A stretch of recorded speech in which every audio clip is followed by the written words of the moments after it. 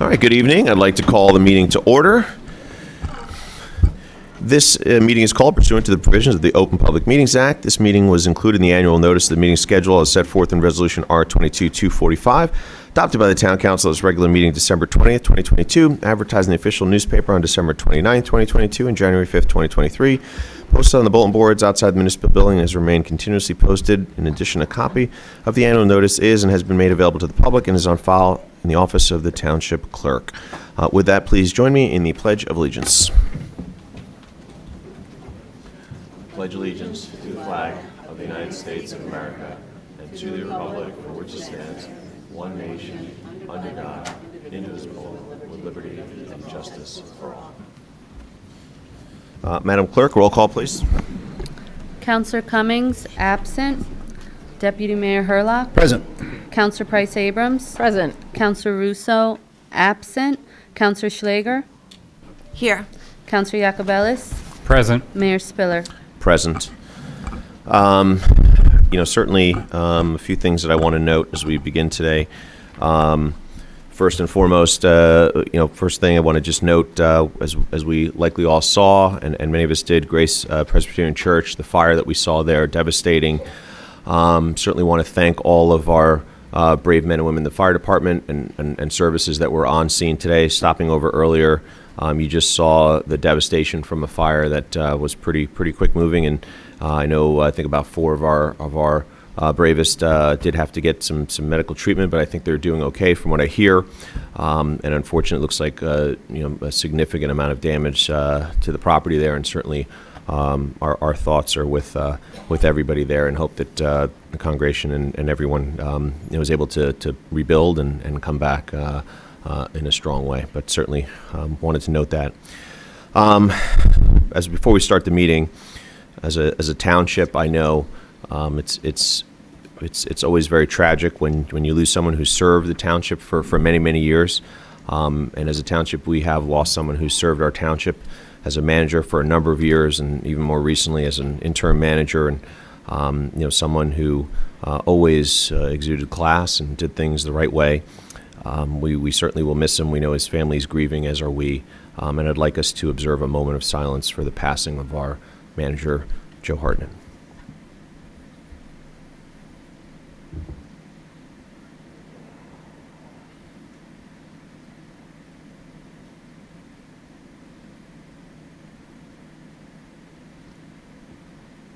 Thank you. Appreciate that.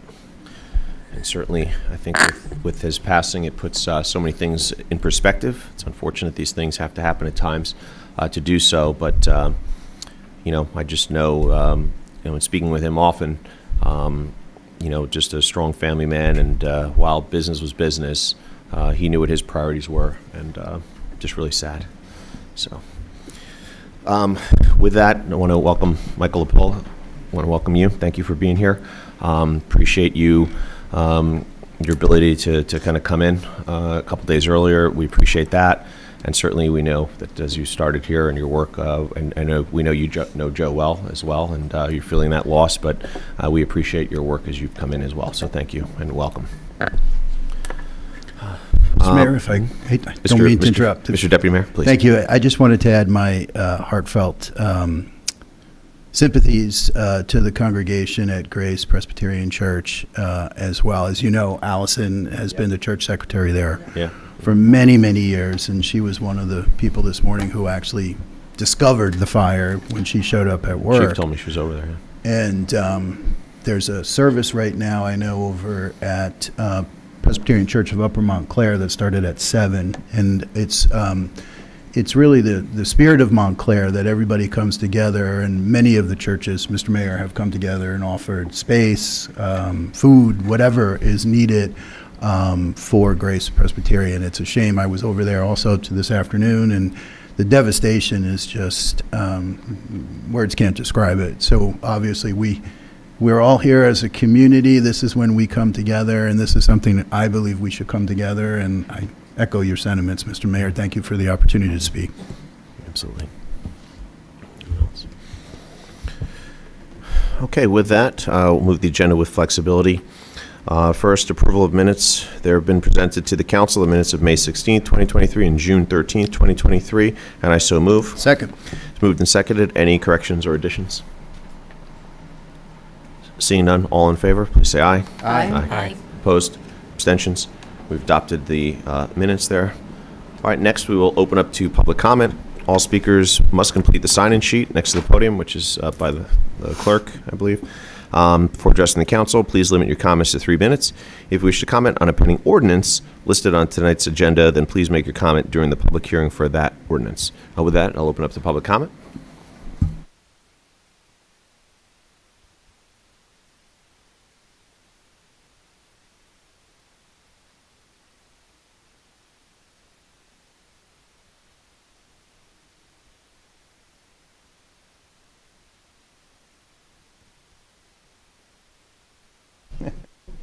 There it is. Thank you. Once again, Mr. Mayor, members of the Township Council and Council staff, my name is Stephen Sinisi. I'm an attorney. I represent TD Bank on behalf of the Cali Law Firm, whose client it is, and I have my client present tonight. That would be Mr. Scott Wishna. He's the Vice President, and obviously we are taking a very few minutes, not even 3, to let you know that we will be appearing when a public hearing is conducted on the redevelopment ordinance. I had the pleasure of speaking with your assistant attorney this afternoon to confirm that you will not be conducting or taking comments publicly on a first reading, that you will be assigning a hearing date for that purpose. Am I correct? Great.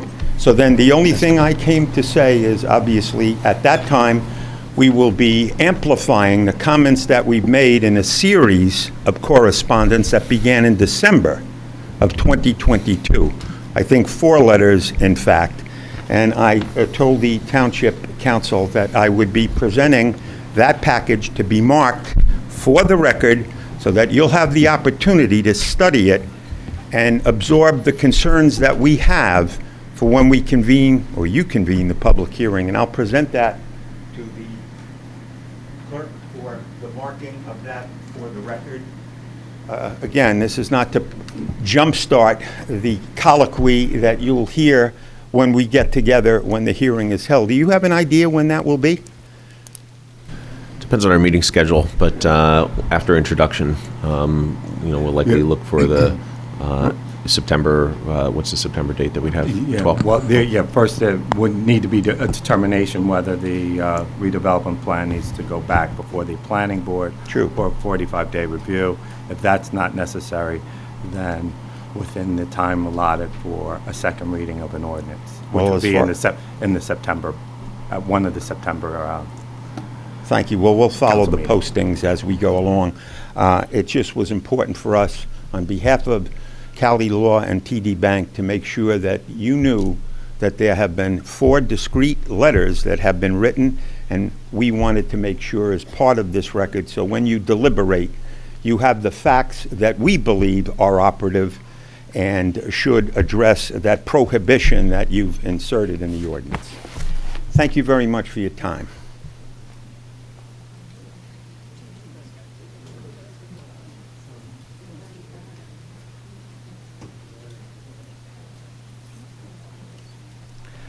Good evening, Mayor and Council. Rich Galiotto.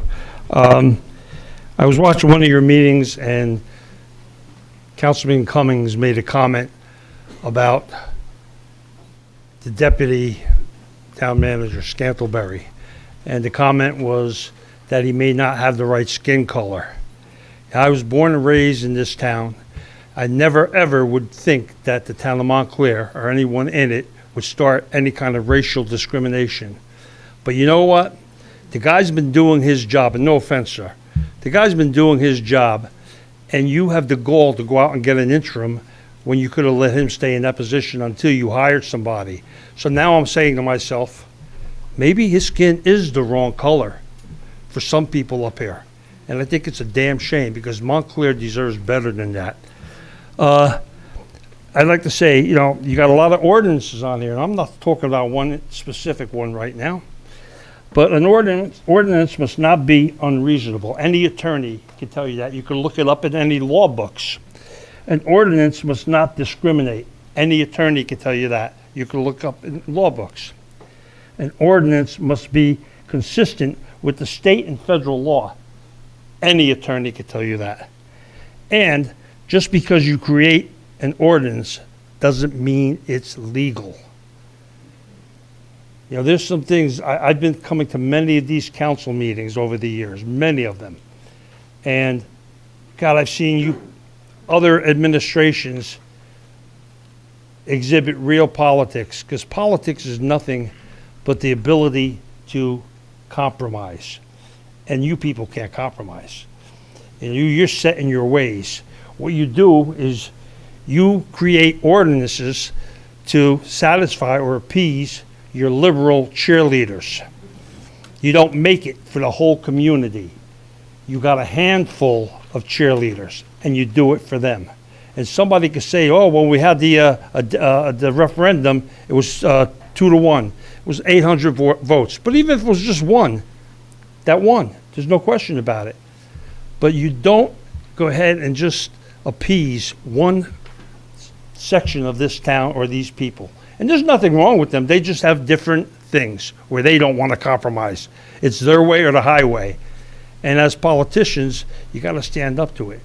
And you got to realize that, hey, I may have to go against you, even though I do believe what you're saying. Thank you.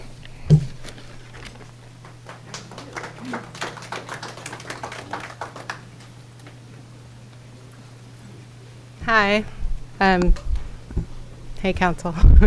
I'm Jen Robleski. I live on Upper Mountain Avenue, and I'm just here to kind of like return to my basic mission in coming to these meetings, which is that we show up here and we write our emails and we call about our schools falling down and corruption and the money that goes out the window that leads to our school staircases falling down or the wall of lockers falling down or Glen Ridge getting fire suppression for free.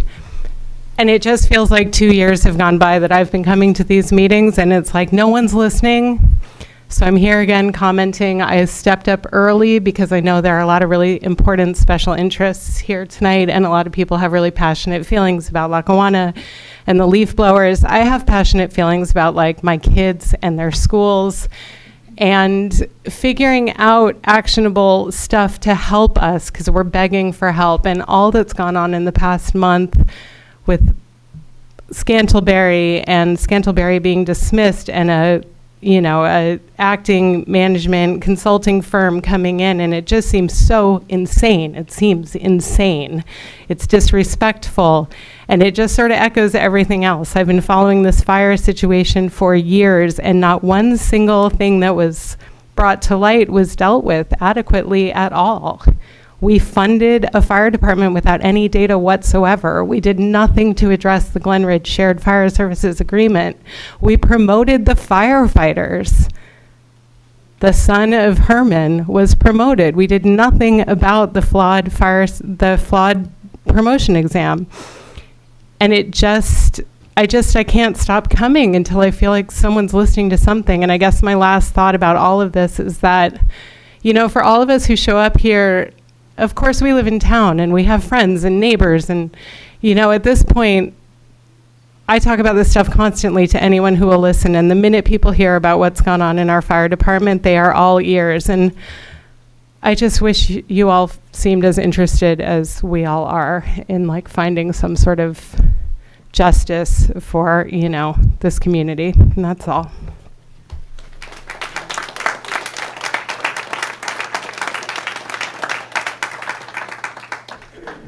Councilman Jacobellis.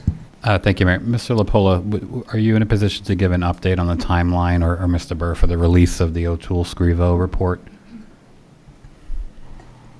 We're working on that, Mr. Jacobellis. We do not have a timeline. As you're aware, there's litigation that's pending against the township, and so we have to consult with the JIF, who is intimately involved with the litigation, but we are doing our best.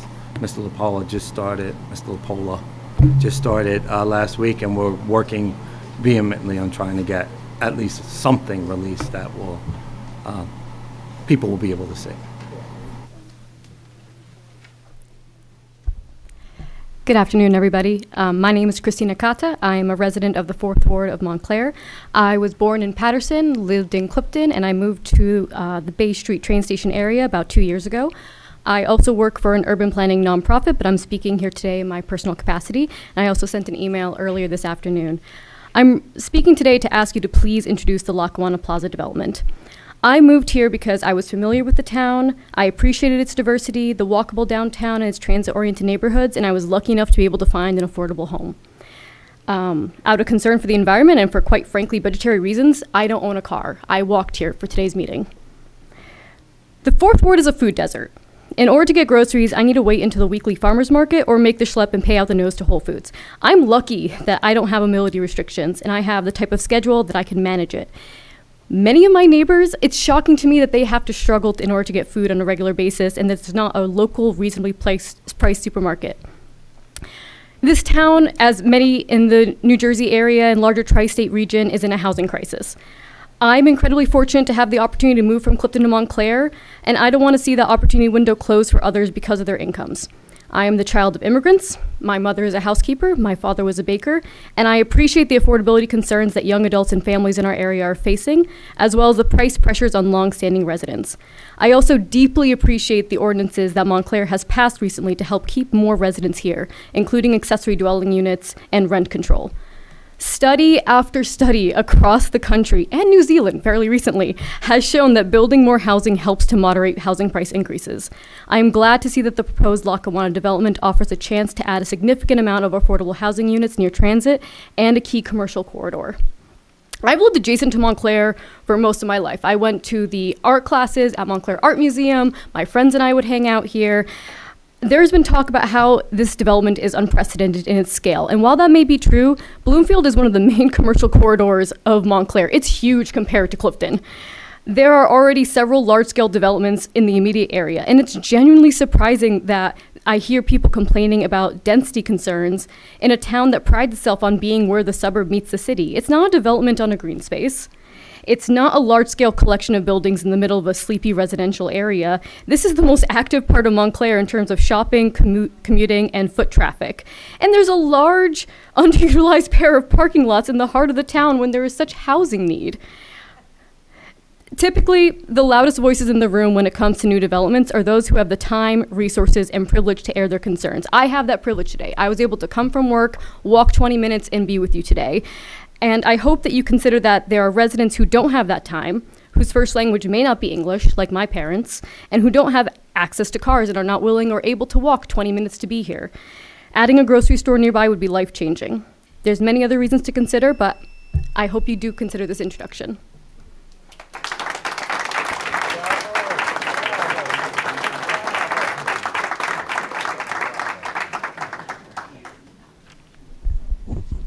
So I got to adjust and stand over. My name is Peter Venidos. I'm a resident of the 3rd Ward, and thank some of you for interacting with me via email. I want to talk about blowers real quick. And, I really believe the council has been led to believing that batteries are a net zero solution to protect workers and protect the environment. And I really believe that is not the case. In the last meeting, it was mentioned, I think one of the speakers mentioned Evanston, Illinois had eliminated gas-powered blowers. Their most famous resident, Northwestern University, wrote in 2021 that after studying the impacts of mining cobalt on communities in Africa's Democratic Republic of the Congo, more data was required into how emerging technologies affect human health and livelihoods. This year, Harvard School of Public Health professor Siddharth Kara spoke to NPR about how cobalt is largely being extracted by artisanal miners using pickaxes, shovels, and bare hands. He details how demand for batteries is leading to massive deforestation, toxicity in the air, and modern-day slavery living conditions in the Congo.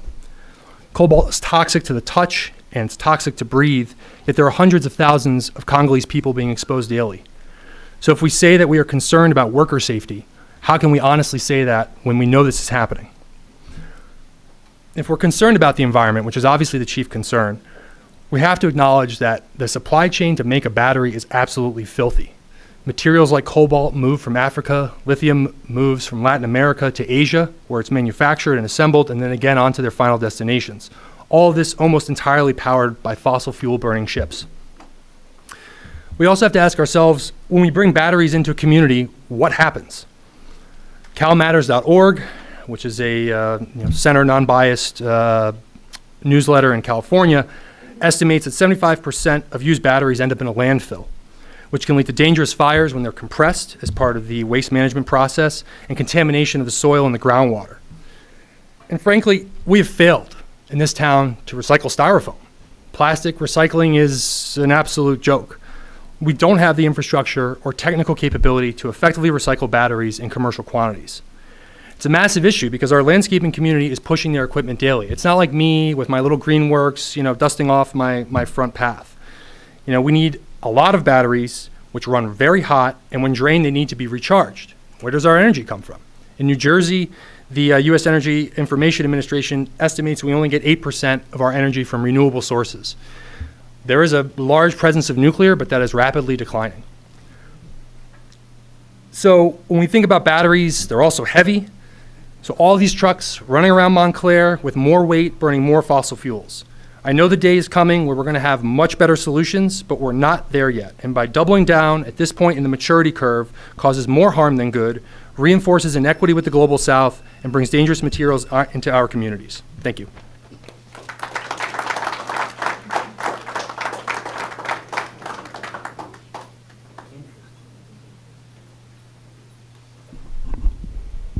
Just want to say good evening. I want to assure the young lady that was up here to ask, was the council listening? I assure you that they are. I know. For one, I'm Reverend Dennis L. Washington. I'm a resident of the 4th Ward. I like to compliment the council for repairing sidewalks on Claremont Avenue. I thank you. We thank you.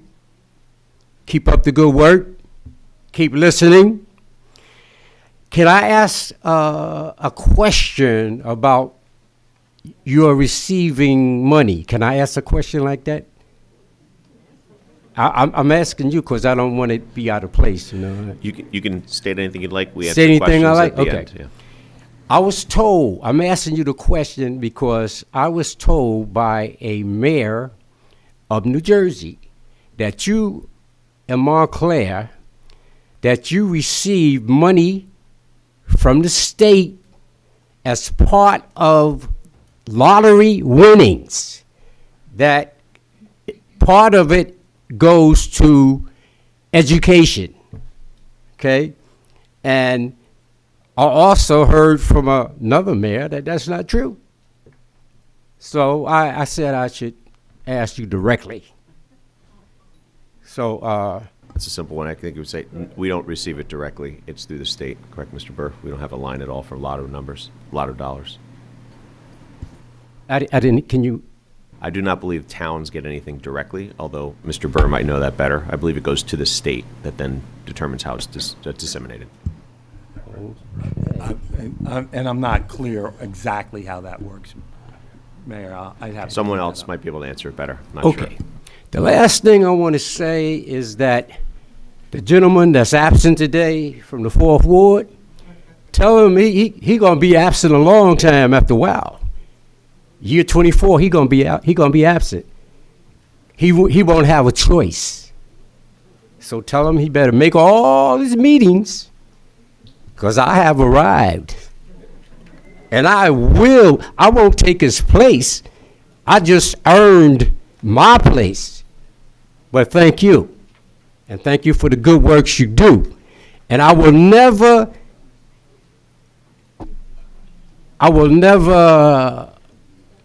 call you out for anything that you do that's not right or that's bad or negative. I won't call you names. I won't do anything like that. But one thing I will say, you gentlemen and women can always do a better job than you're doing now.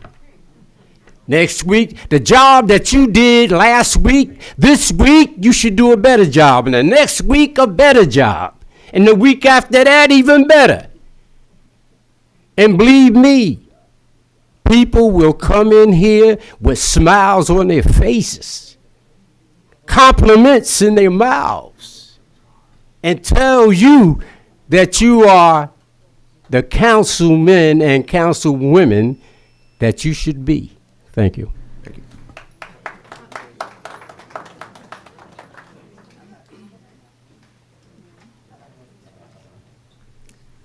Good evening. I'm Mary Manwars. I am a resident at 102 Lloyd Road. I'm here to address the bamboo ordinance, and I want to ask you to please vote yes on the ordinance. I also want to thank you for all your hard work and review last month and passing the first iteration of this ordinance. As you know, bamboo, even though it's relatively new to the U.S., it was initially planted in the 80s and 90s to prevent soil erosion. It has become pervasive and destructive, and its destructiveness has been well documented, so much so that many counties and townships across the country heavily restrict or outright ban its planting and or cultivation. In fact, New York and Connecticut have banned most species of the plant. There are over 1,000 varieties of bamboo. Some of them grow faster than others, as much as 3 inches per hour, which makes almost 4 foot a day of bamboo. Others are slower, but they all have one thing in common. Without a natural predator in the U.S., if left unchecked, they, 1, wreak havoc on the environment by destroying entire ecosystems, and 2, they have significant deleterious impact on the economy of towns. The strong and fast-growing above-ground roots of bamboo are constantly looking for water, soil, and sunshine, and in doing so, they actively take over and destroy entire forests, plants, trees, and shrubs, and in the process, displace wildlife that is crucial in keeping harmful insects and rodents and parasites at bay. Moreover, in a densely populated town like Montclair, this need for resources draws bamboo into parks, brooks, pools, and ponds, water main lines, and sewer lines. Bamboo roots have been shown to break through pipes, walls, and displace entire foundations. Bamboo also negatively impacts property values, and people who were here last month, I sent pictures and sent emails to demonstrate the destructiveness of this plant, and also to talk to you about the cost of containing a plant that they hadn't put in or want in their property. So in an effort to protect our already fragile environment and the economy of our town, I urgently ask you to please vote yes on the ordinance. Thank you.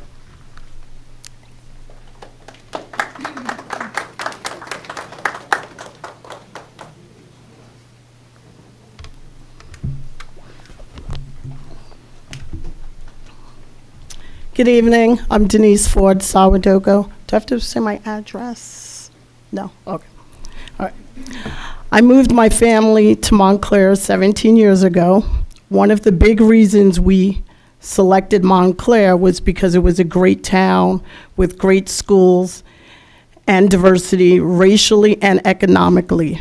It was a nice area with what appeared to be a good mixture of restaurants and activities and things to do. I liked at the time that there were 2 Jamaican restaurants, there were movie theaters, live theater, and supermarkets all within walking distance from my home in the 3rd Ward. The old Pathmark was my supermarket. No matter what others said, I enjoyed shopping there. I enjoyed bumping into my mini Imani families and other parents and teachers. I also loved being part of the Montclair community and was proud to be part of a town that was forward-thinking and caring. I've spent many years in Harlem, New York, and have seen the horrors that gentrification can bring. So I'm very mindful that that does not happen to my town as well. However, after reviewing the Lackawanna plan and learning more about its development, I don't believe that's what this plan is about. I like that affordable housing is a part of the deal, and even more than the town or state requires for development of this size. This will help maintain the economic diversity of the town, as this is what helps make it very special.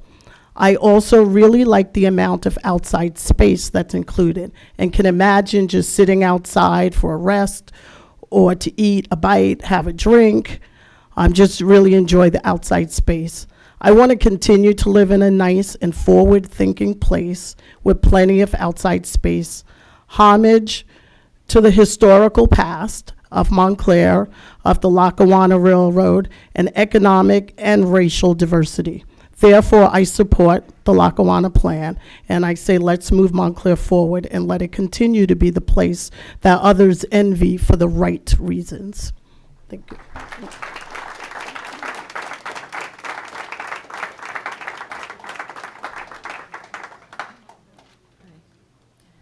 Good evening. My name is Rhina Smith. I live on Grove Terrace in the 4th Ward. I live a short half block from Lackawanna Plaza and the intersection of Grove Street and Glenridge Avenue. And I am, at this point, just simply overwhelmed at the endless, we can call a discussion, I guess, for lack of another word, that has gone on about this this space. We've been presented with a false choice: live with a blight, as it's been described, or give in and live with an overdeveloped space that has more than 300 units. There's some discussion, again, about how many people that brings to that small area, whether it's 1,000 or 600, and what that does to the immediate environment and the people who live there. You have to care about where we live too. We don't need to have, thank you. We don't need to have an empty lot. Nobody wants that. Nobody wants that. But we want space that is respectful of where we live. We want space that recognizes that we already cannot pull out onto Grove Street from where we live. We want space that recognizes that having a view of the hills that we've always had is not a bad thing. That's right. I participated in the planning meetings many, many years ago. 4 stories, 47 feet. That was a number that was considered to be reasonable in terms of building height. And that's a number that we have strayed from greatly. You might feel like 80 feet, 60 feet doesn't make a difference. But to many of us, it does. The other false choice that we've been given is affordable housing. The most Montclair has had in, I think, the past 15 years, I've heard. That's the fact that that is a shame is something else to be discussed. That's your time, so if you finish your comments. Thank you. Thank you. Thank you.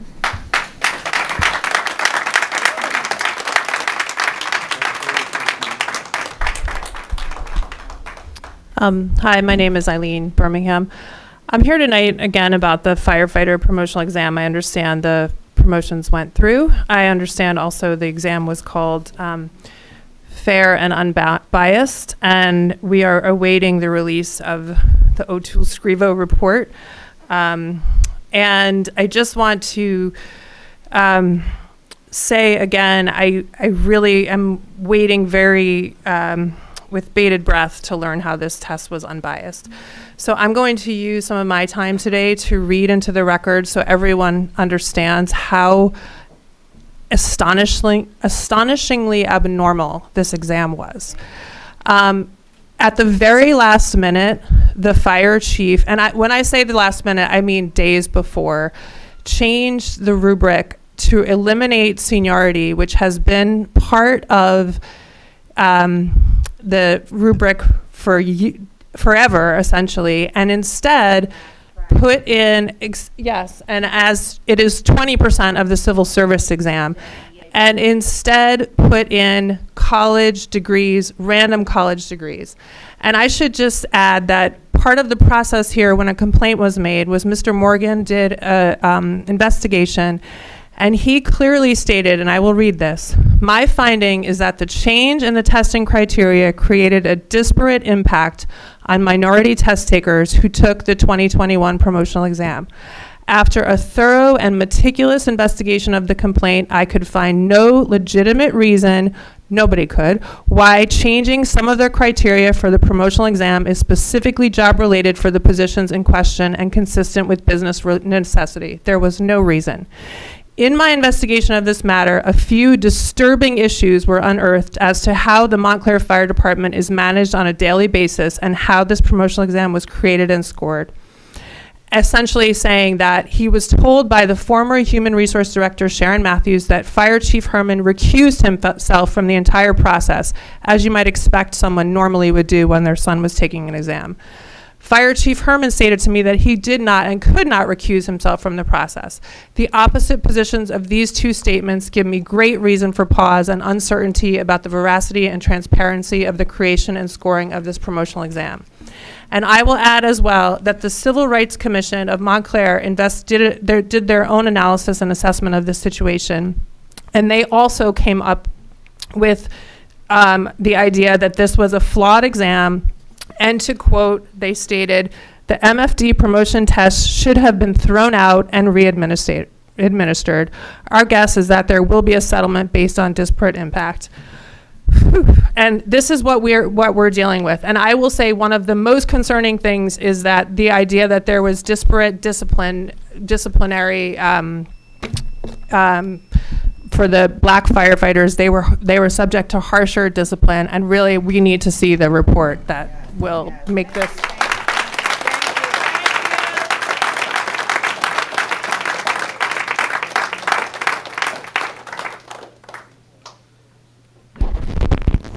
Hello, my name is Rosemary Iverson. I live at 205 Alexander Avenue. I've lived there since 1972. So I have probably seen more changes in this town and paid more taxes than most of the people in this room. I am here to urge the council to vote no to ban gas blowers. We have an ordinance that works. It limits the amount of gas blowing that can be done in this community. I'm also here to support the landscapers. They have worked in this, thank you. They have worked in this town for many, many years.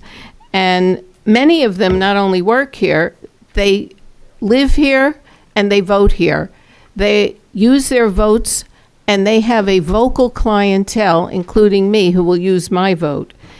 I have been told that the majority of the population is in favor of this ordinance. Was a poll taken? Was it a professional poll? No one asked me. Have anybody else in the room been asked? No. Okay. It's outrageous also that gardeners are being invited to come into town and claim that they can do the same job with less efficient equipment. Yes, they'll probably do that for a year, and then God knows where the prices will go. I understand that there are some exceptions. I would like to know this evening, what are those exceptions and why?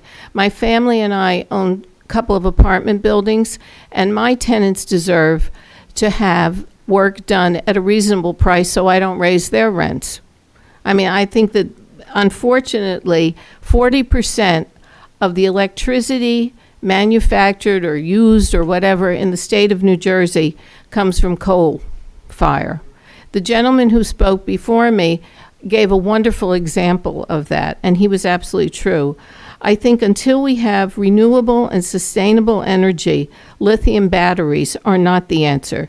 Unfortunately, they are essential for electric blowers. I don't want one in my garage, and I want to know if the town's going to use them, what garage you're going to store them in. Thank you very much.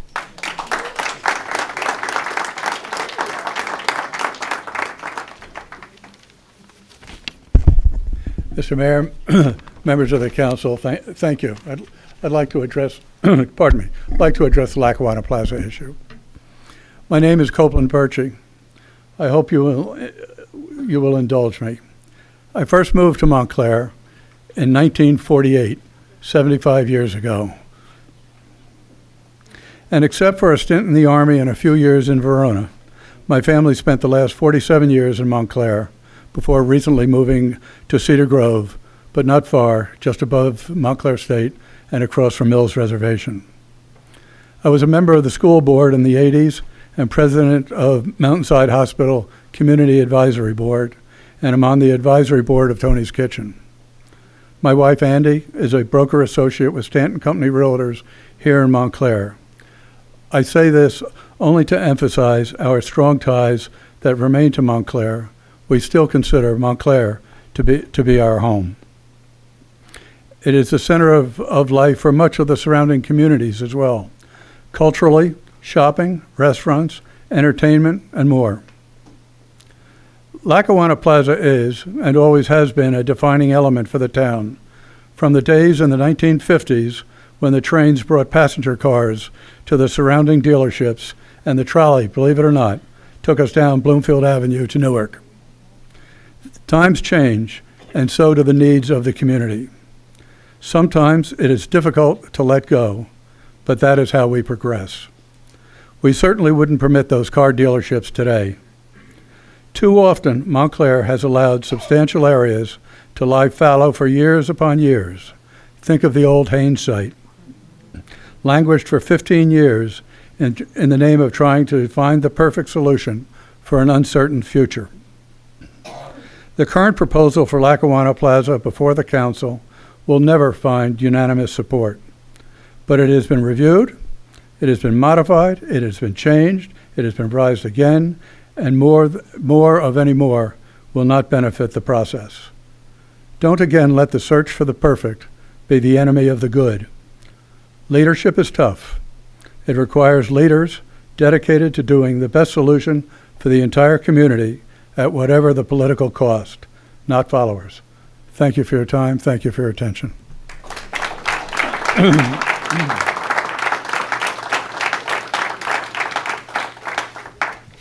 Good evening. I wasn't planning to follow that gentleman, but there's some consistency here because I believe the time has come to vote to move the Lackawanna project ahead. My name is Mike Fitzgerald. As a homeowner in the 4th Ward, I appreciate the importance of ensuring that all voices are heard. Kudos to the team for the proposed changes to the Lackawanna project, where you have received both major concessions and enhancements to the project. However, we cannot forget that while we'd love to receive 100% yeses for the project, it only takes a single no from David Plasick and BDP Development to set this effort back to square one. One thing's for sure, since the Lackawanna project was initially submitted, the cost of capital for this project has increased dramatically, while the potential revenue has decreased considerably due to the concessions given and the overall market conditions.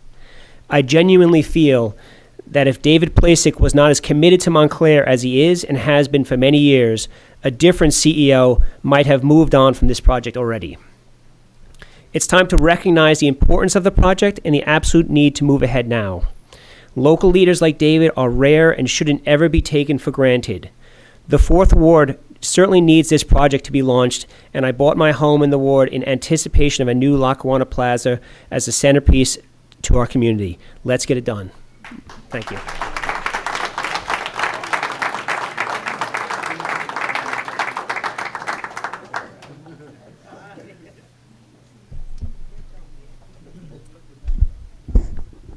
Hello. My name is Claudia Hirsch, and I am a 16-year resident of Montclair.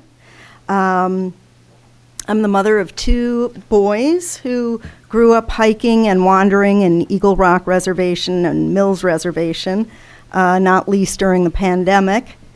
I urge you to vote yes to preserving the natural splendor of our town and surroundings by limiting and regulating bamboo in Montclair. I'm here to ask you, please, to vote yes on the bamboo ordinance. As you've heard, bamboo is fast-growing and ferociously invasive. It starves and strangles other plants and trees, and right now there's a credible threat to Eagle Rock Reservation from one of our fellow Montclairians on Lloyd Road, who I understand intends to plant bamboo right up to his property line, which is also a boundary with Eagle Rock Reservation. In my opinion, it's our responsibility to push back against this and to protect Eagle Rock, our property, and all of our beloved green spaces from bamboo. Thank you.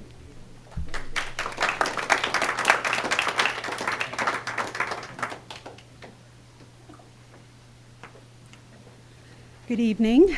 My name is Leonore Dickinson, and I'm a Montclair property taxpayer.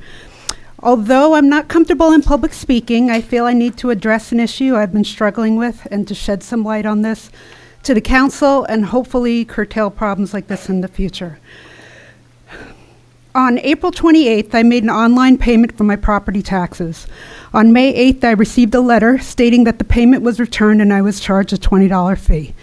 I spent the day both contacting my bank and trying to find out what happened. My bank informed me they never received the request for funds. They would need documentation in regards to this problem to help rectify the situation. There was no information online about this, and I only had my online receipt from the city about the payment being made, which did not include my bank information. On May 9th, I went to the tax office to get more information about this. Without even checking their records, I was advised that it was probably my error and that several people have been known to write the wrong information and make an error in the online portal. I advised the office that there is no way on the portal to check this and asked for some documentation, as this could be a problem with the portal as well. I was told they could not provide me with that information, but as a quote-unquote courtesy, they could try to look it up and call me in a few days.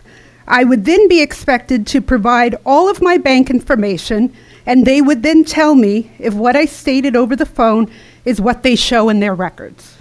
However, they couldn't tell me what was actually submitted. I have never heard of such a covert operative practices in a financial office and/or a government institution.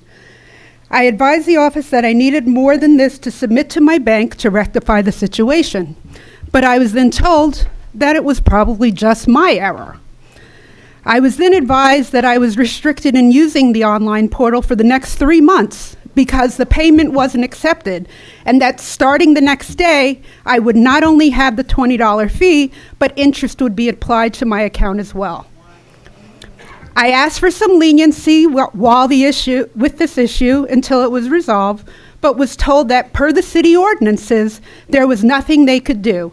And regardless of any of the outcomes, I just had to repay the full amount, including any fees and/or interest. I then asked if there was a supervisor, someone I could speak to in the office, or just anyone else to contact about this. And I was told no, nothing could be done. I then walked away puzzled, dejected, and livid about this situation, not wanting to take this out on the clerk in the office and give myself some time in processing the lack of humanity in all these seemingly archaic, arcane, and non-transparent processes. The letter I received from the city about the funds being returned stated, "Please note that a check or money order made payable to the Township of Montclair must replace returned checks." Ma'am, I'm going to say that was your time. I certainly say you could certainly speak to our manager right here to see what any details are. I would imagine some of that is because an outside entity does the processing of any online payment, but he could speak to it more and maybe be able to help you when he gets specifics about your issue. But if you're asking for a higher up, he's the guy. So I would say if you can contact him or give him your information. I just want to say that we need some kind of appeal or remediation process that is transparent to all of us, and some way that I can, not just me, but the whole town. I think about the people who don't have the time and resources to do this, and we need something. It should not be this hard to pay a bill. I'm trying to pay my bill, and I've constantly hit a brick wall. Thank you. Thank you. Thank you very much.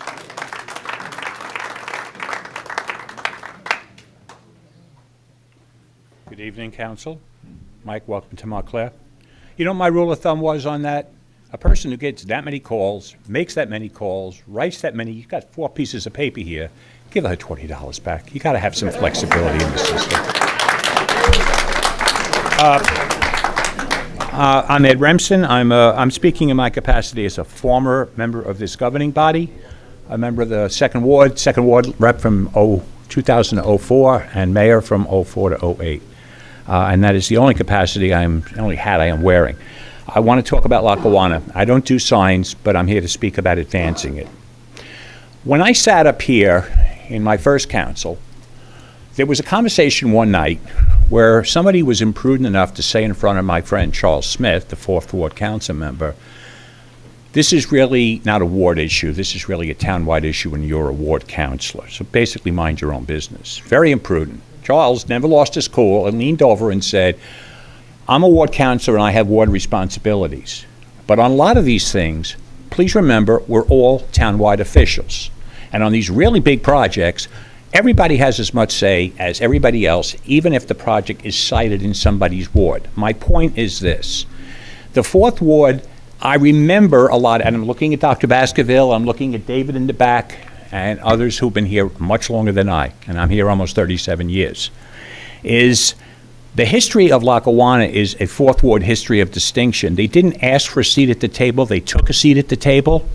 How many thousands of kids perhaps from the 4th Ward got their first job in Pathmark? How many local entrepreneurs like Wally Choice Jr. started a business there? How important was it to get the first liquor license assigned? Do your homework. It was critically important, and the project got done and was successful.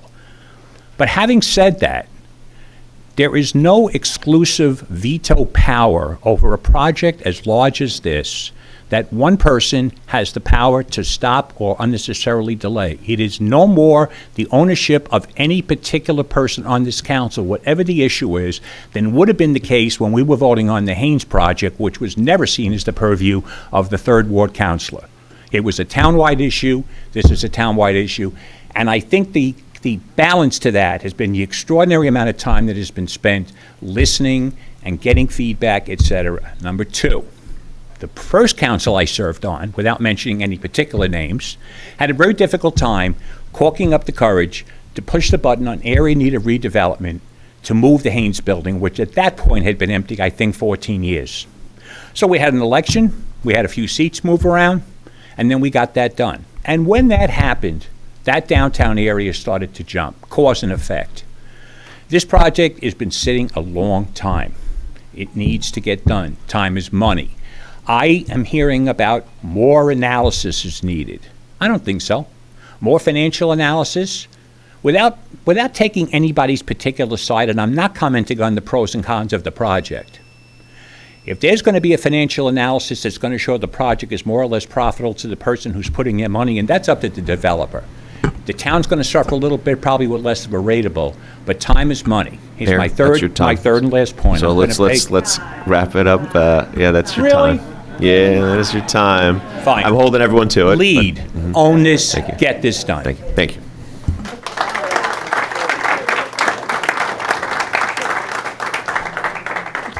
Good evening. My name is Barbara Flessis. I live on Lorraine Avenue, and I'm here for the second time, and after several emails to all of you, to speak to you about the proposed ban on gas leaf blowers. I understand my position is, and of many, including the landscapers who've lived in this town and work in this town for many years, that we should have a phased-in approach. I understand now that there are some proposed amendments to the ordinance to give us the illusion that you're thinking about the concerns of the residents.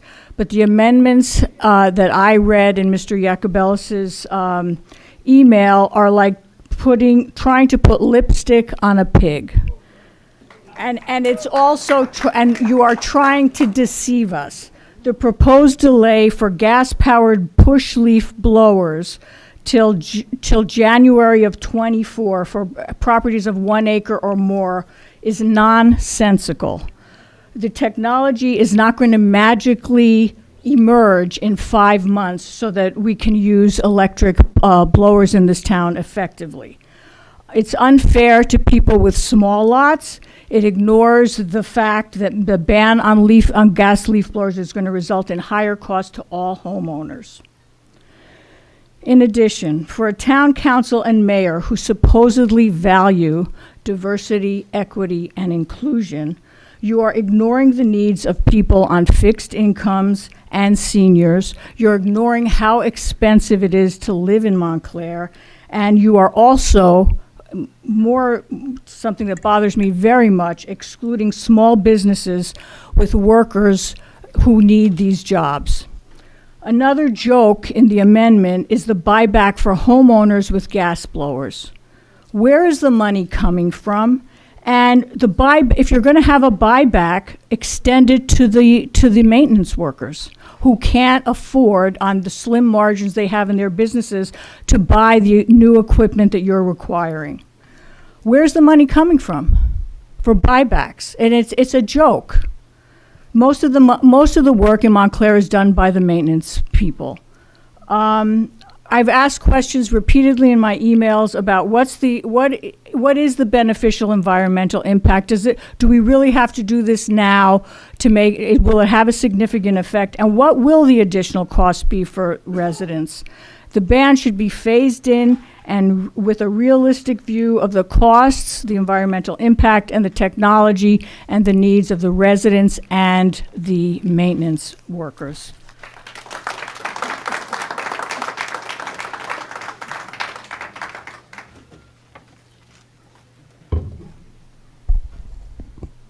Hello, Mr. Mayor, members of the council. My name is Kevin Dyer. I'm a lifelong Montclair resident, and I'm in favor of the Lackawanna redevelopment plan. I am, however, disappointed to hear that the current iteration of the plan has bowed to many critics and removed critical housing. As a result of this move, the number of affordable homes in the project has been cut from 75 to just 60 homes, an unconscionable move when our town and region is in the midst of an affordable housing crisis. That being said, I plead with members of the council not to delay this project any further. Any further delays risks our town slipping even further into rampant unaffordability. Please vote yes and let us finally move forward. Thank you.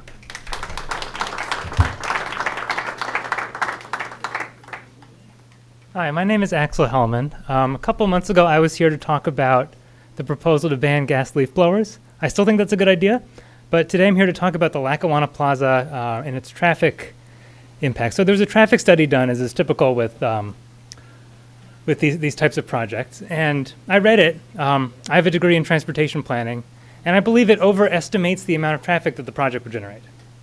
So there's a concept of trip generation, the number of additional, usually car trips that are happening to and from the site, additional on top of whatever would have been there. So the way they calculate this, and I have friends who do this for a living, they just take the square footage of it, slap a ratio on it, and say that that's going to be the output. The typical traffic engineering consultant at this level spends more time formatting the final report than on actual analysis. So, for instance, for grocery store or mid-level grocery stores in a suburban setting, they take what's called the ITE 11th edition trip generation manual. That's the standard that traffic engineers use, but the data in there is 30 years old. They did several studies of grocery stores in 1990 through 1993. And all but one of them were in Kentucky or Florida. Now we are not in Florida, we are not in Kentucky, we're definitely not in the 90s. But also the important thing is that this is an unusual site. This is in the middle of a downtown area. One of the purposes of the intended project was to put a grocery store in walking distance of a lot of people, and then to say that it would have the same amount of traffic generation as a suburb in Florida in the 90s is unrealistic. The other thing is, it's apartments too, or housing. So there's a concept in traffic engineering of internal trips that happen within the site of the project. So if a hypothetical resident from the upstairs apartment takes the elevator down to the grocery store, buys an avocado, what would actually count in the logic of trip generation studies is that there was one trip leaving the residential part of the site, there was another trip coming into the grocery store, then when they go back, there's another trip leaving the grocery store, and then a final trip entering the apartment. So the hypothetical person hasn't ever left the property, but in this type of analysis, it would count as 4 separate vehicular trips. So my point here is that The study did say, yes, there would be thousands of trips generated, but realistically, knowing the site, knowing downtown Montclair, there would be a number of people who walk to it, and there would be a lot of the new residents who do their business on site. So the point is that we shouldn't be too afraid of traffic, and maybe get a different consultant next time.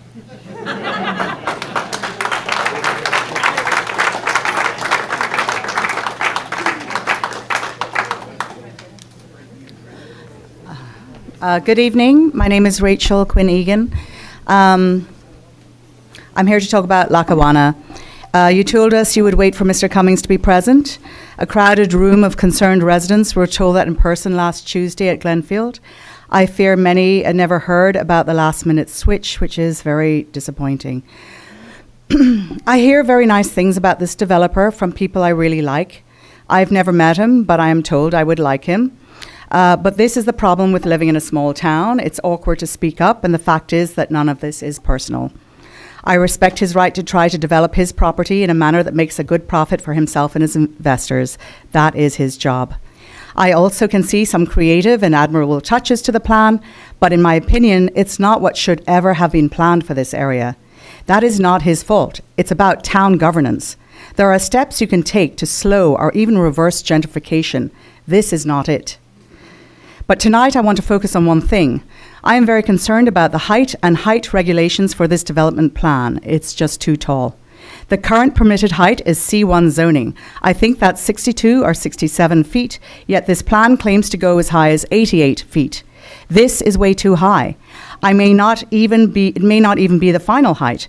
The wording in the plan allows for changes after the fact, just as the MC Hotel added another floor last minute for the rooftop bar. I would like to add here as well that I would prefer to see the Haynes building than what is currently there. I think in this case that was a pretty bad example because I've heard that referred to as a lemon many times.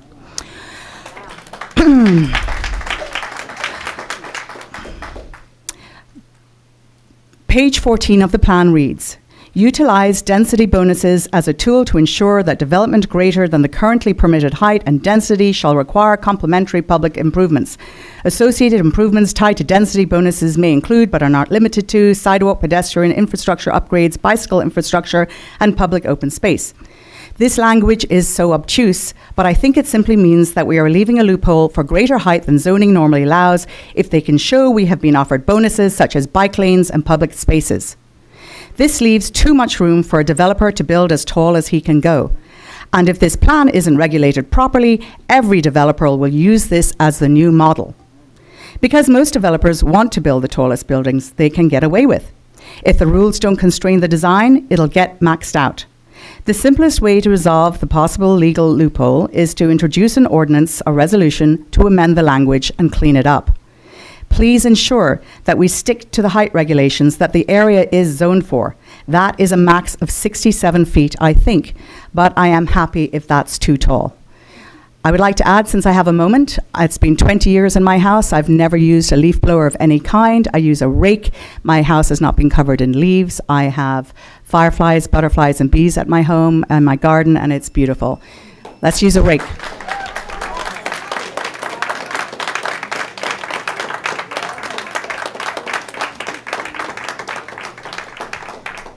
Good evening to the council and the mayor.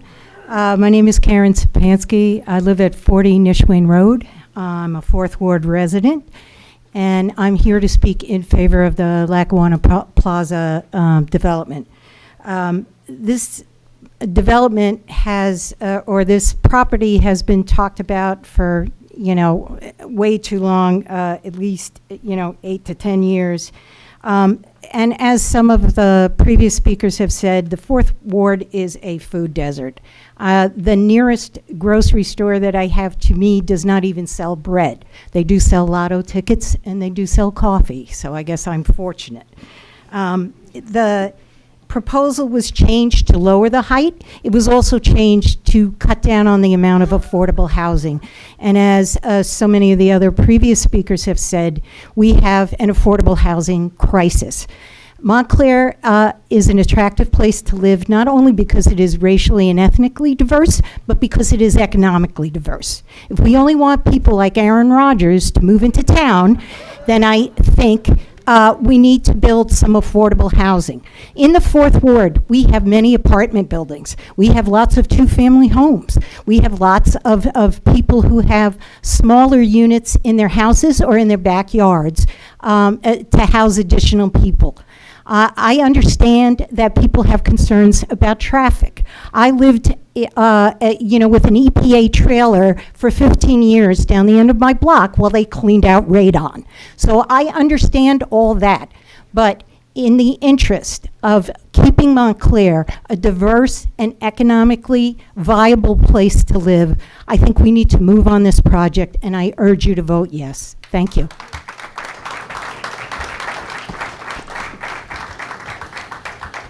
Thank you. I'll just say, and our colleagues from Cedar Grove have been constantly reaching out to me because they have been quick to note that Aaron Rodgers bought in Cedar Grove. But we can have that debate. Well, he's welcome in the Fourth Ward, too. Good evening, Mayor. Good evening, Council. My name is Zena Floyd. I am a Fourth Ward resident as well as business owner, more specifically in the South End, the beautiful South End. And I'm also privileged with the opportunity to represent the business district. I am actually here this evening to speak on behalf and in support of Lackawanna Plaza. My reasons may be slightly different, though. As I drive down Elm Street and I look at Lackawanna Plaza, a landmark, a building that is the pinnacle, in my opinion, and by the way, I will speak that this is my opinion. I'm not speaking for my district unless they support what I feel. So, in this sense, these are my words. Lackawanna Plaza has become deteriorated visually, and it is horrific. And with deterioration comes debilitation in the surrounding areas. And as a Fourth Ward resident and business owner, I can speak to that clearly. Lackawanna is downtown, where all the other buildings have been built. And I'm actually honored that it's actually the largest development that has been brought to Montclair. And the reason being is because the Fourth Ward has always been a community that has truly represented diversity. This project is breathtaking. It's breathtaking. It represents greenery. It represents outdoors, it represents art, it represents culture. I don't know too much about politics, developers, or anything along those lines. I do know that this one particular development, and as a serial entrepreneur, it is important to me, is that this particular developer has offered an opportunity to incentivize people to be able to open up businesses in Lackawanna Plaza that most people would never have an opportunity to do in Montclair. And in all honesty, my biggest concern with you saying no to just this particular aspect, which is me moving it forward, is that from what I understand is that once we move this forward, it could be 2 to 3 years before it actually even starts development. If you let this developer go, as it was echoed by some of our other colleagues that are in support of, residents I should say, they're in support of the project, 10 years plus for a monumental landscape like Lackawanna Plaza. So the people who are opposed to it, their voices are accurate. But more importantly, does that mean that we're waiting another 10 years plus for another developer to decide to come into town? I don't know too much about development, but what I do know is that this is beautiful. It's for seniors, it's for youth, and it's for art and culture. And the opposite for a deteriorating building that is debilitating to both the businesses and the residents in the area, to me, is unacceptable. Thank you.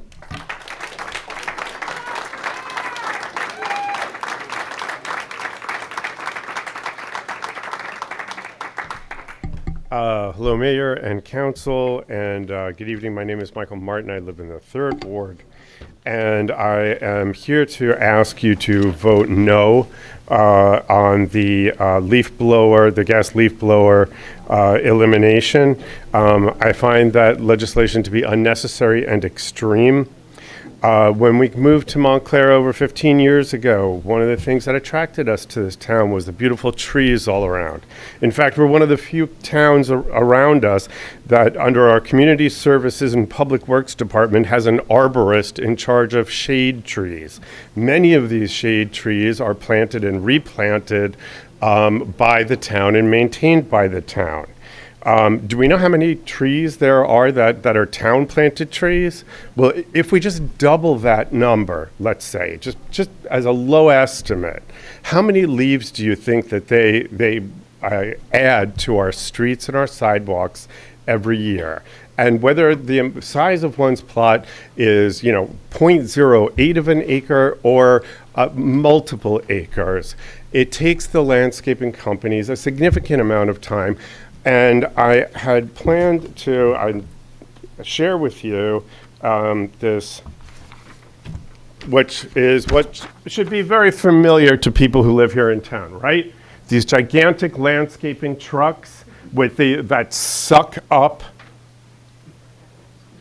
the leaves that have been blown into collection by the landscaping companies and removed, that are around in May and in November every year.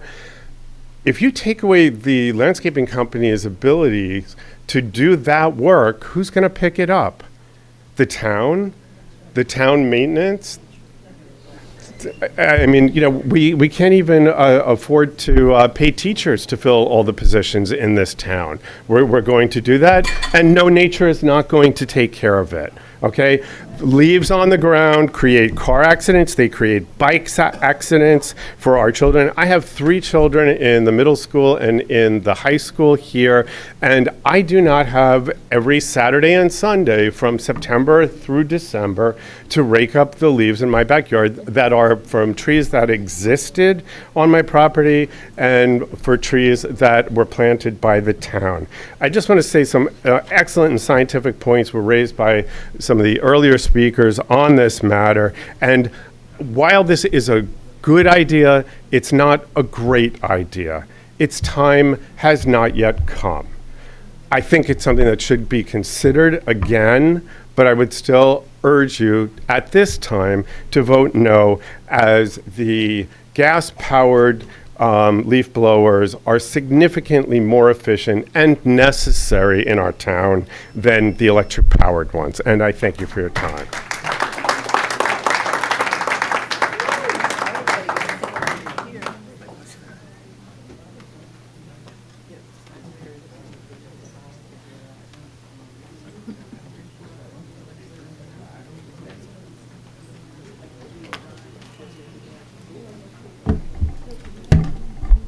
Good evening, Mr. Mayor. Good evening, everyone. Thanks for this opportunity to speak. Well, I'm going to respectfully and forcefully disagree with the previous speaker.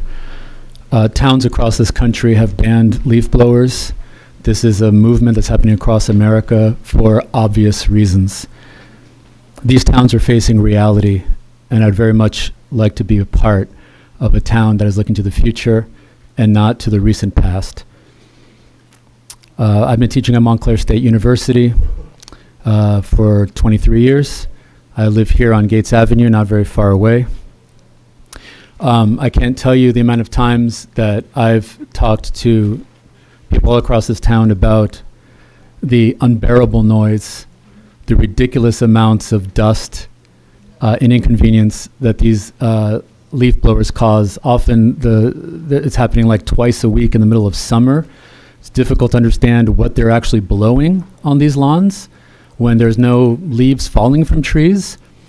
And I just don't understand since when has falling leaves been this sort of national emergency that some people are representing it to be. I'm looking around the room, and most people here remember the 1970s and the 1980s and possibly the 1960s. There were inventions such as the rake. The world did not come to an end because people had to rake their property. And then there was this other thing that was around at the time called teenagers. and people would give teenagers a little bit of money to rake their leaves or to remove snow. That hasn't happened for me. When I first moved to this part of Montclair, I used to actually look for those teenagers, but we've had so little snow, as you know, in the last 5 years, that I can't even find a teenager to help me with the snow removal anymore.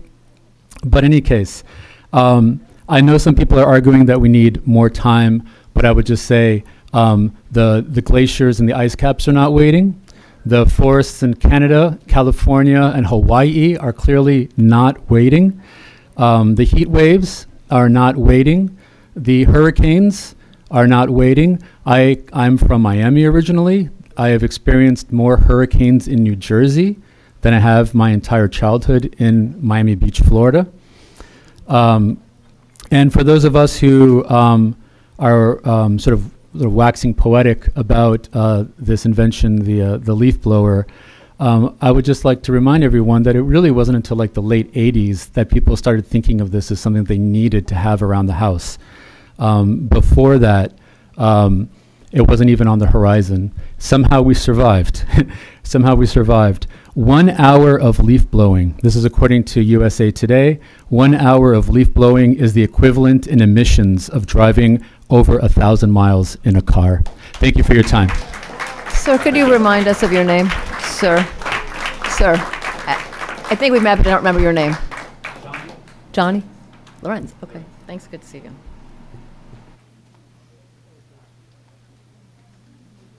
Hello. My name is Michael Burke. I'm here in support of the Lackawanna project. Painstaking effort's been taken, made, and remade in order to ensure that this is an inclusive, positive benefit to the community. And as I'll echo a bunch of other people said, we'll never reach complete consensus on the project. Now is the time to move forward before we lose the opportunity to make positive progress, or even worse, have the project fall into the hands of a developer who's not nearly as committed to the community. Thank you.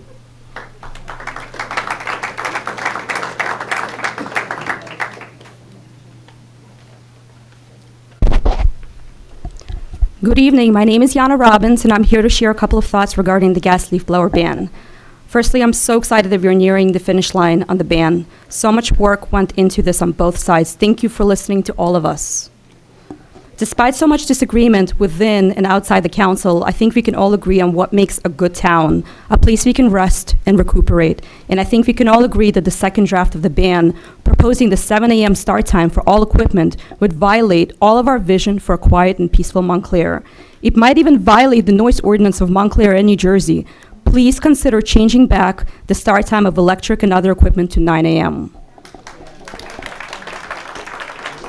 My second point is, please don't allow wealthy homes with large acreage to be excused from the ban. Larger homes require more heating, cooling, and lights and already produce a bigger carbon footprint than smaller homes. Please don't excuse them from the ban at a time we so desperately need to do all we can to fight climate change. My last point is on transparency, which is so badly needed at every level in this town. In order to have this transparency, we need to have a clerk who responds to open requests and produces meeting minutes, which are legal requirements. Many of us urgently ask that you evaluate the performance of the clerk. Thank you for your time.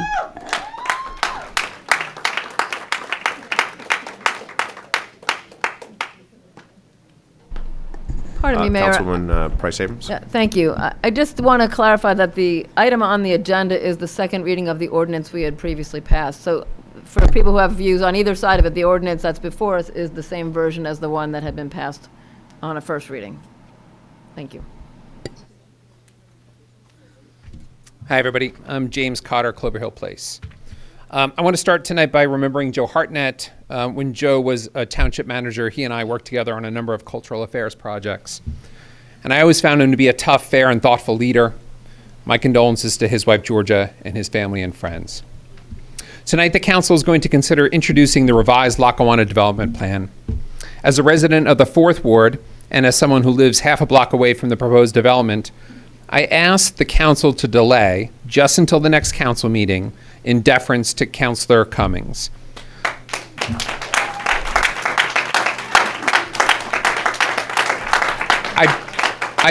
I break with former Mayor Ed Remsen, who I have tremendous respect for. Ed, voting in his absence tonight could appear as a slight and could produce unnecessary distraction from the substance and virtues of this plan. I want us as a community to focus on the content of the plan, the parts of it where we can build consensus, towards elements and find places where we need to compromise. But if the council decides to move forward tonight, it is my hope that we can think where we started with this site in 2015 and where we've arrived to today. Since 2015, I and many others have engaged in this process, attending visioning sessions, planning board meetings, council meetings, reviewing traffic studies, historic preservation reports. We have brought our concerns to the architects, planners, engineers, and gave concrete and actionable suggestions to our township representatives. Many of the things we asked for have made it into the current iteration of this plan. It includes a much-needed supermarket, affordable housing, open space, historic preservation, higher environmental standards, access to the pedestrian tunnel under Grove Street, and a development team that is local and committed to our community. It is big, for sure, but reduced in size and scope from the original proposal. There is still work to be done. Pedestrian safety and traffic circulation remain top concerns.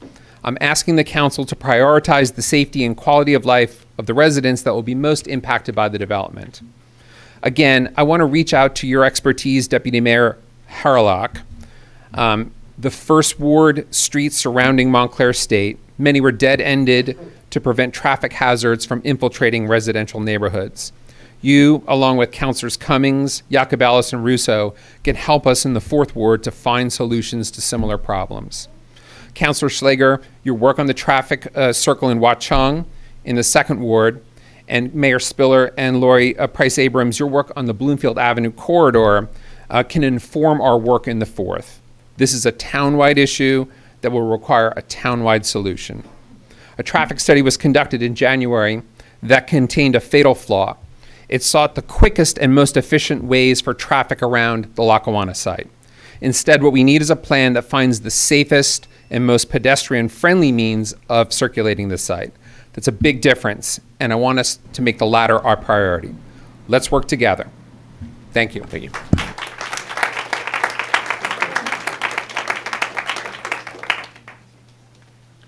Hi, Eric D'Amato, 25 Norwood. Following on Ms. Robbins, I would also like to talk about the question of whether or not to offer tenure to our township clerk. I'm not here to debate why the clerk alone among senior township officials can acquire lifetime tenure after just 3 years on the job. Some people may agree with that system, others may not. But everybody would agree that such a privilege should be reserved for employees who actually seem willing or capable of doing the job, which in this case is not happening. A month ago, I pointed out that the clerk was woefully behind on providing the minutes of council meetings as state law mandates. To be honest, I expected that by tonight we'd be all caught up. After being publicly put on notice, not fixing this glaring problem would seem like a pointless provocation. I was wrong. The last published meetings are from April, and they notably exclude the emergency meeting last week, excuse me, that left both residents and some counselors in the dark. And it gets worse. Yesterday, the town's own communications director was quoted in the paper saying she had requested an audio file of that meeting from the clerk a week earlier and had never heard back.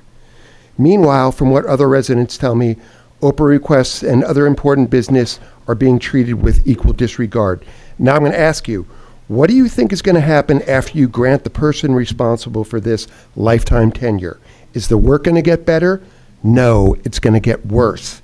And unless you act, it's going to be on you and possibly for the rest of your lives.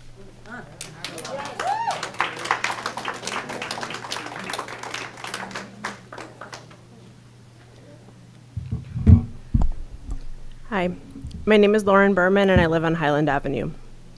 At the end of the July meeting, consistent with what has become typical behavior for Mayor Spiller, Councilor Schlager, Price Abrams, and Yacobelis, you appointed Joe Hartnett, may he rest in peace, as interim manager in violation of several laws and to the visible shock of Councilors Herlock, Cummings, and Russo. The four of you then held the August 1st special meeting to appoint Mr. LaPolla as Mr. Hartnett's successor. But curiously, Mr. LaPolla was not to take over until yesterday. The following day, my heart sank as Mr. Hartnett announced he would push the discriminatory firefighter promotions through, including promotions of firefighters who committed time card fraud. Pushing these promotions through at a time when the fire department has expressed its overwhelming disapproval of the chief, and with a lawsuit about this discriminatory exam pending, is reckless in the most generous of interpretations. Mr. LaPolla may be a lovely guy, but he was not vetted by this council, and a simple Google search shows his deposition testimony detailing how he received a past job because of his connections rather than his qualifications. What makes this vetting failure even more egregious is that just 2 weeks earlier at the July 18th meeting, you had to remove from the agenda the hiring of a Cedar Grove law firm who you likewise failed to vet and who 5 minutes of resident research revealed was too horrifying even for the four of you. I thought surely we had seen it all. No, the four of you were ready to show us Rock Bottom's new basement. Last Monday, upon the passing of Mr. Hartnett, you four held an emergency meeting for a manufactured emergency to accelerate your prior appointment of Mr. LaPolla. Councilors Herlock, Cummings, and Russo could not attend with the 8-minute notice that they were given. Several of us residents attempted without success to attend.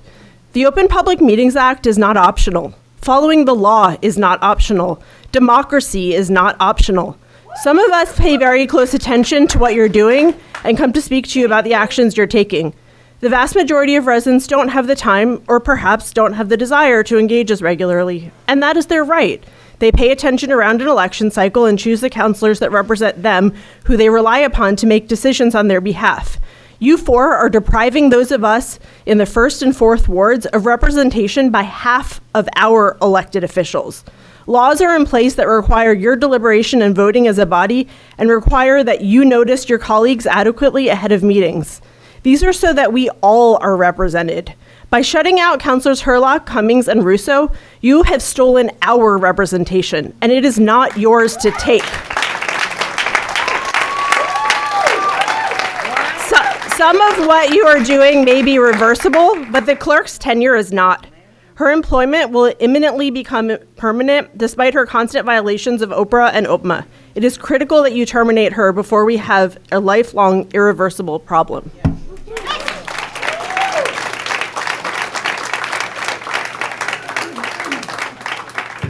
Good evening. Johanna Coxeter, member of the 4th Ward. And just in case you're wondering, I do think that Lackawanna is too tall. And I respectfully request that you wait until my representative, David Cummings, is here to introduce this. Thank you.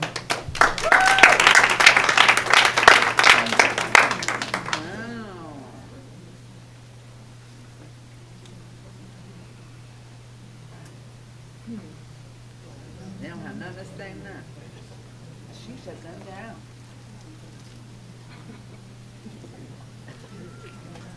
They don't have nothing to say. They don't want to know whose name.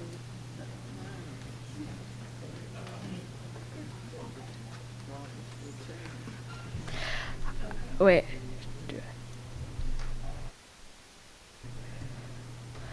I'm Ella Bernard, and I'm a lifelong resident of Montclair. I've spoken at several council meetings. There are 3 direct hires of the council: the township manager, the attorney, and the clerk. All 3 have had serious issues, not only because of bad legal advice and failure to abide statutes, but also because of nepotism and quid pro quo arrangements that go far beyond the appearance of impropriety. The clerk does not do the job required. FOIA requests are far behind. There are no minutes for 2 years. Councilors asked for minutes. In the paper, even our communications director could not get the recordings of the secret WebEx meetings. The clerk is here at every meeting taking notes, yet does not timely publish them. There is no excuse for giving automatic tenure to someone who just refuses to do the job.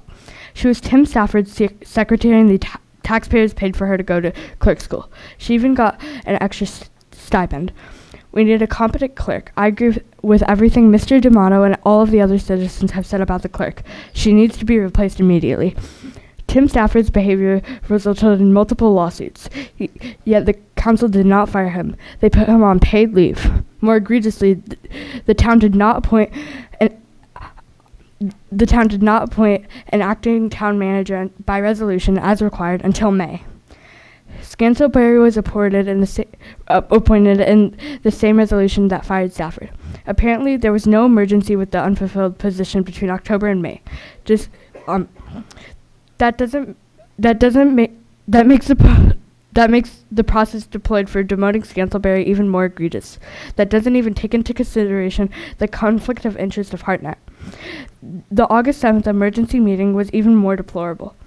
There simply was no emergency. As reported in the media, the town manager has nothing to do with payroll. These lies used by Paul Burrow and Sean Spiller and Robin Schenker and Lori Price Abrams and Peter Jacobellis were an excuse to give insufficient notice to Russo, Cummings, Herlock, because if one of them appeared, the meeting could not have taken place if they objected. That is the law, and the foul four played fast and loose to break the law. The Machiavellian intent was clear. Notifying someone at 2:32 for a 2:30 meeting is outrageous. Sending a WebEx invitation for a 2:30 meeting at 2:20 is not adequate notice. Not letting the public on it is a violation of OPMA, the Open Public Meetings Act. Also, if gas leaf blowers are dangerous to our health, get rid of them now. Finally, why do you not want money to go to our schools? Thank you.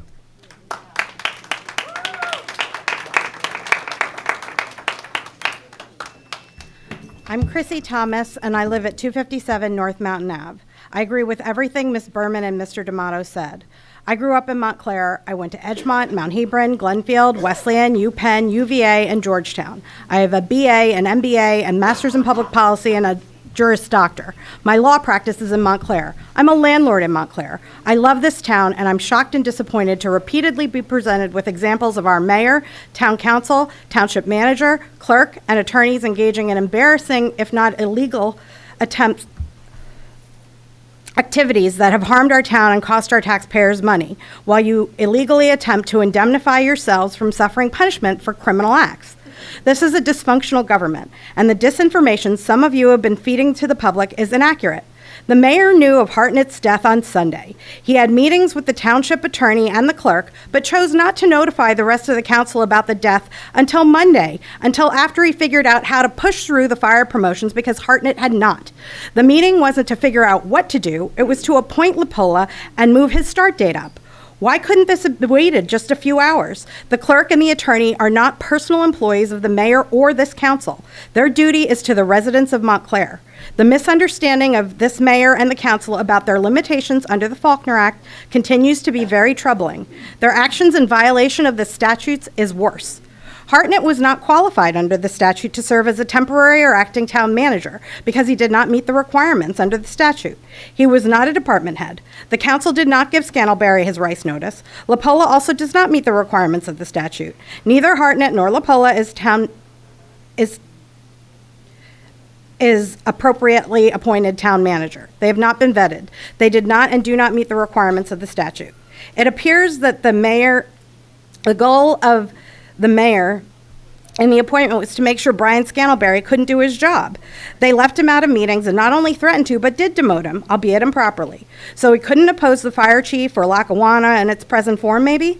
That issue is also a legal one. Peter's organization, from which he draws a salary, is Out Montclair, which accepted a sizable donation from Mr. Plasek, who is the developer for Lackawanna Plaza. The appellate division decision in Grabowski versus Montclair is that any counselor with the appearance of impropriety must recuse themselves.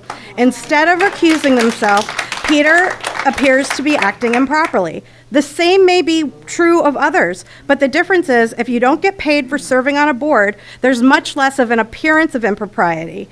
If you have a conflict, just recuse yourself. Yes. I also want to know much more about this IT debacle. We spent nearly $500,000 taxpayer dollars to pay the ransomware. It's been several weeks, and some departments, including the building department, are claiming they still can't access files. With ransomware, files are encrypted, not destroyed. Why wasn't access immediately granted? Who oversees Tony Fan? Why you have to do a investigation. We need to look into shared services. Thank you. Also, Thank you. That's we your have time. 2 ambulances. Why are they going to Thank Cedar you. Grove? Thank you. Please, look into shared services and do a better job. Abide the laws.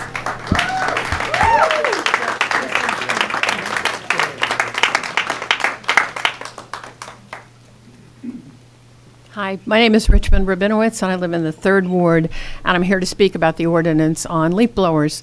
And I love this town. I've lived here a long time, and I'm very disappointed at the behavior of 4 council members.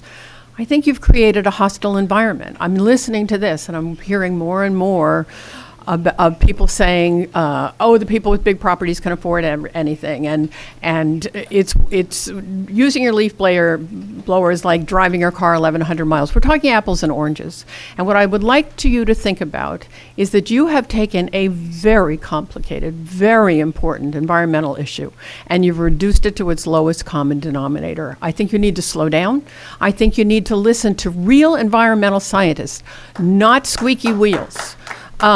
And I think you need to realize how complex this issue is, how close we are to better solutions, and to modify what you're saying, and not till January.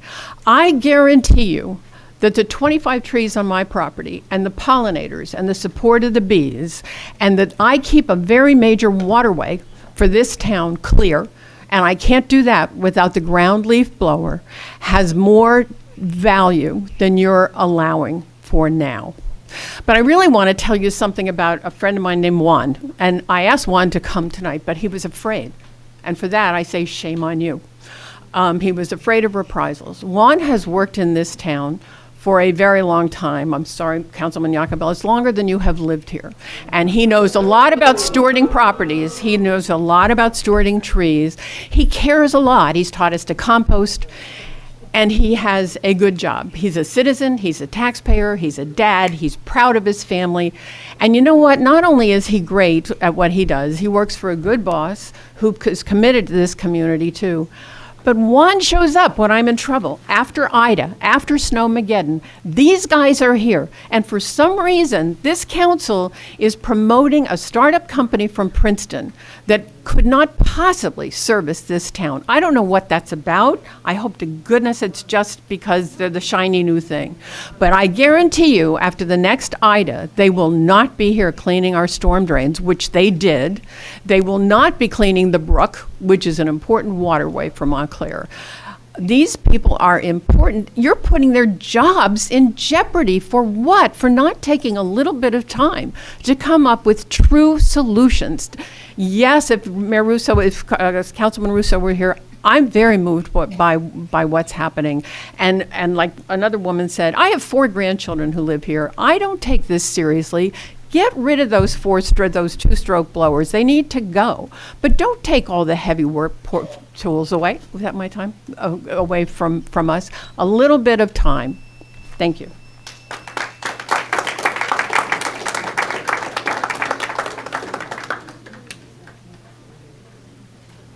Hello, everybody.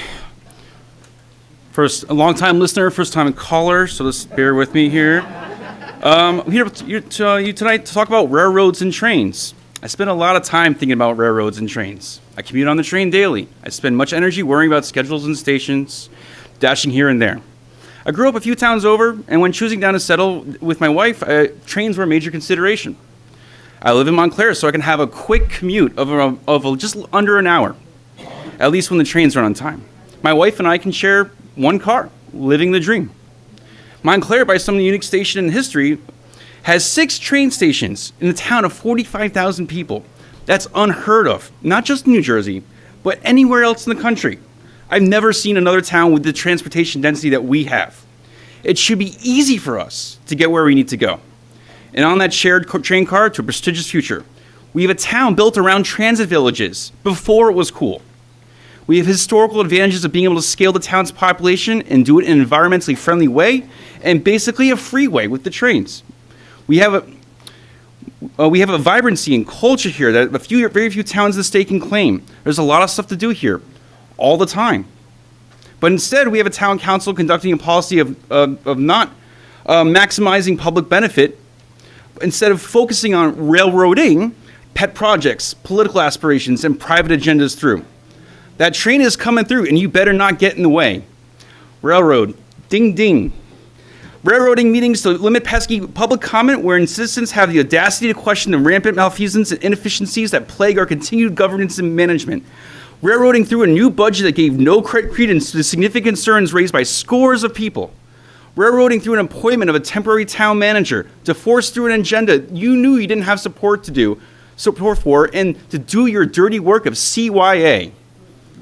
Railroading a closing of the books in the fire department through the said town manager who just came in through railroading. Railroading the ascension of another town manager citing emergency need to sign paychecks after we had a perfectly good interim town manager, Mr. Scantleberry, who was forced off that moving train. Railroading through all the high-density builds to be in one place and one place only, the 4th Ward. And now tonight, we are railroading through Lackawanna Plaza, despite major conflicts of interest, despite lacking a thorough vetting, and despite representation from the 4th Ward, and despite a lackly timely notification. Pesky questions for data, pesky comments, we can't stop that train. And more railroading to come, of course, much more litigation to clean up, and a huge money pit municipal center that's yet to come. And when we take the train back here, most of us think we're coming home to Montclair. But for some, the folks driving this train, Montclair is just a platform on the way to Trenton and on the way to Washington. That train that's coming through over us all is unfortunately not going to pick us up either. It's an express. That's right. Stop it! Stop it!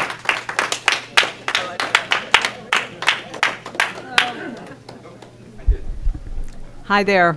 My name's Lynn Stansel. I live on Clare Ridge Court. And first, I just want to say something I haven't heard tonight, which is to thank you all for your service. I'm sure it's tough to be here during a time, and it's so wonderful to have so many passionate citizens, but I'm afraid the tenor of the room, it sort of mirrors our national politics right now. And I think that it makes your job, and I think as citizens, our job, more difficult, because I think any attempt to compromise is just perceived, it's either all or nothing, right?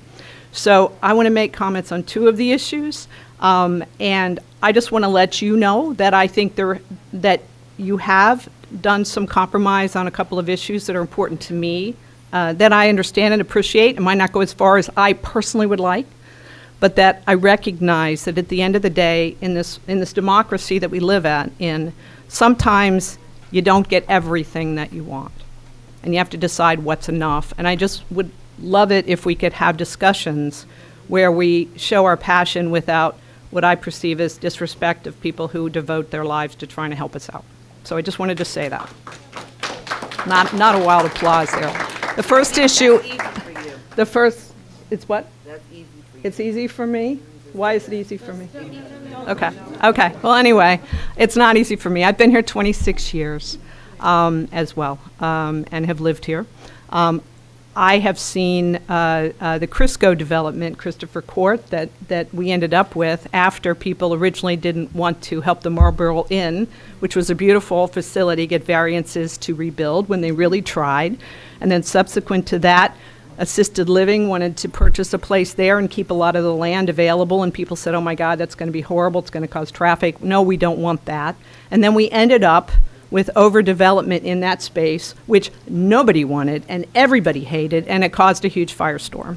So just a cautionary tale based on what I saw living very close there, that at the end of the day, trying for something that was the ideal ended up with the solution that nobody ever wanted, and that we're still living with today. So I think that you've made that they've made some good decisions around the Lackawanna Plaza. Obviously, if we can tweak it and make it even better, good. But I just wanted to express my support for that and moving forward with that. The second issue is related to what I consider a very important issue, which is trying to maintain a sustainable environment.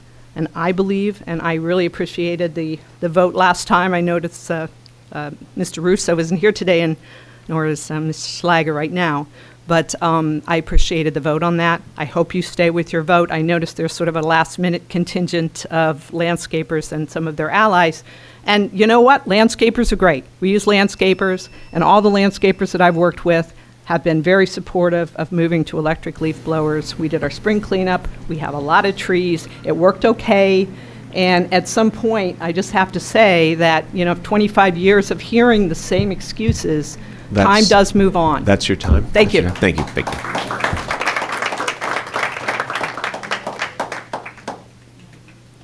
Hi, everybody. Thanks for your time. My name is Jeremy Ershow. I live on Highland Avenue. I grew up in West Orange, one town over, and since I was 17, I imagined that I would want to raise my family in Montclair. And I did that because, like where I grew up, Montclair was diverse, economically, racially, it was inclusive, but unlike where I grew up, it had downtowns, it had trains, it had a vibrancy where there were destinations and just people around. And that's what I wanted for how I would raise my family. I believe this, I'm here to speak in favor of Lackawanna because I believe this proposal embodies everything about what I always imagined of Montclair and the kind of place I want to live. The second thing I want to say is I don't want to lose sight that there are 300 new homes that are going to be created under this project. That's 300 families that wouldn't otherwise have a place to live. That's 300 elderly folks who now can live in a safer place than a house with stairs. Those are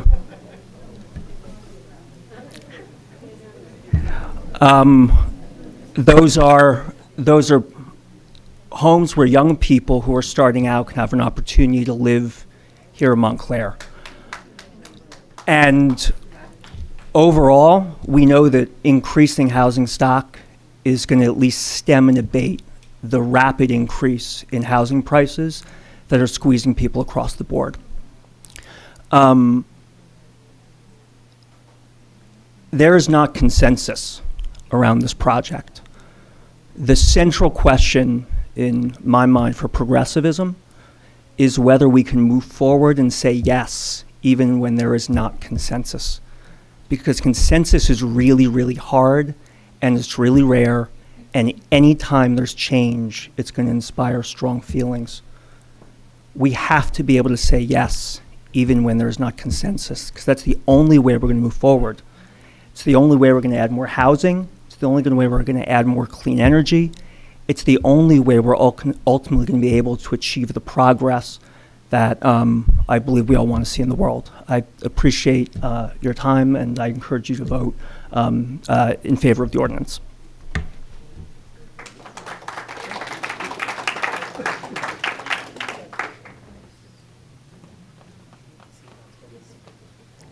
Shirley Grill, Second Ward.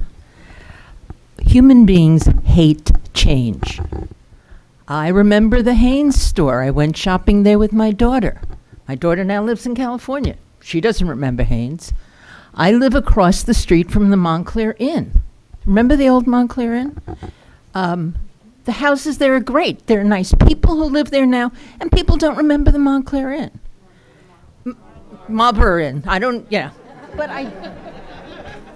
I'll tell you a funny story.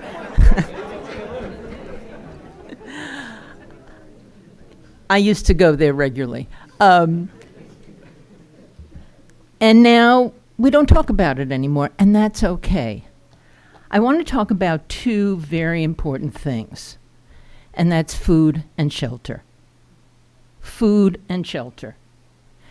I'm really here to talk about affordable housing. You know I'm going to be back in just a few minutes if the bill ever comes up. I am president of Montclair's Home Corps, which is Montclair's only nonprofit affordable housing agency. Don't applaud, because without the help of town council, we can't sustain ourselves, okay? We can't sustain ourselves without you. And we have been out and about now in town, And I have now been at the Pride Fair. I've been at the Walnut Street Fair. And people say, oh, Home Court, can you give me an affordable house? And I say, no, we don't have very many. We're full. And we're working on that. And so we need your help, obviously. But we also need Lackawanna Plaza. I used to shop at Pathmark. It doesn't exist. There's no food down there. And so we need food and we need shelter. We need affordability and we need sustainability. Everything else we're talking about is critically important. I hope you figure out how to save the environment. I don't know the right answer on leaf blowers, but I do know that for people who don't have homes, for people who can't get to a supermarket, they don't care about the environment because their basic needs are not being met. So I want to remind us that if we can't take care of the basics, what's left?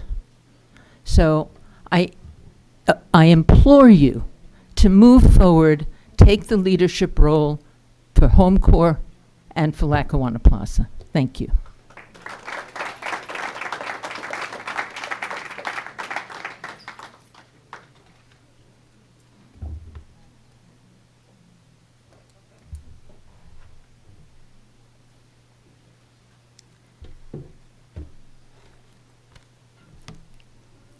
Good evening. My name is Lonnie Summer Padilla, and I am a resident of Montclair.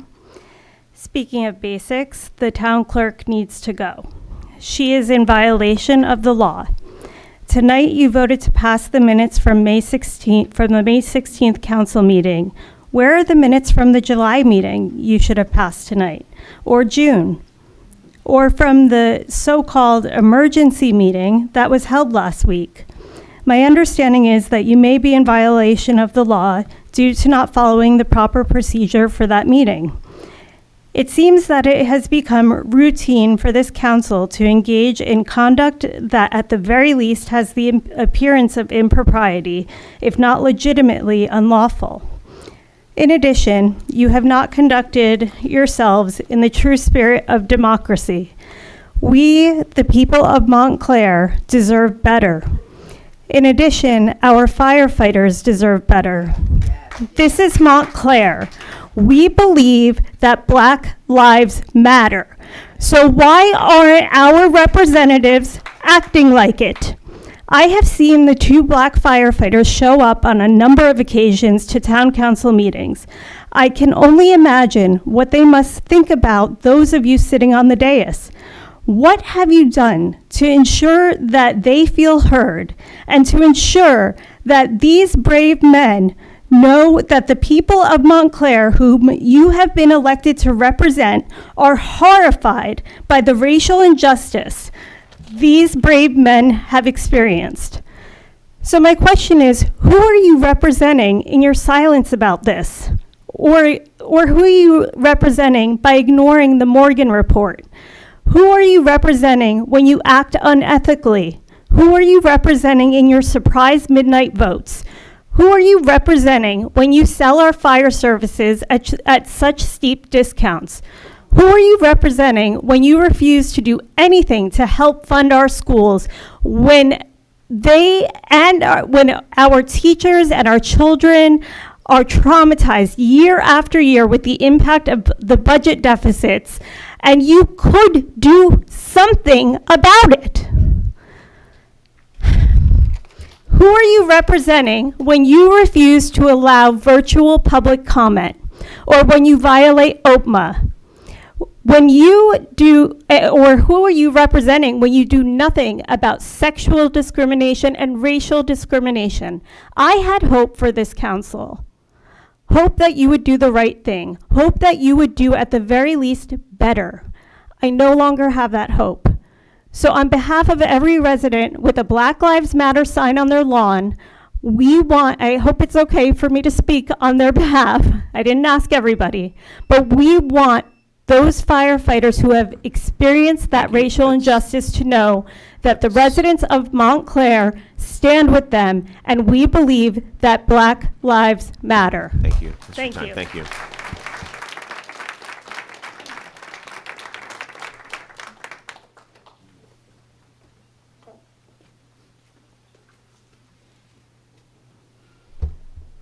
Well, my name is Io Badajo. I live at 4 Clover Hill Place in the 4th Ward in Montclair. You know, I've attended a couple of these meetings, and you know, there are a lot of screaming and yelling, and people are pretty upset, and other people are pretty happy. Sorry, is that better? So I was saying I've attended a couple of these meetings, and it's a combination. You know, you're not going to please everybody, but I do applaud all of you for sitting up here. It's a brutal process, right? I mean, it's hard to sit and have people kind of yell at you for conflicts and breaking a law and doing all these things. I think everybody here is trying to do their best. Everybody here is trying to improve this city, and I applaud you for doing that. This isn't a high-paying job. It's time-consuming. I think you've got a couple of tough decisions ahead of you. I don't know anything about leaf blowers. It sounds like we've got something going on with the fire department, and it's going to be really tough. I don't know, but I mean, guys, it's hard, and I applaud you for digging on these issues. I think, though, there is one easy decision here, and that's Lackawanna, guys. I mean, it's been through the ringer. It's been vetted. There have been plenty of studies. Nothing's going to be perfect, but this is great. And delay is not beneficial. This is a long-term project. It's not like if you vote yes today, you move this thing forward, that this thing's going to be up tomorrow. There's going to be plenty of time to go through and improve and work with the developers. And so I urge you to move forward with this project, because it's just going to take forever. And this is leadership. This is what leadership is.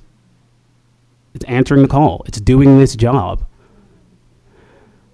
Finally, I just want to say a few words on conflicts of interest, because that's been percolating a lot around here. Guys, nonprofits require investment from business. It requires coordination with city government. And for a city to be successful, they all have to work together. And so throwing out claims of conflict because of donations that might have been received in connection with nonprofit service, it harms the individual who's just trying to do better, and it harms the city, because it means we can't donate as citizens to nonprofit and then try and work with the government and then try and work with business. And so I urge all of us to sort of sit back and think about what we're doing when we make salacious claims like this. It's painful, it's negative to our development, and it's not moving Montclair forward. We've got a lot of talented developers, a lot of talented businessmen who want to help the city thrive and want to help the city do good, and they can't do that in the face of claims of conflicts. Thank you.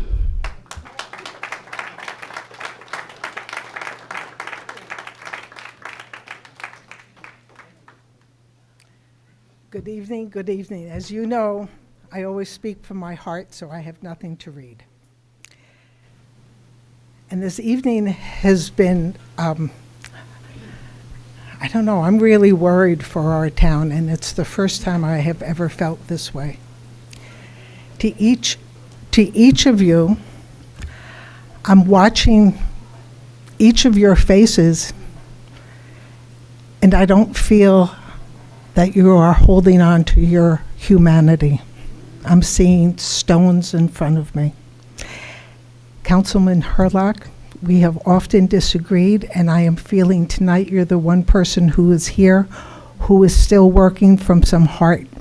And I thank you very much for that last month when I came here and I thought the meeting was moving, and then I watched the TV and turned and saw Baristanet and saw what the four of you did to two women. I can't believe you've been here for so long. And I have so admired both of you for so many years, that you took part in what happened here that evening at 12 o'clock at night. The process, as Councilman Russo had said, was so obscene. It was so wrong. And the four of you are now, I don't feel any humanity from you at all. I don't know where our news comes from anymore every morning. Councilman Yacobelis is on it before our mayor, before anybody else. It's like, I assume you have a public relations person who's getting the fire out that happened today before, and by the way, the news got it out before you did, and I am really confused of what's happening in town. You know that from my heart, I strongly, strongly believe that we have to do away with the gas blowers. I have talked with and this is our first year in Montclair, almost 40 years that we have had to turn for a landscaper, but at 86, my husband can't do it anymore. And I turned to our landscaper, I've had conversation with him, and he is totally willing to go with electric, we have already worked it all out. So I do hope that your humanity does come forward. Again, it's not about me, my children, or my grandchildren. It's about the future of many generations to come, that we have to take care of our planet. And as far as affordable housing, how many units and I really don't know enough to take, but I served on the Civil Rights Commission for many years, and forever and ever our developers have been building and building and have never given the amount and the percentage that was always needed. And that's just gone on since I've been here. That's your time. Thank you. Thank you. Thank you. Thank you. Thank you. Heart died.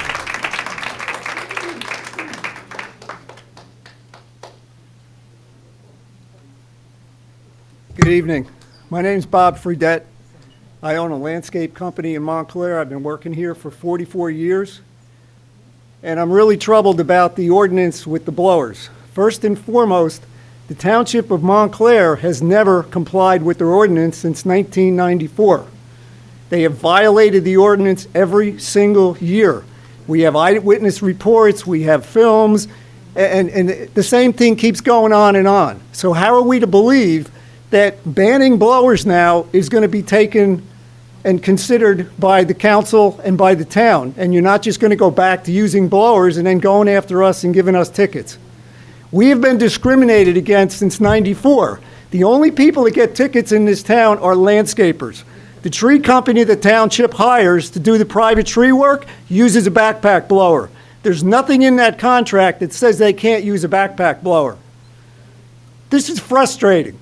I have a 4-year degree in horticulture. I could very easily go to the meetings in town. We attempted to go to those meetings with the Environmental Advisory Committee. We were kicked out of the meetings, okay? You talk about inclusivity, being inclusive and equity. Where is there any kind of fairness on this thing? You have a council that wants to ban blowers. Councilman Russo wanted to ban blowers 5 years ago. You have an environmental advisory committee that doesn't want to hear anything other than everybody's on the same page. They had one of their gentlemen did a study with us, did it with Richie Galiotto, went out on a truck to test a large blower and a small blower. Came back with his findings that the large blower was more efficient. As soon as he did that, the council tried to discredit him, and the Environmental Advisory Committee discredited him. He said to us, he said, "I will gladly go and testify on your behalf if you go to court." And he said, "I was not on your side." This thing needs a lot more time. I have batteries I use now. We get 5 minutes out of a battery. It takes 30 minutes to charge that battery. I run around with 20 batteries in a truck all day. They're lithium batteries, okay? This is a potential fire hazard that you're not even ready to face. Your fire trucks aren't going to put the fires out when you have all these aftermarket batteries. They're going to sit there in the street and they're going to let them burn. You haven't even addressed any of that. And the township, how could you go for 29 years and never comply with an ordinance on backpack blowers? And then sit there and target us. We got to go to court. We sit there for half a day. The judge can charge you anything he wants on the ticket. One guy got a ticket. He had electric blowers. He plugged it into a generator in his trailer. He went to court. They gave him a ticket for that. The judge says, "What are you, a wise guy? This is the kind of nonsense that's been going on in this thing for 29 years. And you're sitting here today telling us, we're going to ban blowers, we're going to give you 2 blowers on a property, and that's it. This is nonsense.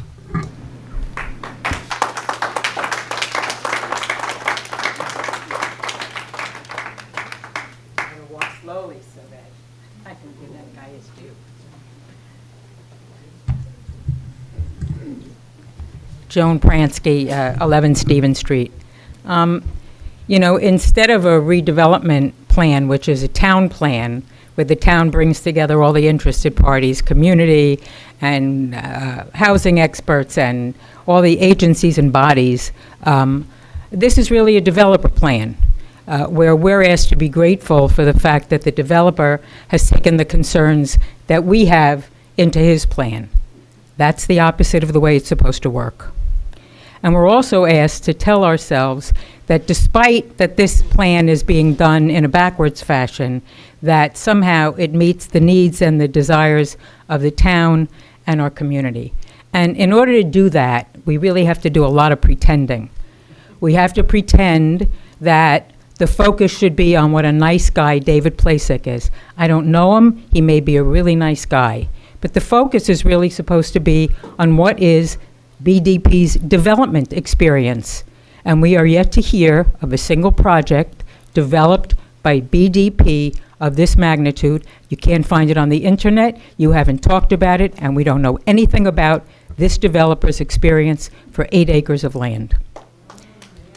We're also asked to accept that we're creating some neighborhood in the 4th Ward when we're building a massive, dense city. If it was in the 2nd Ward or in the 1st Ward, you would not think this was a nice development in your town, and you know it. It's easy to go, you know, in the 1st Ward because it wouldn't be there, and it wouldn't be there in the 2nd Ward. But I'm not going to take any of your time, but you're assuming I'm in favor of this development. No, I'm not. So- I'm not. I'm not. Thank you. Give me that time back. You know, look, we're also asked to believe that there's a smooth flow of traffic. When any of us that are anywhere around downtown know that you can't drive around Montclair at all. The congestion is horrible. It's not going to get better. It's only going to get worse. We're also asked to believe that somehow you've come up with this great parking plan, this kind of shared parking plan. We know you can't park in Montclair. Lackawanna Plaza is empty and the parking lot is full.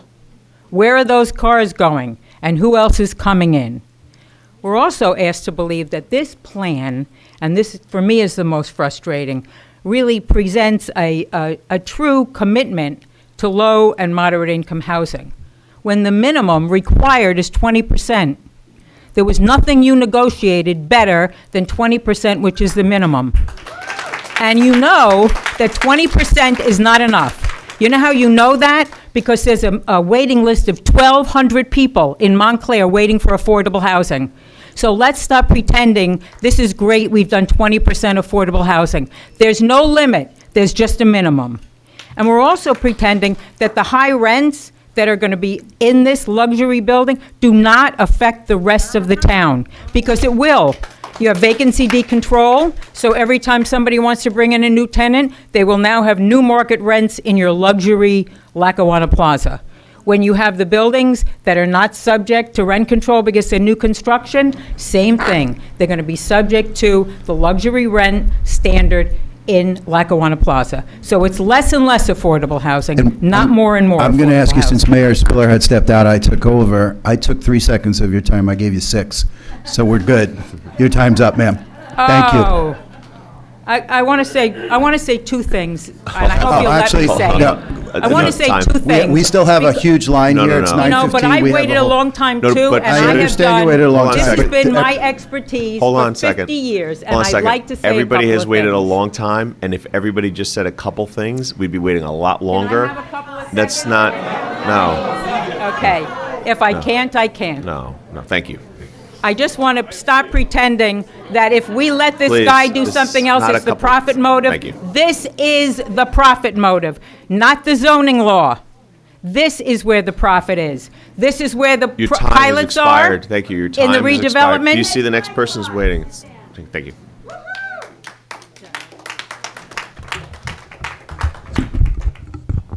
Renee Baskerville, Montclair.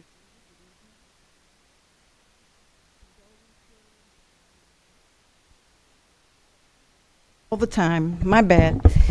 My condolences and sending uplifting thoughts to Grace Presbyterian family. I had a long time to become very close and interactive with Pastor Paul Leggett, who's no longer there, but I got to know a lot of people in the Grace Presbyterian, which is in the 4th Ward of Montclair, New Jersey.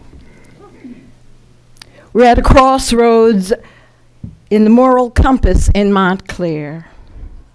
A high moral compass is a trait that most of us would say is vital for all of us to have, and especially those people that we elect to provide leadership in our township. People who should be making ethical decisions without being swayed by emotions, hurt feelings, personal revenge, personal gains, personal attitudes. It's easy for people to pay to have great PR or pay to have a lot of likes on the Facebooks. You can do or say whatever you want if the price is right, but you can't buy integrity. High moral compass is a high moral compass, and this is an important fact, is linked to a better mental health. And as your moral compass begins to decline, oftentimes so does your mental health, and vice versa. I'm here tonight to ask you all that you choose to do the best thing that you can do by respecting your colleagues, our 4th Ward Councilman David Cummings, who is not here, and Councilman Bob Russo, who for decades has been very interconnected with the 4th Ward. The two people that are most closely interconnected with the 4th Ward are not here. And I'm asking that you respect that and offer them the same thing that you've done for other colleagues up here who have been absent for whatever reason. Don't vote on the Lackawanna this evening. Allow them to come and be heard. It's not so much about the vote, because I don't know which way either one of them are interested. It's about the fact that we have a right to know how our elected officials feel. We need to hear what they're thinking and what they believe in. So I'm asking that you let your moral compass point you in the right direction and choose not to have the discussion. Honesty, integrity are appreciated and valued by mostly all people, all walks of life, black, white, tall, short, gay, straight. The list goes on, and I'm asking you, please consider that. I know there are times during my 12-year tenure when people were out and we offered them that courtesy. I think it's just human decency. So please consider that. There's no reason. In fact, there was a time before this that this was going to be discussed in September. So please consider that. Thank you.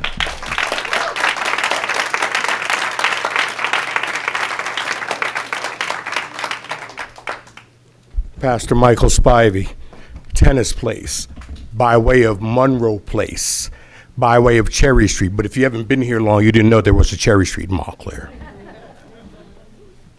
The first thing I want to say is every one of you should have been at Upper Montclair Presbyterian tonight at 7 o'clock to support Grace Presbyterian at the prayer meeting.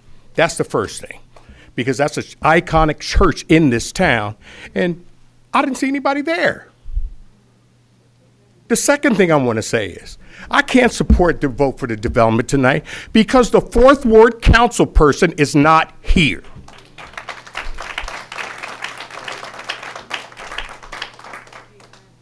I've seen Mr. Herlock in the 4th Ward. I don't remember seeing anybody else in the 4th Ward that's sitting up there.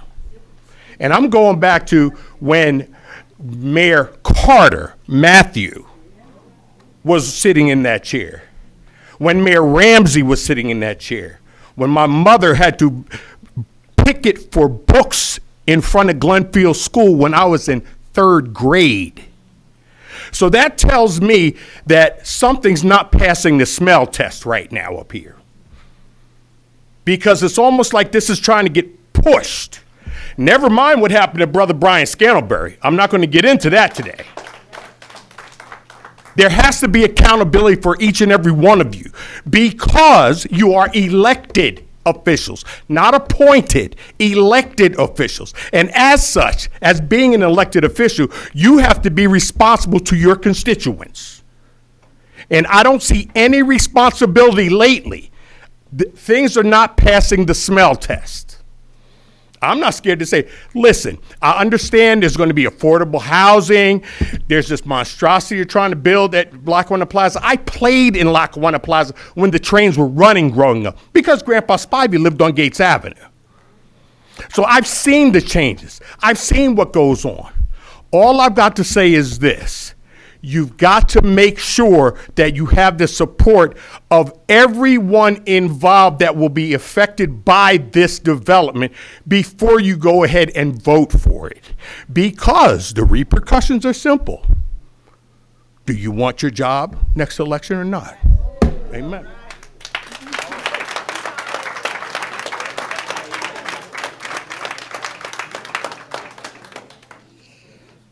Hi, everyone.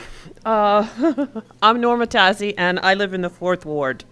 And a friend of mine brought a sign that says what I want to say. I want a new Lackawanna. And I think it's time that we vote yes. I think it's time that we say yes to affordable housing, no to protracted vacancies, and just get on with this project. We've had time, we've had meetings, we've had input, we've had everything that the people on the dais need to begin a discussion about moving this forward. I want a new Lackawanna.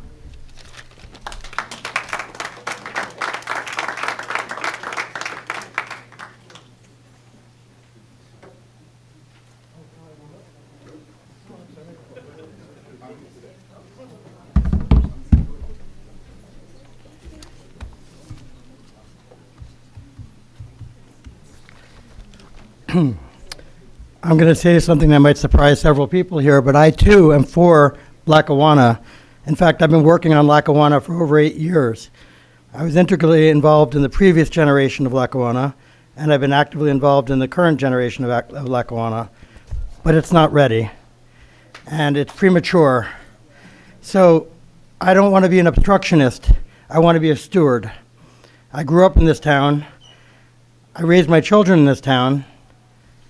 I studied architecture and urban design, among other things, and I served as a Township Historic Preservation Commissioner for 8 years, working diligently to try to protect the best interests of this town.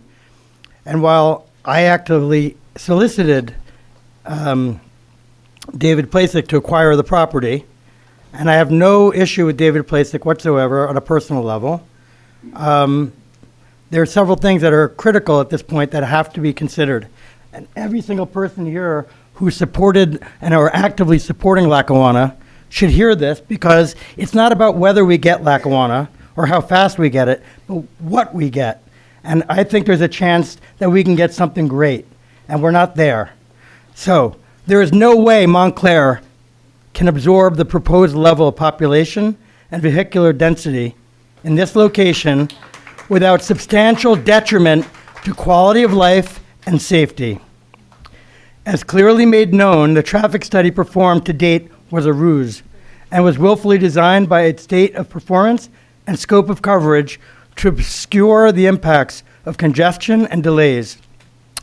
The ingress and egress to the supermarket, as presently proposed off Lackawanna, is implausible.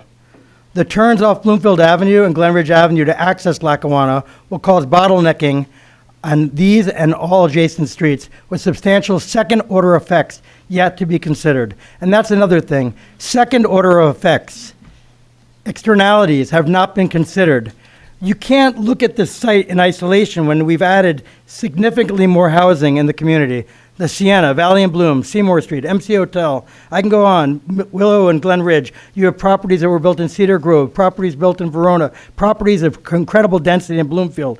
All those are part of the traffic equation and circulation equation.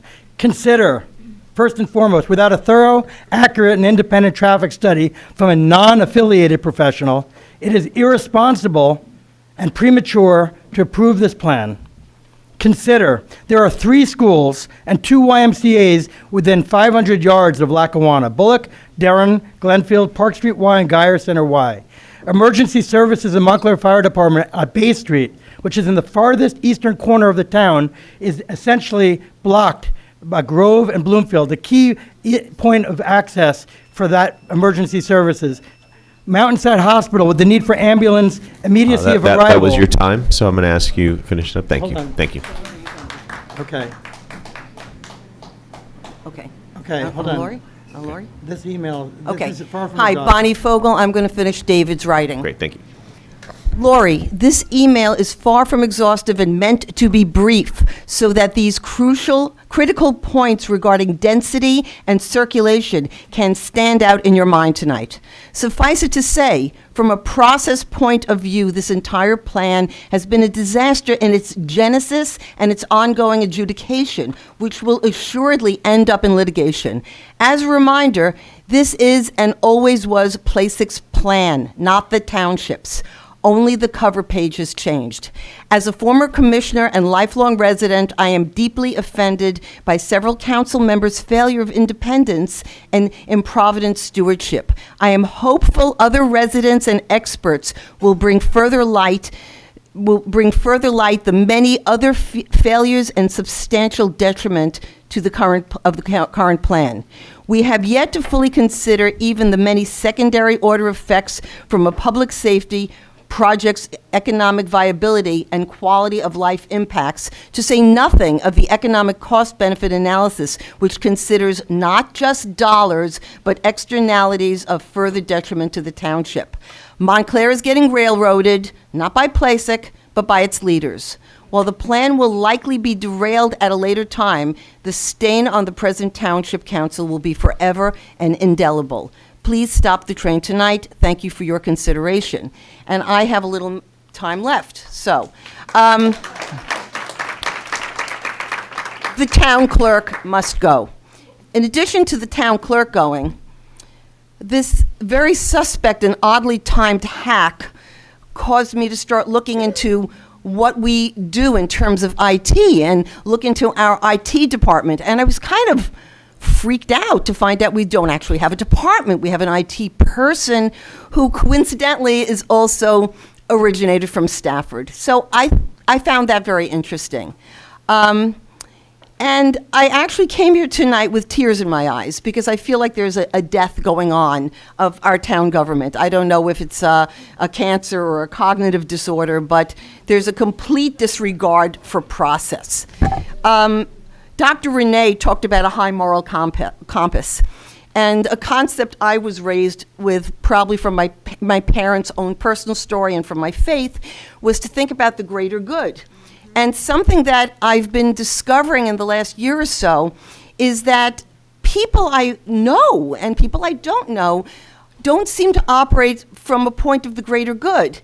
I'm flabbergasted by how many people have had direct relationships with the real estate investment fiduciary, and how many people's businesses have been touched, and how many people look at what their benefit is financially in property value rather than looking at the greater good. Thank you. Thank you.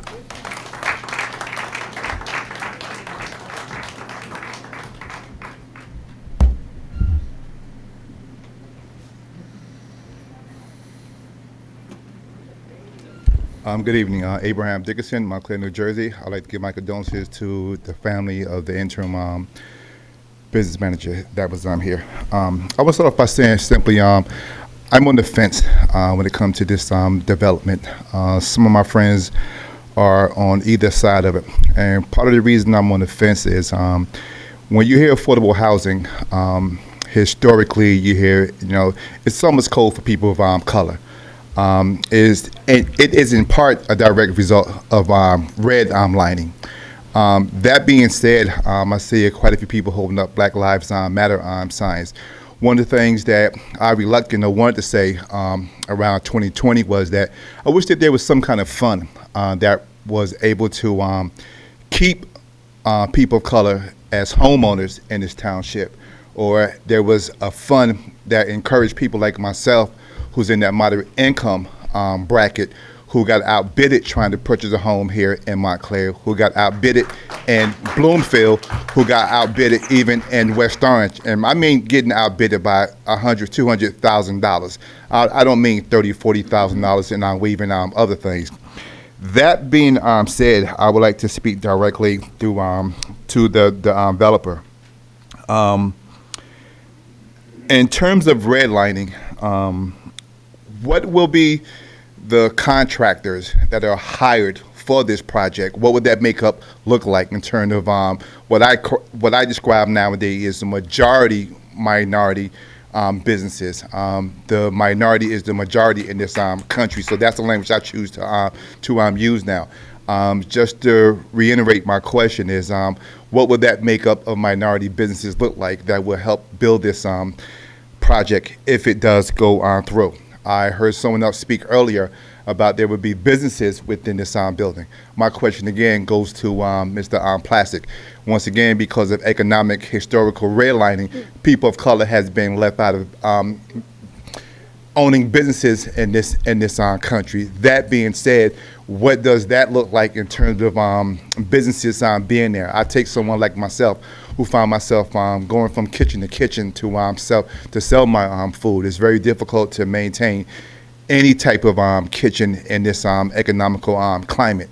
So that being said, has there been any conversations around this particular conversation?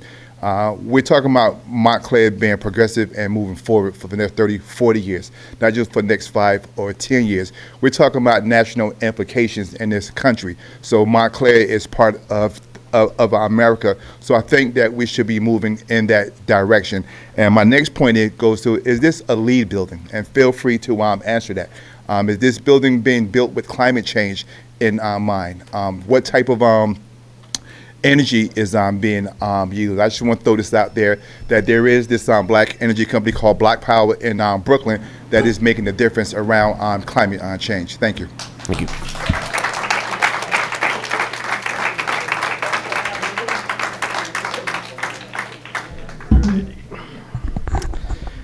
Anson Pope. August 31st, 1998. After a grueling day of moving and having a job interview, my family settled into our new apartment on Forest Street.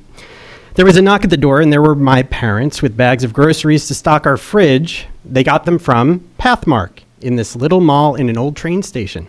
I think we all know what place I'm talking about. The next morning, my kids went to their first day at Nishawane, and thus began our Montclair adventure. It's been almost 25 years now. And in that time, we've lived in 4 apartments and owned a home, all within a mile radius. I've lived 18 years in the 4th Ward. That's longer than where I grew up. The neighborhood is home. It even reminds me of where I grew up. A tiny corner of Teaneck that taught me it is class, not race, which divides us greater than anything. I grew up in a socioeconomic diversity with siblings from Taiwan, Haiti, Pakistan, Kenya, DR, and Japan, because I'm an only child, and I continue to live in that diversity by choice. The proposed Lackawanna plan, in my opinion, will threaten that diversity. Previous projects that may have contributed to gentrification have been stopped, but this one massive project combines all those. So guess what? Gentrification is here. Yes, we have an issue with prices of rentals and homes on Mission Street, New Street, Elmwood. This will only make it worse. 200 market rate apartments with potentially no rent control.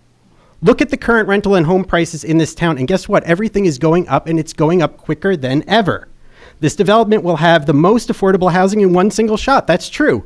But again, that's simply because of it being a combination of all these different things. It's just by luck and happenstance. This council wants affordable housing. Then encourage more be built. Make it all affordable.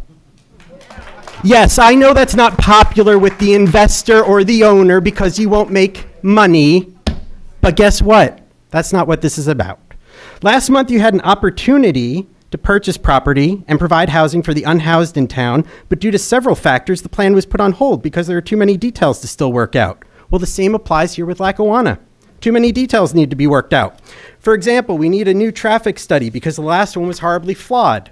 I live 500 feet from this property and drive on Lackawanna Plaza, the street, daily.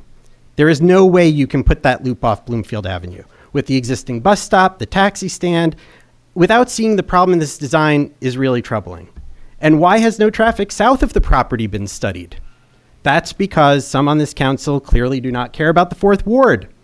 In fact, they went so far as to have this reading tonight while our ward's elected representative is not present.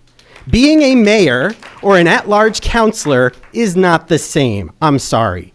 The 4th Ward matters, and having its representative present matters. What you are doing is a disgrace.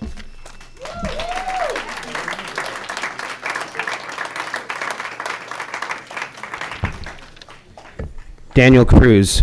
I'm a child of Montclair and the 4th Ward. My former teacher from Mount Hebron is in the crowd tonight, coincidentally. Guy Whitlock showed my 7th grade English class roots so we could learn about slavery. Omar, who would always hang out by the Lackawanna Plaza bike rack vending his incense and tinctures. Renee spoke at my high school graduation. I led the local protest against Governor Chris Christie for school-wide budget cuts in 2009, and since my action of social justice at Lackawanna being a food desert in 2017, I got my civil engineering degree and I'm working on a surveying degree. I became an engineer and a planner because of this project, because this project was happening in my home. I'm an engineer in training with 2 years of planning experience and a surveying drafter. And I wasn't gonna speak tonight, but since I saw the proposal that it's going to be voted for approval, not introduction, I felt that I had to. Now all I'm saying is that if you have to vote on it tonight, just vote to introduce the plan. To David, you have the privilege and right to supersede our C1 zoning, build as tall as our utilities allow. As far as I'm concerned, every 10 units is 2 more affordable. And Jesus, I remember some of the stress some of our clients went through, and the people will never know how difficult it is to raise the tens of millions that you need to make this type of project happen. And if you have to sell it because of the timing or the interest rates or whatever, nothing is going to be done for another 5 years because truth be told, we the people can't afford it. The traffic is going to be screwed. The building heights are going to be 75 to 105 feet. The city has met the suburbs. Toys in the Attic is gone. Rascals gone. The Spinelli sold Church Street Cafe. The drug dealers have been run off of Mission and Pine. And George closed down the DLV. The Montclair that I grew up in is dead. So what comes next in the aftermath? We do what we can. There is language in the current plan that is vague that I'm concerned about, and any land use attorney worth his weight in fees will use that to get heights beyond the 110 feet. Hold to the minimally legally required lawn space of 3,500 feet. Imagine a landscape that is 80% building and 15% hardscape. Heights of 8 or more stories. But hey, what do I know? I know that the median income of Essex County is $34,000 a year. 50% of everyone in this county lives on less than 34 or 68 if you're in a household. We need affordable housing for these people without the vague language. I am here to advocate that the language of the plan does what it says it will do, so that one of the great A&E firms, Langen, Sessi, Gladstone, any of the ones in this area can get a plan approved in less than 15 months, because I know from experience that a great A&E team can get this done on a timely manner. I am a child of Montclair, and I am opining that the introduction of the plan today with an approval next month. And if changes or amendments aren't made, then that shall be our collective fate, and this too shall pass. Thank you.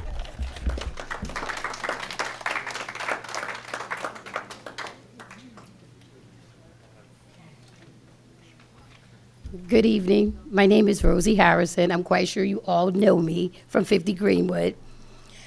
And I just like to say, nobody's thinking about that area of Greenwood when it comes to these new housing. We're not going to be able to afford any of them. I have a 26-year-old college graduate that's not going to be able to move out from with me because she's not going to be able to afford the Montclair lifestyle. And on top of that, the traffic and the noise that we're going to get from these new outdoor spaces that we already deal with, from the YMCA, from the downtown festivals. We also deserve some peace of mind, some quietness in our area too. We don't mind the festivals, we don't. But at 10 o'clock at night when we're still hearing music from festivals and the traffic from festivals, we work too. The tenants of 50 Greenwood, we work also. We want peace of mind. We want some affordable and nice living spaces also, which we've come to talk to you about our own area. And guess what? Everybody that lives at 50 Greenwood is worried about those nice new shiny apartments that's gonna go up. When are they gonna come for our building? Where are we gonna go? When are they gonna come for our low to moderate income buildings? When they wanna put a nice new shiny building that goes with the decor, because that's all that a building is gonna be. It's gonna be decor. We need a supermarket for our seniors that live in the building, for our working people that don't own vehicles.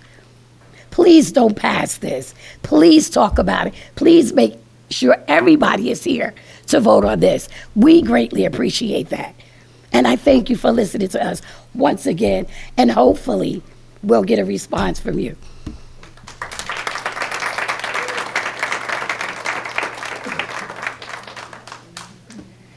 Hi, my name is Daria. I'm a landscaper in Montclair. I'm the owner. Sorry, I'm not good with public speaking. I said my name is Daria. I am the owner of Gaia Gardens, and I'm a landscaper in Montclair. I want to say that we all wish that global warming was not happening.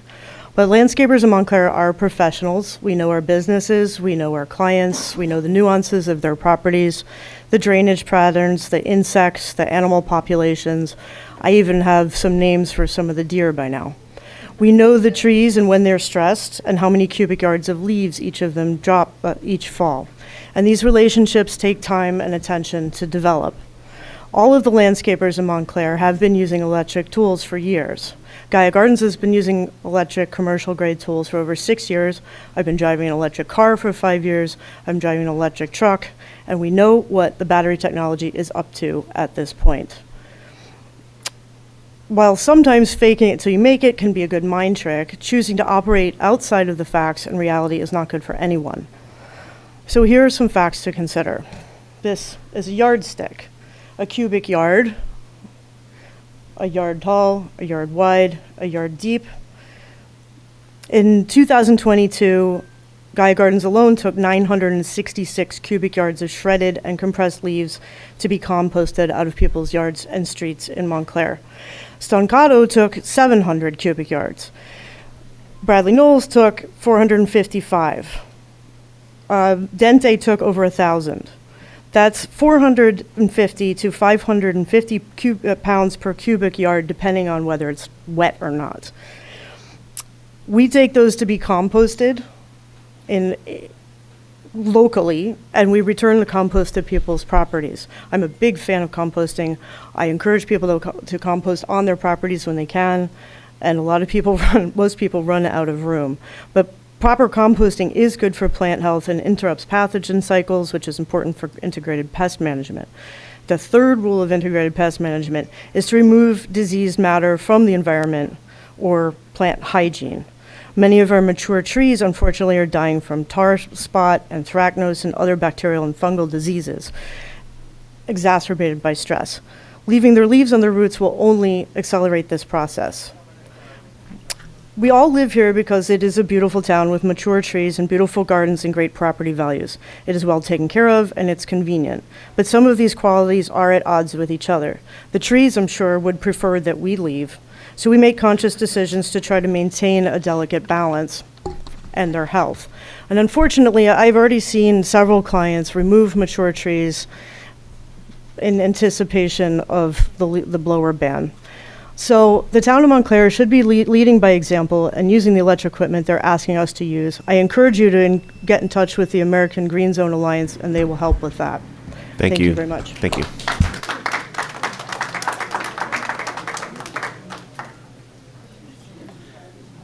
My name is Richard Leonardis. I'm from Jersey Power Equipment. I was here last month.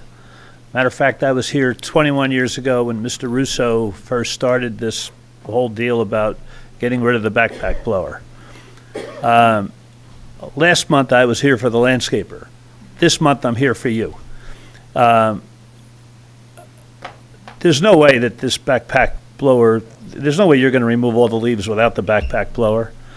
The town of Montclair, how are you going to possibly clean the whole town using a battery-powered blower. I offered to come and do a demo. You didn't want that. You got 5 people on this board voting against the backpack blower.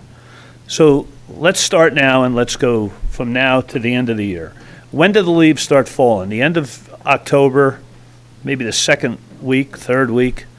Leaves really start coming down. You get a big rainstorm. It drives all the leaves down off the trees. And maybe you get a little frost or everything's wet. There's nothing out there that's going to move those leaves. So when the town starts looking bad, because you yourself are going to use electric blowers, because the battery-powered blowers can't handle it, you're going to be forced with either the town looking bad or you breaking your own ordinance and going to a gas blower. Those bigger houses that these landscapers are doing, you just heard Daria talk about all the cubic yards of leaves that a half a dozen landscapers have taken away. Amateurize that over all the landscapers that are in the town. It's not going to work. I'm talking to landscapers on a daily basis because that's my business. That's who I sell. And they're all talking about pulling out of Montclair. So when all these guys pull out of Montclair, what are you going to have? You're going to have a guy that you're promoting who can take on 50 accounts, he's not even a landscaper. He's his thing is numbers, right? I mean, he's not a landscaper. He's driving a battery-powered truck. Daria has the same truck. Right? She just spent $100,000 on a battery-powered truck. She gets 5.5 hours out of that. It says 5.5 hours runtime. She gets about 4.5 hours. By the time that guy comes from Princeton to here, his battery's half dead. Right?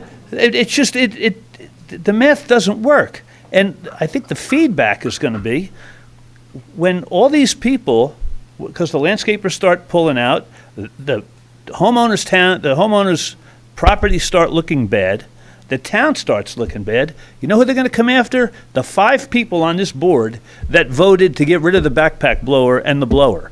And the 2 people that said, I think that we should table it, will be the ones left. I think you're hurting yourself. I don't think you're doing yourself justice. I think you need to wait it out and see what Montclair, what Maplewood does. Get through a season and see what's proper and what isn't. But I really believe you're hurting yourself moving this through so quickly because I don't believe it's going to work. Thank you. Time.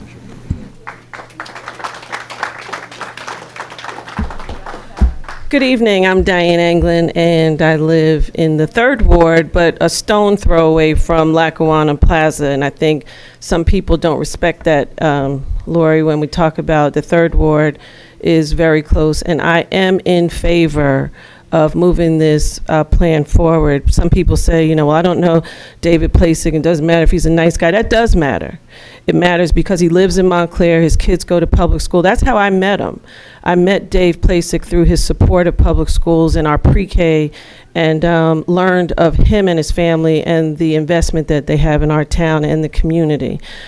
So I want to say that because I say it every week, but I need to speak to our acting manager. No disrespect, welcome to Montclair, but this isn't a spectator sport. We do have an issue with our fire department.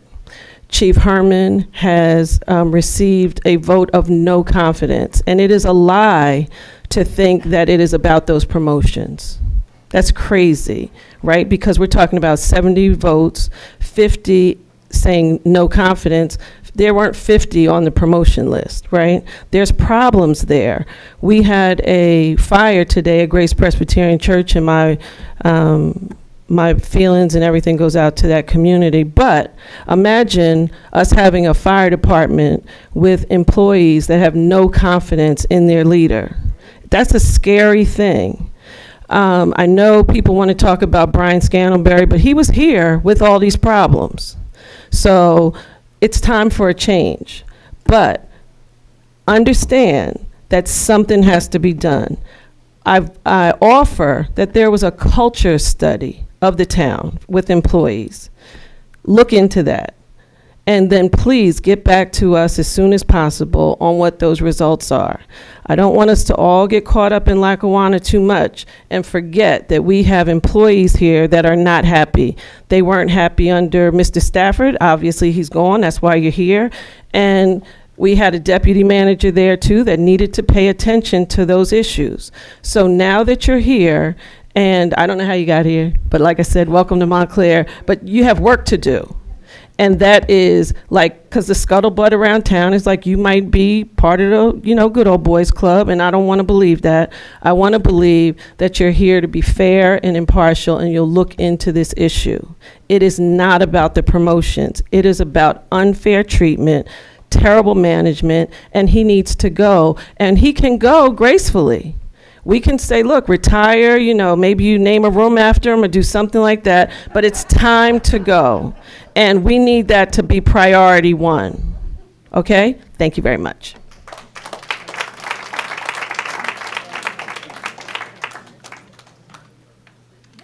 Hi, my name is Madeline Gale, and I live on Elm Street in the 4th Ward. So I'm here because I want to say that I am not against Lackawanna Plaza, because I do think it matters that I do know the Placics are good people, and I like that they live here, and I like that they care about the community. But I also like that they want to have an open space and art and a supermarket. I like that Mr. Scott has said that there will be a good amount of affordable housing. But there is a but here. I also believe strongly that we need to listen to our 4th Ward citizens who have legitimate concerns about the gentrification that this can cause, about the traffic, about the environmental impact with a brook underneath.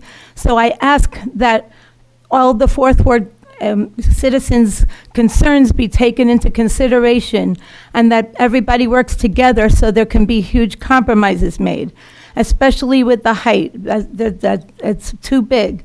But it can be done, and it can be done well, and I do believe Bridget and David are the people that can do it well, but people have to work together. It cannot be done without the people of the 4th Ward having their input. I also want to say that I do believe that I understood that this was not going to be done tonight because Councilman Cummings was not going to be here representing us in the 4th Ward. So I am a bit concerned that this was getting taken on anyway, despite the fact that he's not here. And I wish that it had been put on hold until he came back. That's all. Thank you.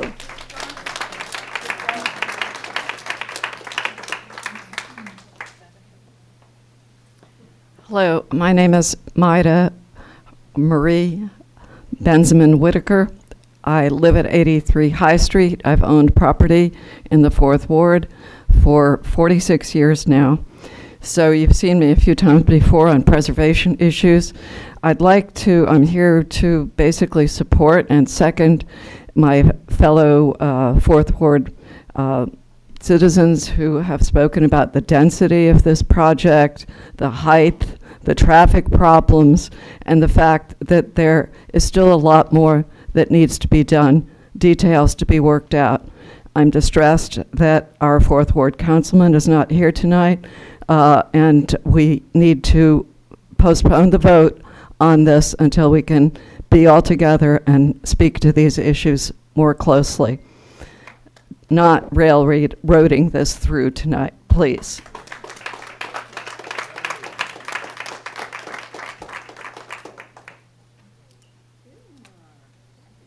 Good evening, Ilmar Vanderer, longtime resident of Montclair.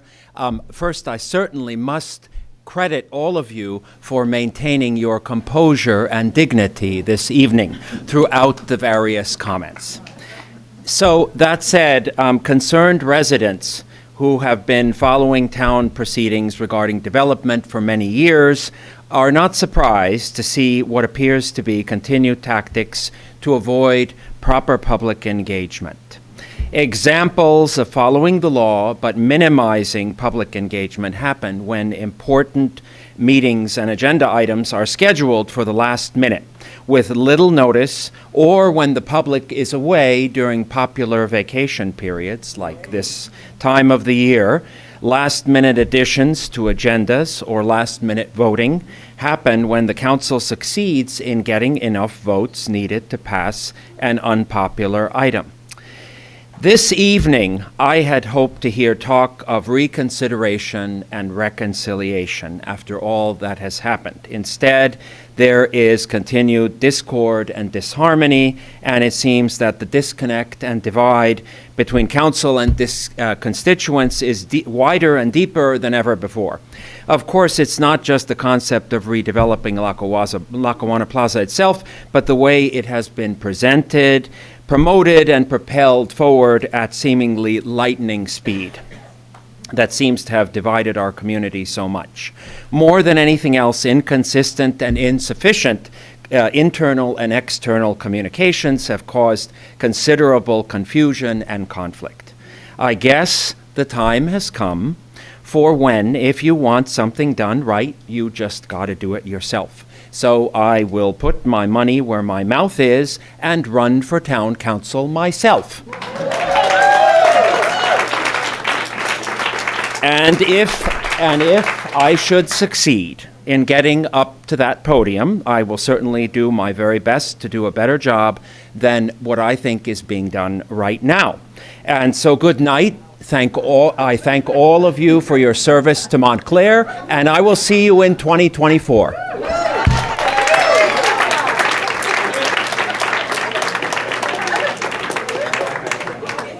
Mr. Mayor, Council, you probably don't want to see me, you don't want to hear me. Hey, last month you vote 5-3. My name is Vito Dente from Dente Landscaping. I got 2 sons. For me, I'm 71 years old. I don't need this no more. I got 2 kids that do this. And we only work in Montclair. Now, what I ask you, I wasn't going to say nothing tonight, but I want to say this. Mr. Mayor, I email you that I want to talk to you, to you. The way you talk with the other side, talk with us.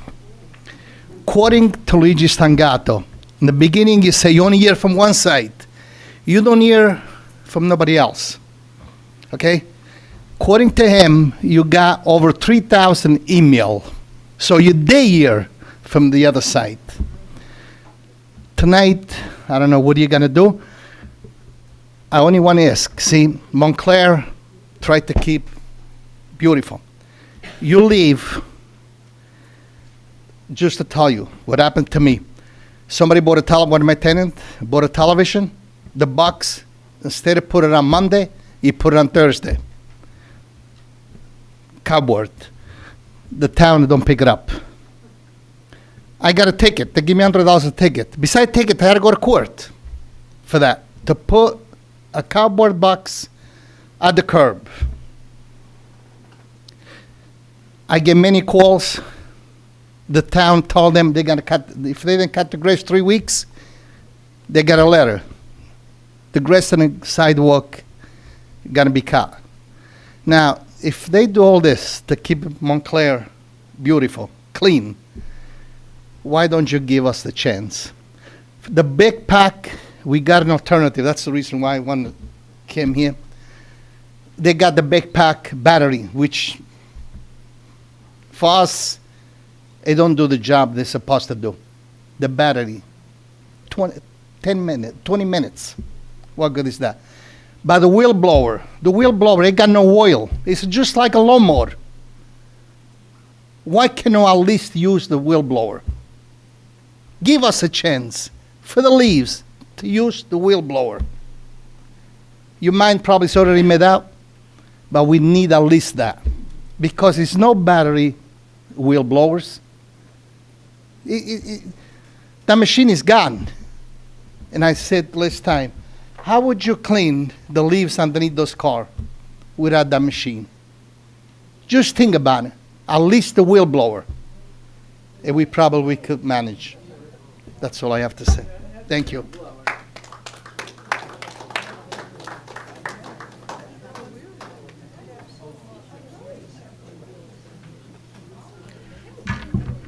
Good evening, Mayor Spiller, council members.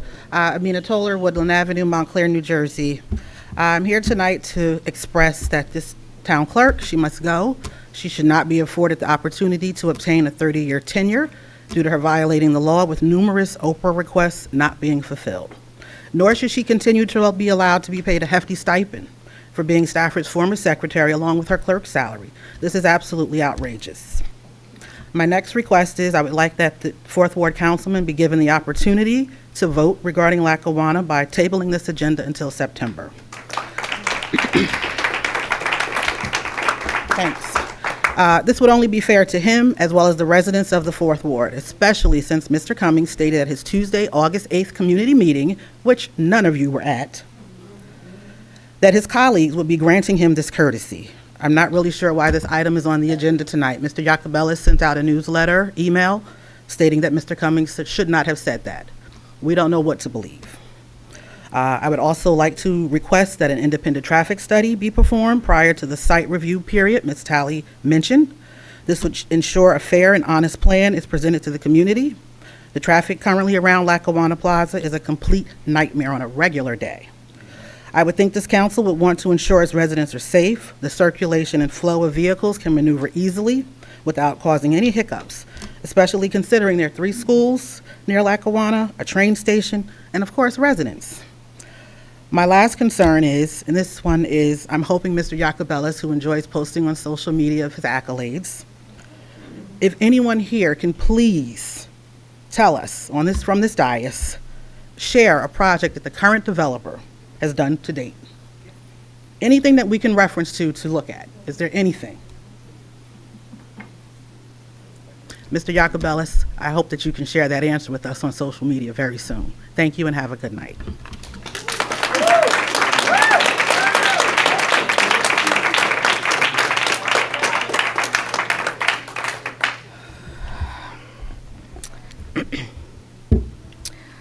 My name is Layla Maher. I live at 1 Clover Hill Place, right across from Lackawanna Plaza. There is so much to be addressed with this council tonight, but I will focus on 2 issues, transparency and tonight's agenda. Regarding transparency, I am at a loss regarding the incompetency being allowed around the publication of minutes. As you know, minutes are required. The most recent meeting minutes were published for the meeting on April 28th, and those were published on July 19th, almost 3 months after the fact.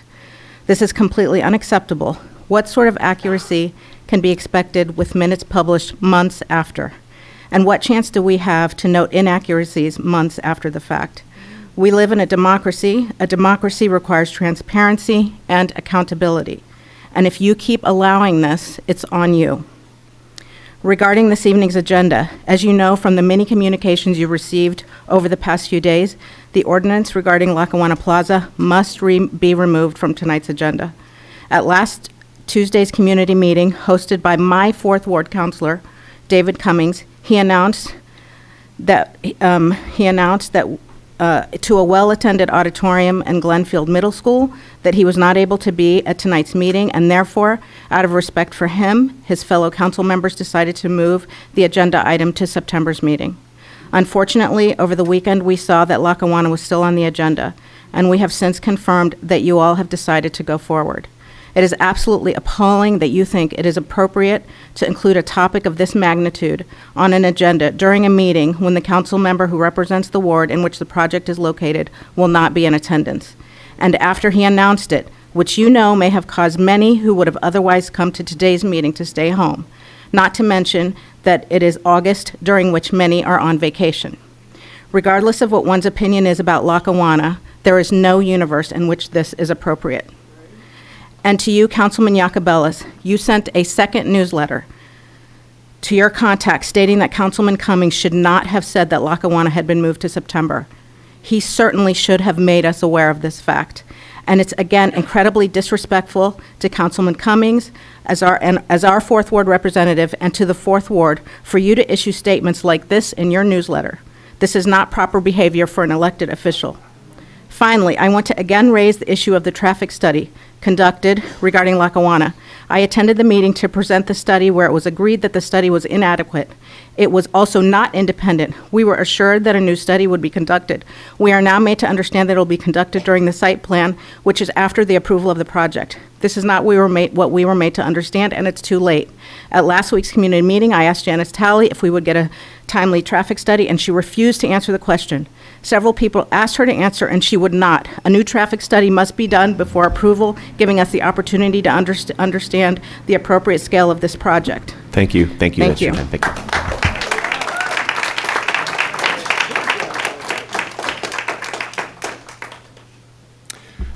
Evening, Mayor and Council, and my friends, family, and neighbors here in the community of Montclair.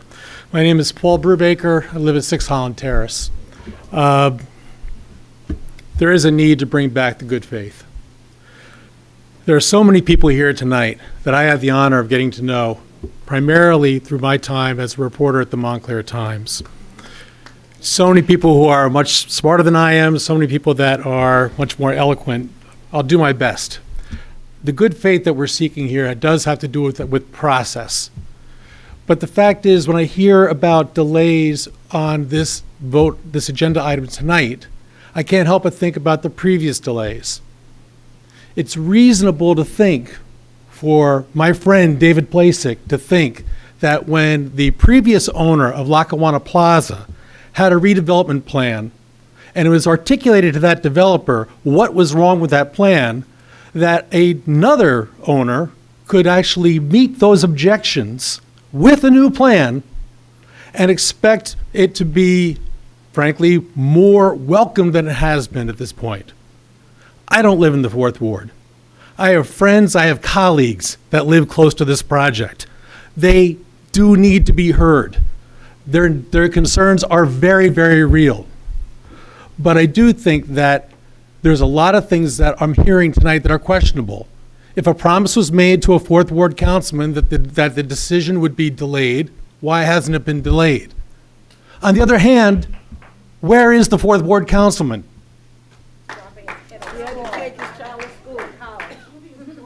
Legitimate reason. Legitimate reason. Dr. Baskerville, another person I've had the pleasure of knowing. For the past year, there have been agenda items, there have been meetings, we've had forums, we've carried signs, we've had online petitions, pro and con. We've had excellent forums online by James Cotter moderating online that we were all educated by. But sooner or later, we have to get down to the brass tacks of getting the work done. Tonight, the item is on the agenda. If it gets delayed to September, will it really be a decision made in September? And at what price will that be? In 2015, the Star Ledger did start off by talking to an 87-year-old resident of the 4th Ward about the hardship that it was imposed upon her by the Pathmark closing. And here we are 8 years later, and it's a food desert by designation of the state of New Jersey.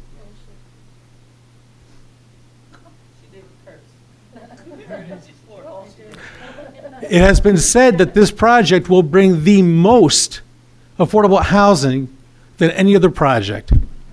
It won't solve all the affordable housing problems, but will start the ball rolling in the right direction. Let's get moving. Let's work as a community. Please pass the ordinance so that the work can begin and we can work together as a community. Thank you. Thank you.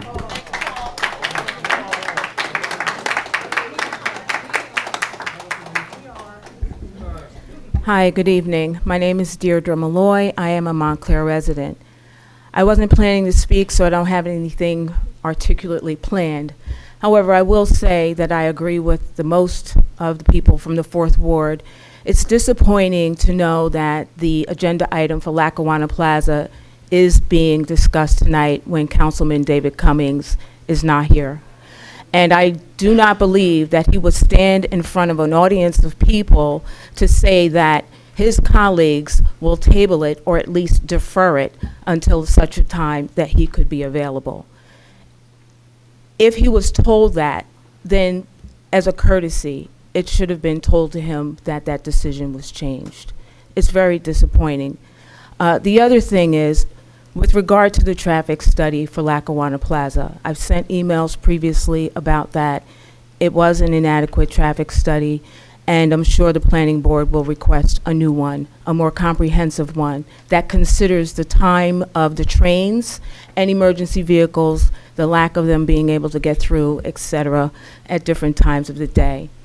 I also want to say that enough has been said with regard to the development in of itself, but I think it would be a good thing to just defer it until such time that you can have a full body here. We would like to know how our councilman is going to vote, whether we believe what we think he's going to vote or not. The other thing I want to say is it's very concerning, and this is not a personal statement, that there are several issues with the clerk's office. And as a constituent, it is a concern to understand that, one, everyone on the dais will be able to work together, and we agree to disagree, that's fine. But the municipality must run the way it's intended to run. And if we, as regular constituents, cannot break laws and cannot not do what we're required to by statute and or an administrative code without consequences, then it is difficult to understand why someone that taxpayers' dollars are paying is allowed to do that. So, having said that, please consider all things that have been heard. And I know you believe that you're doing, I don't know, but perhaps a good job. In some cases that has been done, but in many cases it's challenging for us to get the information that we're looking for. So I would like it to improve and seriously consider whether or not you're going to give tenure at this point. Thank you very much.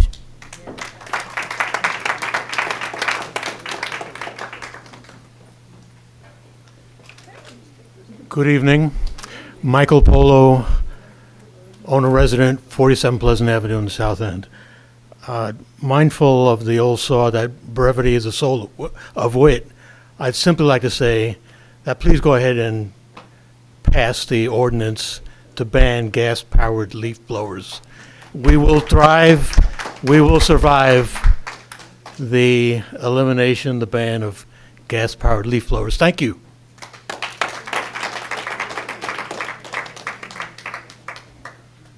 Good evening. My name is June Regner. There's a lot of big issues tonight. Bob, if you're watching, I hope you feel better and you come back soon. First, I would like to thank our brave firefighters who work so hard and so bravely today. Thank you. You deserve fair, honest, honorable, and competent leadership every single day, but most especially on days like today. A series of town managers has let you down. Hopefully the newest will not. It is long past time to do the right thing by all of you. I would like to especially thank the black firefighters and senior firefighters who are unfairly pushed aside. Your service in face of these behaviors is particularly commendable. Second of all, the leaf blowers. Please, pass the ordinance today. Pass it the way it is, and pass it now. Third, the Lackawanna Plaza development drama has sucked every little bit of air out of the room for far too long. It has made everything in this town way too toxic. Stop the delays, introduce the plan tonight. Get the ball rolling. Don't take your eyes off the very, very important fact that there is a housing crisis right here and right now, and we absolutely need all that affordable housing. It is crucial. It's a thoughtful plan that incorporates many important elements. It's not a perfect plan. Do not reward people who refuse to show up. It sets a really poor precedent. Next, focus on your basic job. Listen to your constituents. Support the town manager. Follow things like the sunshine laws. Hold this clerk accountable for not posting minutes or responding to Oprah requests. Commit yourself to basic democratic ideals. Act like grown-ups. Allow people to view these meetings online and comment online. Don't try to limit public comment again. Make financial decisions, big financial decisions, with stewardship in mind. No more off-agenda, midnight motions. No more secret straw polls. Think things through. Those of you who have been around for a long time were full participants in the disgraceful neglect and starvation of our schools for decades. Start the process of making things right by dedicating pilot payments to the schools. Stop playing games with our children's educations. Newer people, you've had enough time to get up to speed on the issue by now. You cannot plead ignorance anymore.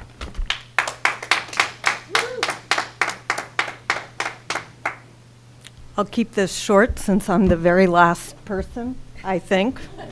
The toxicity and divisiveness of this plan, which people have been talking about tonight, could have been so easily stopped by simply making this a town plan and not a developer's plan.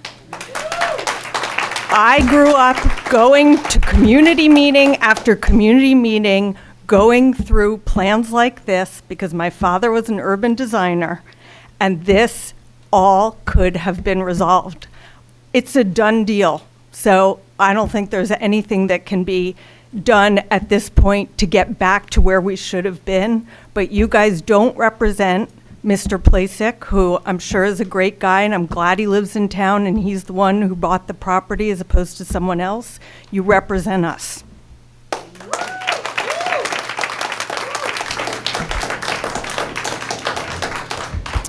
Thank you, and with that, we will close debate on public hearing. We'll close discussion on public hearing, so thank you very much. We do have the agenda with flexibility, so we'll move a couple items around, just in that there were more conversation on those items. Let's go to Ordinance O-23-31, which is the ordinance to prohibit the use of the gas-powered leaf blower in the Township of Montclair. I so move. Second. It's moved and seconded. Without objection, I'm going to open the public hearing. Is there anyone who wishes, is there any objection? Hearing none. Anyone who wishes to speak to this ordinance? Out there. Yeah.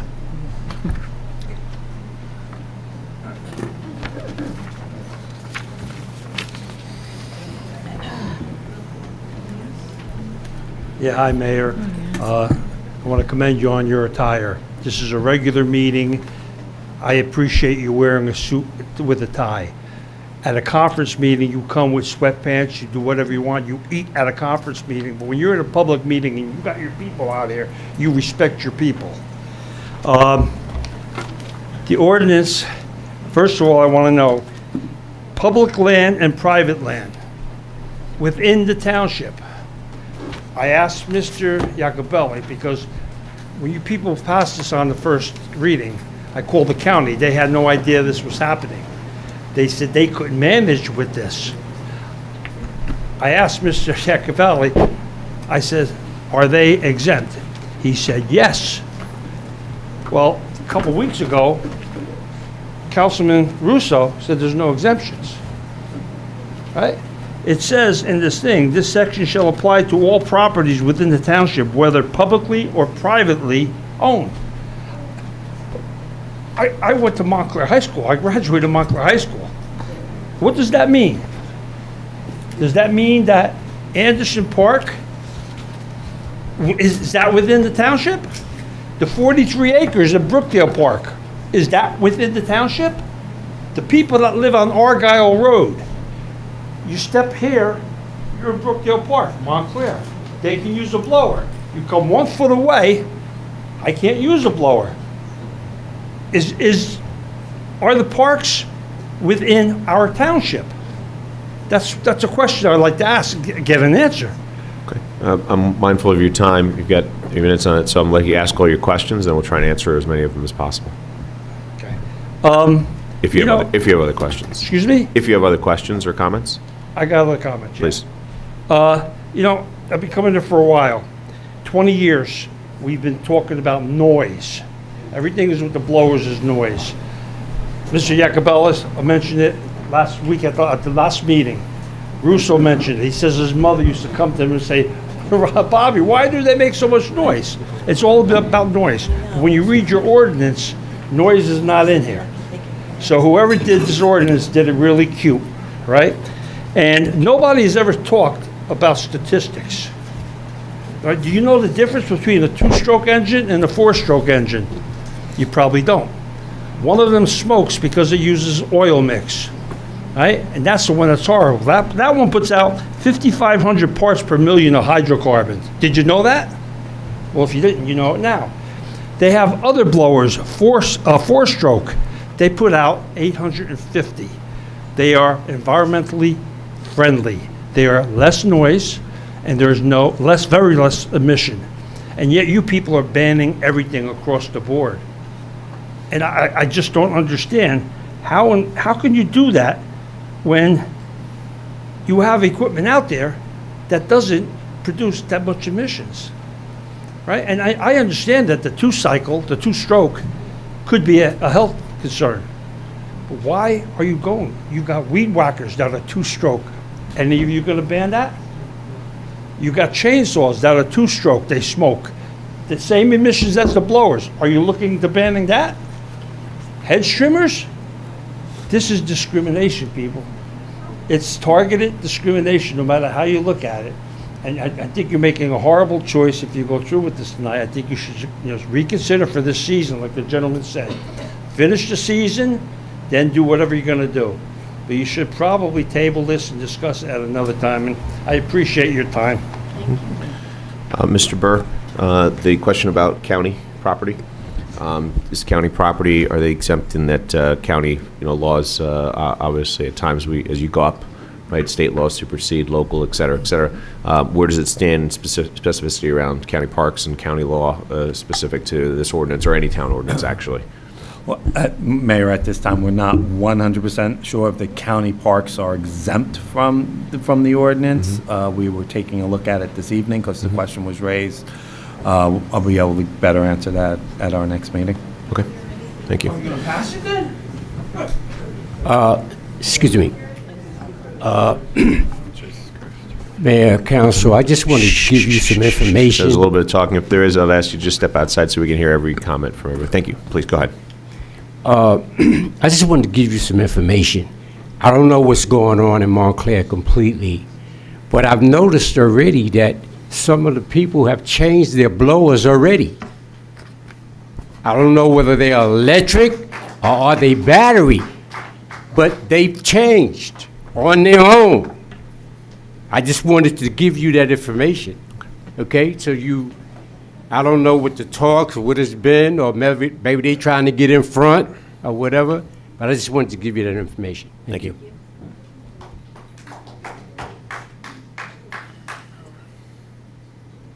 Good evening again. Johanna Coxeter, 4th Ward resident. I'm asking you to pass the gas-powered leaf blower ban tonight without exemptions for large yards. It should be very equitable, whether it's large or small yards. And also, please do not change the time that they can start from 9 o'clock to 7 o'clock. Thank you.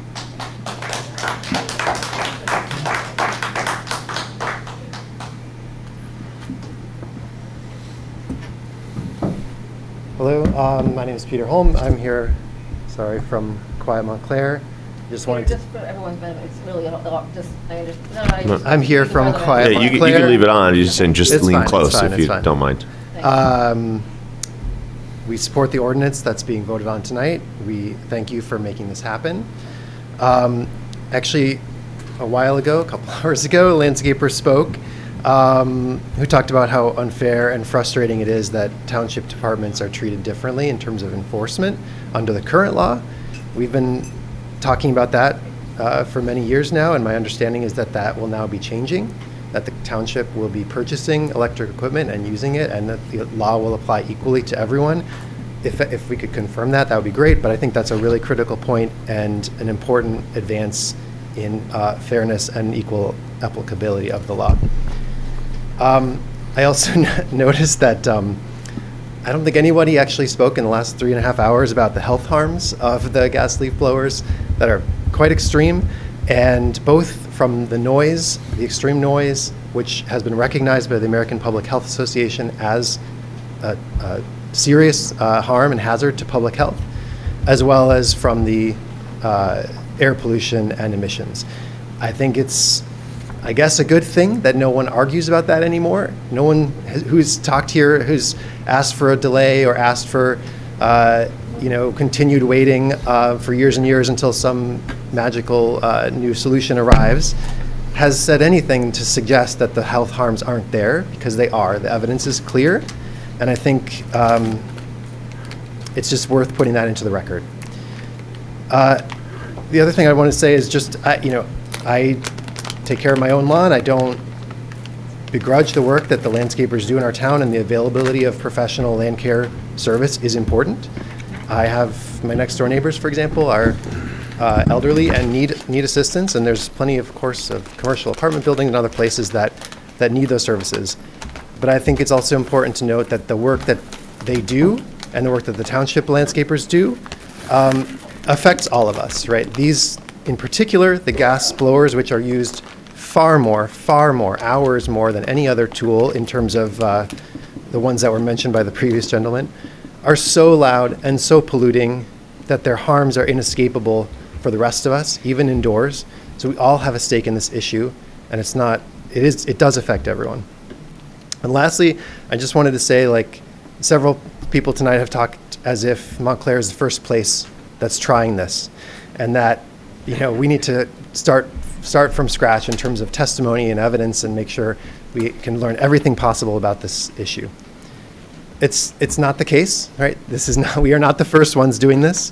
One place among others that has had a year-round ban since January of 2022 in place and working is the city of Washington, D.C., a place I've lived for several years, much of which looks very similar to Montclair, a mix of apartment buildings, 100-year-old houses, lots of street trees, lots of other trees. And in fact, I think the estimate is that there's over 2 million of them in that city of 500-some thousand people. The DC Council passed their ban. They held multiple hearings. They generated an extensive record of expert and landscaper and resident testimony. It's online. Anybody can go look at it. We can learn from it. We have learned from it. That was much of the testimony that's been represented here over the past 4 years of this issue. And then finally, there are others like the California Air Resources Board, which is the state equivalent of the EPA in the largest state in this country. Before the state legislature passed a law banning the sale and purchase of these machines for a state of 39 million people, they did a pretty extensive review as well. We've heard hearings in Maplewood, in Princeton, in Larchmont, and even in Glen Ridge. Glen Ridge did an environmental advisory committee, hosted a hearing just a few weeks ago with expert testimony. This is not a new issue. There's plenty of knowledge on it, and thank you for passing it tonight.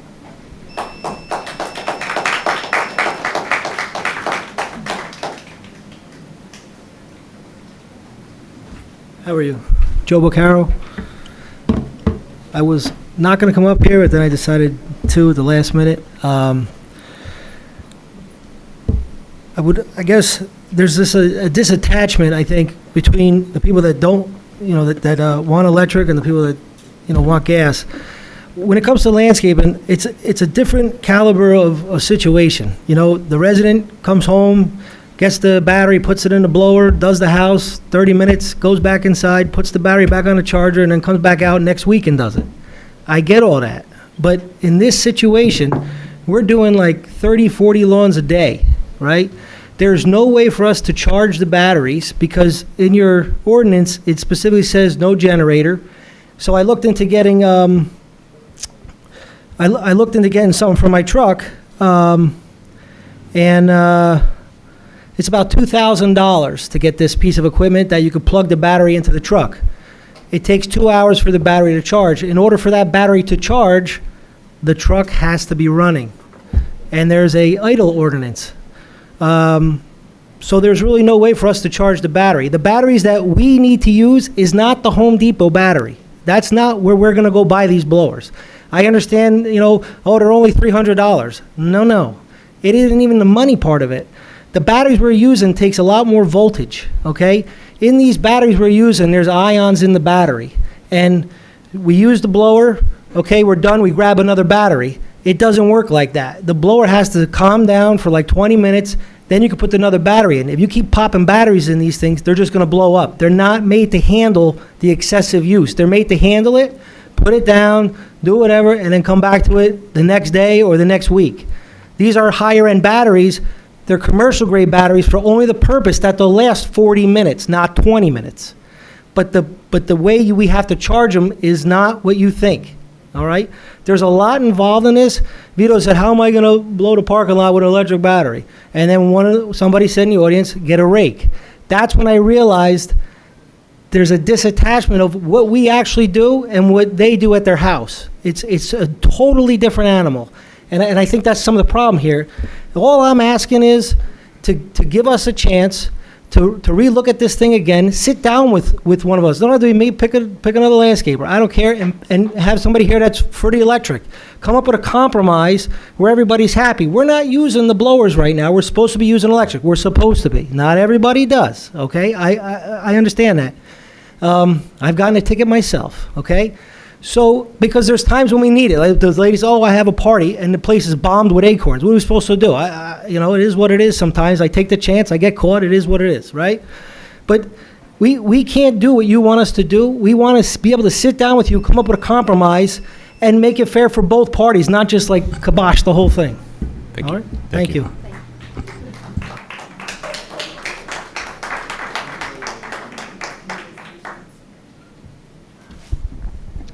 Hi, everyone.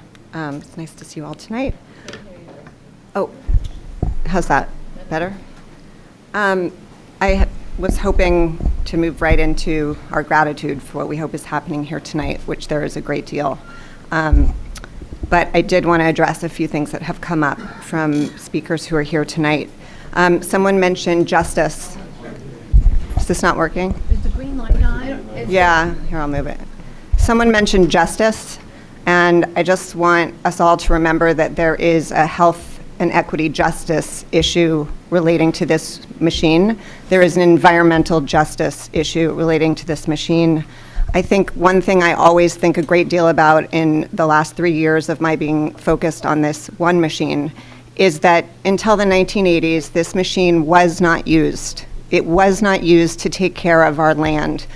We know that the environment is struggling for so many different reasons, and it includes fossil fuel use and the abuse of natural resources. And we can go back to something that worked for us all, both customers and landscapers. And we don't need to rely on just blowing these leaves. There are a lot of alternatives, and we've been talking about that. We continue to roll out education, and we will continue to. And I hope that anyone who has concerns and needs will reach out to the council. They know how to get in touch with us. There are a great number of us who are ready to come meet with you, speak with you, have you join demos we'll be doing, education, workshops, etc. Please reach out. Let us help you adapt to this new law. The other thing is we hear a lot about the cost. And let's remember that there is a gas savings, and that often is left out of this conversation. For the hundreds and hundreds of dollars you may invest in new electric blowers, you will save hundreds and hundreds of dollars in gas and oil. And that will ultimately level out, and then you will be saving money. And we hope that you'll remember that as you move forward to also adapt in Montclair. And as Quiet Montclair mentioned, there are so many towns and cities that are doing this and succeeding, and I just hope that we remember that we're not reinventing a wheel here. We're joining a movement, and we will inspire the next town and the next town, and maybe even the state, and then the next state, and that really is the direction that we all hope that this is headed. And Montclair is going to be a really important piece of that, and that's something we're really grateful for. There are a lot of people that have put in a lot of time and work that preceded when we first showed up to this meeting February 7th. And there may be people watching who are thinking about this in their town. And please know that this was a grassroots, boots on the ground effort of residents of Montclair, that it was done by email and phone and a couple Zoom calls. and shoulder tapping and knocking on a few strangers' doors. That's your time. And we're Thank you. here tonight, and this is passing because then you engaged with us and are supporting us and supporting the needs of your town, and Thank we you. really appreciate it. Thank you all. Thank you.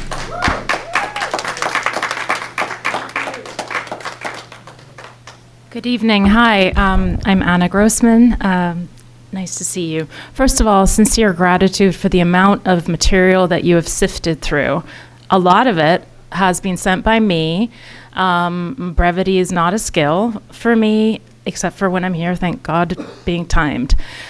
You have read so much stuff. I mean, it's like a course load of stuff.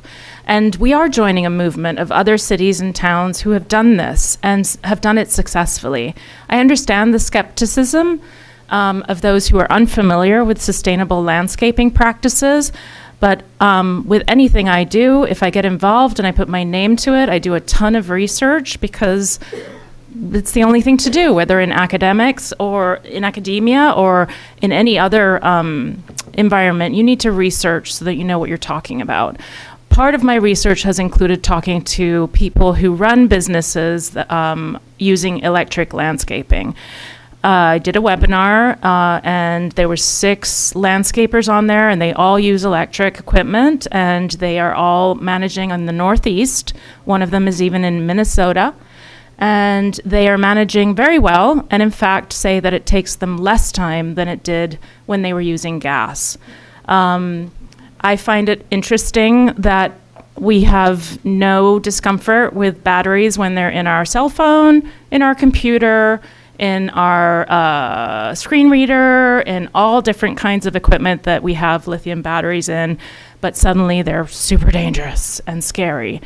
That's another misconception. And there's plenty of ways to pick equipment that works for your needs and that won't harm people the way that gas leaf blowers do. Finally, when we talk about unfair labor practices in the mining industry, just look at the gas and oil industry, please. Just Google gas and oil industry, violence against indigenous communities, violence against women. It's so well documented.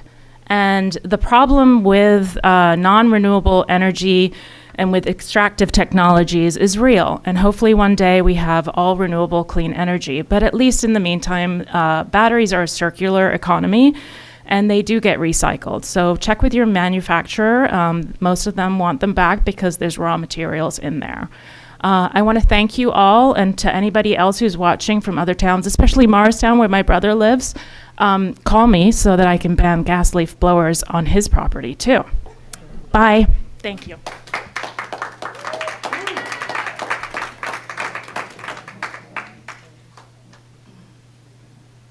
Adriana O'Toole.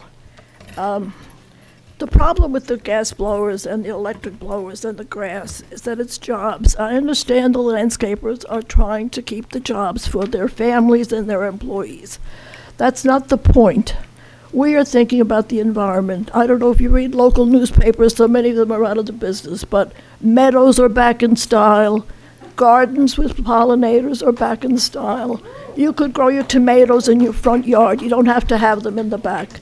I think we have to realize we can use our lands to provide the air that we need, the plants for the bugs and the bees. And I'm sorry, the landscapers are going to have to start developing new kinds of landscapings where they can provide beautiful gardens and use their leaves some other way, compost their leaves on site.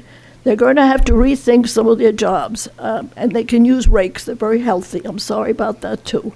But I think we have to get away from the jobs that they provide. They'll figure it out. They have to if it's their jobs. And landscaping is what we need that provides those things are noisy. They go on all night, the middle of the day, and they're unhealthy. And I know you have a lot of things to think about, but think about that one too.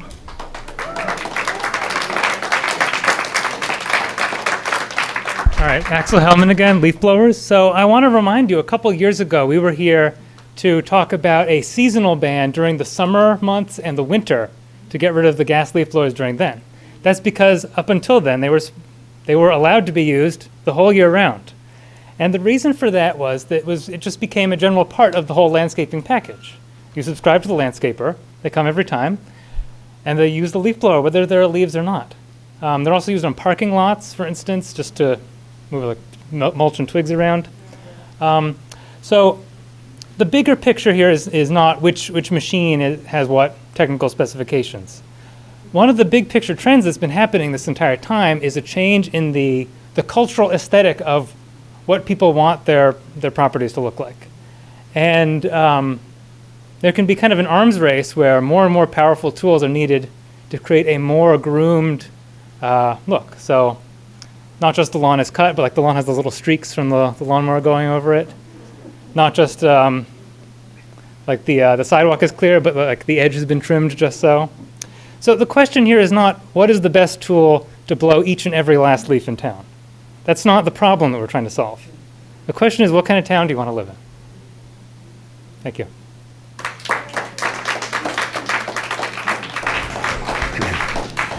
Seeing no one else, I'll close the public hearing on this.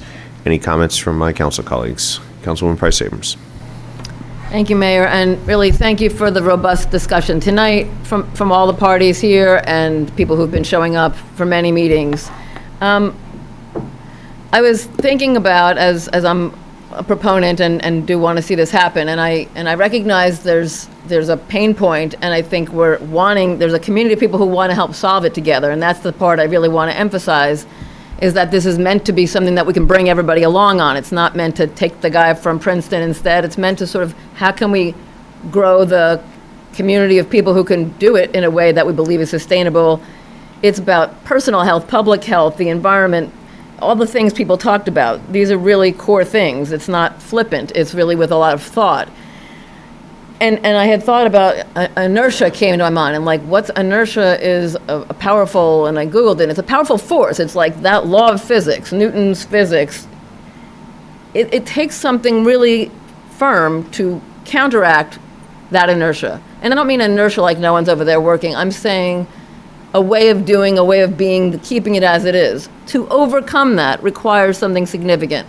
So it's been a period of months in this iteration. It's been apparently over a period of many years. There's been conversations. And respectfully, I believe we're at that point where we're saying, this is important. We want to do this for all the reasons of good health, good stewardship. But we do want to bring people along with us. So I'm going to just read a couple of the things. And I appreciate the advocates who had come up. They have done a good job educating us as to how this is feasible, because I wasn't willing. Some of my colleagues might have gotten here before me. I wasn't willing until I knew the town could do it.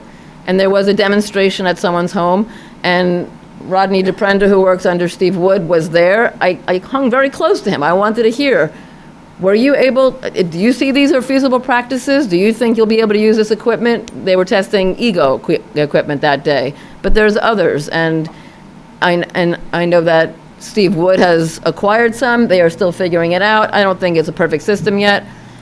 But then I also watched some of the videos that were shared about how are the best practices. If you're simply going to try and use the electric blower the way you've always used the other blower, I think that's one of the ways. And I don't pretend to be an expert. I'm just teaching what I learned recently. That if you mulch the leaves first with your either pushing mower and you hit them the right way and you can mulch them. I said, can it work for a lot of leaves? Like they showed a demo of like 2-foot pile of leaves, dry leaves. And the guy was using a ride-on piece of equipment, and he understood how to push them around and how to push the mulch out as he reduced the pile of leaves. And I don't know how many minutes it took, if it was time elapsed, but in other words, that got spread all over the grass. There wasn't anything that looked unpleasant about it, and it got rid of the leaves. So it took away some of the part of the job that involves collecting the leaves, getting them in the truck, and taking them wherever you dump them. And I'm not saying anyone has to do that, but it's a way that makes this whole thing feasible. So the request is that you consider if you can adapt practices. And there is some time before we get to when the leaves fall, and that's the purpose of trying to pass it now. So it's really with the goal of bringing people along. The township, Lisa Johnson, whatever her exact title is, something like our sustainability officer, has worked with parties to have a demo the town is sponsoring on August 26th. So for those around at the end of the month. I know that there can be others of those, and the advocates themselves are happy to do them. So I just invite the people here to actually be part of that. There are people from out of town who might come and work for some of the people who live here who want to hire them. I'm not promoting any of them in particular. I would love to see the people who have been faithfully, working to make this town beautiful be part of that next wave. So that's my request, is that we figure out how to work together. We have this time. We want to educate people, and we want to bring you along with us. So for all these reasons, I'm not sure if I left anything out. That is why I'm voting for it, and I appreciate my colleagues, here with me tonight.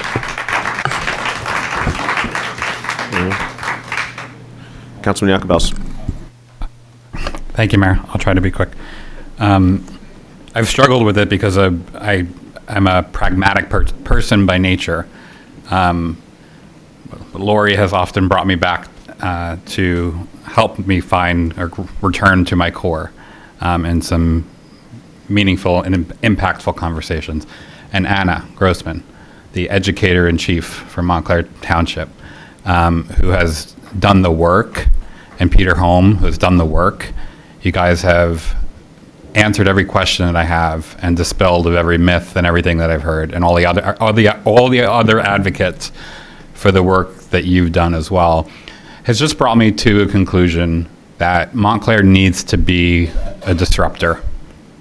We have to be. Who are we waiting for? Who else is going to lead here? Who else is going to take the first step, if not a town that's 91% Democratic, the progressive capital of New Jersey? I think people are counting on us to be the disruptor, to do something bold, to say we are such a valuable, attractive community to live in.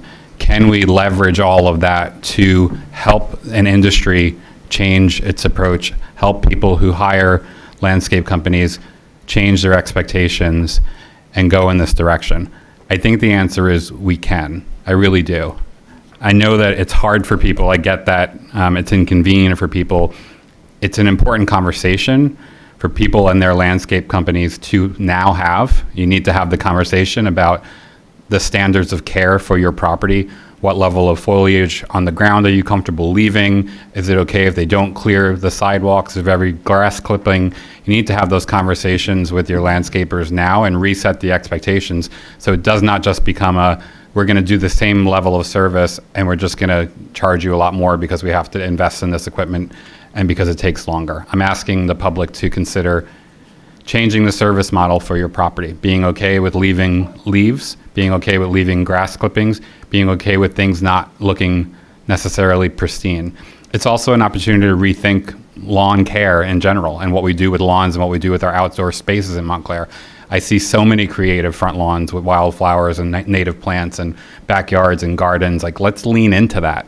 Like, one of the other things that I've been thinking about, and I'll end on this, is if we can be the quality of life council where we ended this term after 4 years, we've ended where we've leaned in on native vegetation and protecting native species and protecting pets and animal welfare and went this far, it will literally be a quieter, healthier, more sustainable place. And that to me is measurable and powerful and really important. So I have decided to support this ordinance in its iteration and vote for it tonight. Thank you. I'm sorry. I'm sorry. I forgot one other thing, which is that a couple of us discussed, and Mr. Manager, we would like to ask you to establish, working with the CFO, to establish a $10,000 buyback fund. And I believe a majority of colleagues up here would support that. We will work with you and advocates to design what the program looks like, but the intention is to help particularly people who are lower income and who do their own lawn care, who do not hire the services, to help them transition. There are people in the town who have gas-powered leaf blowers that we're going to be telling them they can't use those anymore, and we want to help them transition.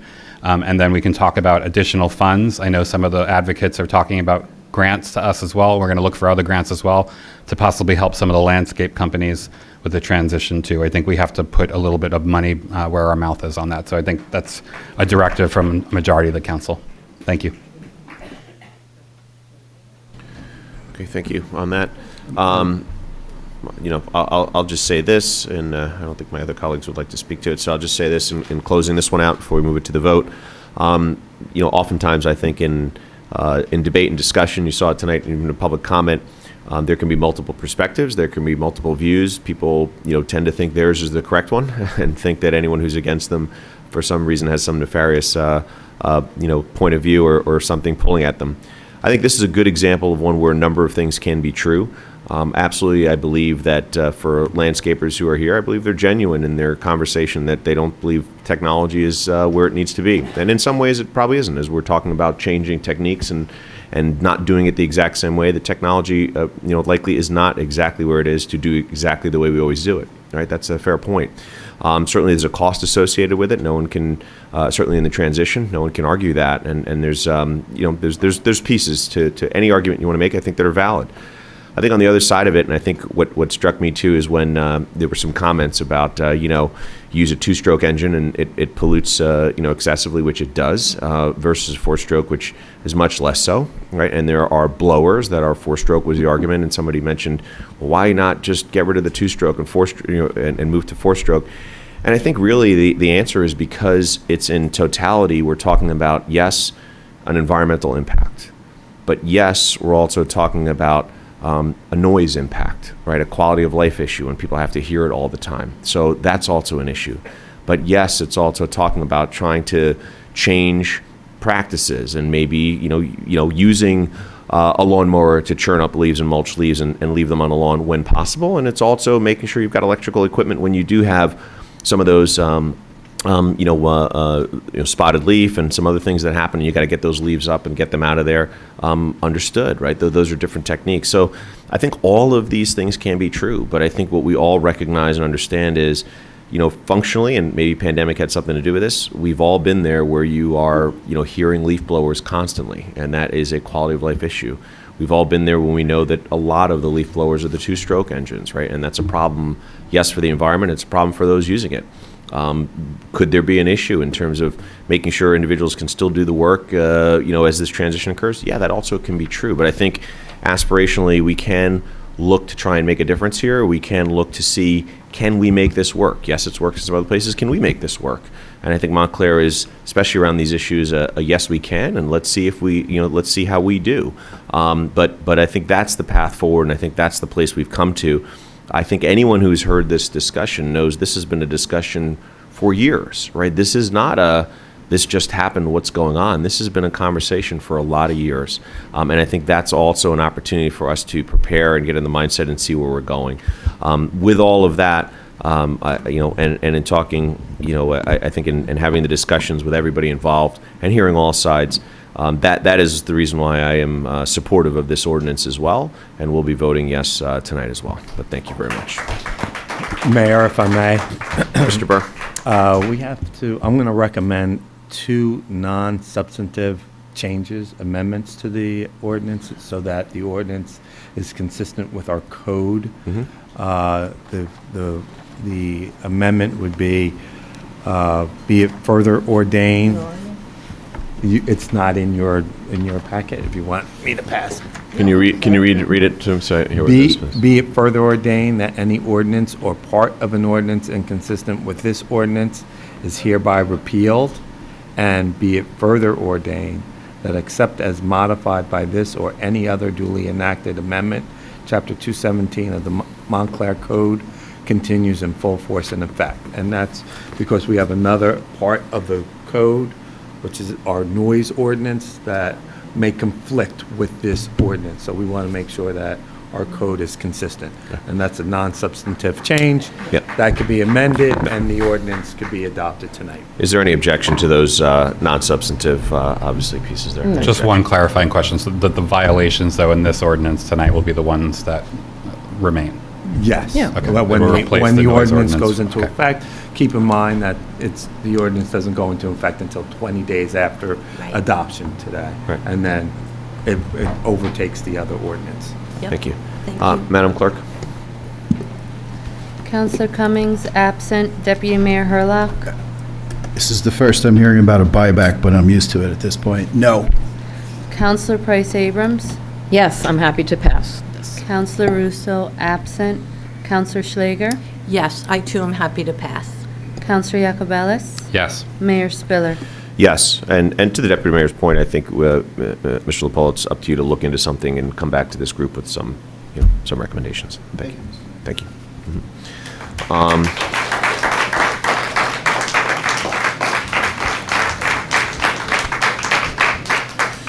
Okay, thank you. Again, we've got agenda. Thank you. Thank you. We've got agenda with flexibility.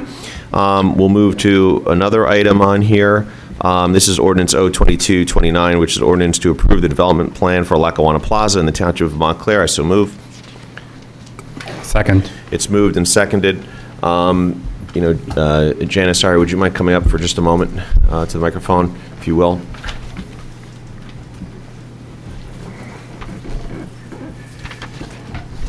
Thank you.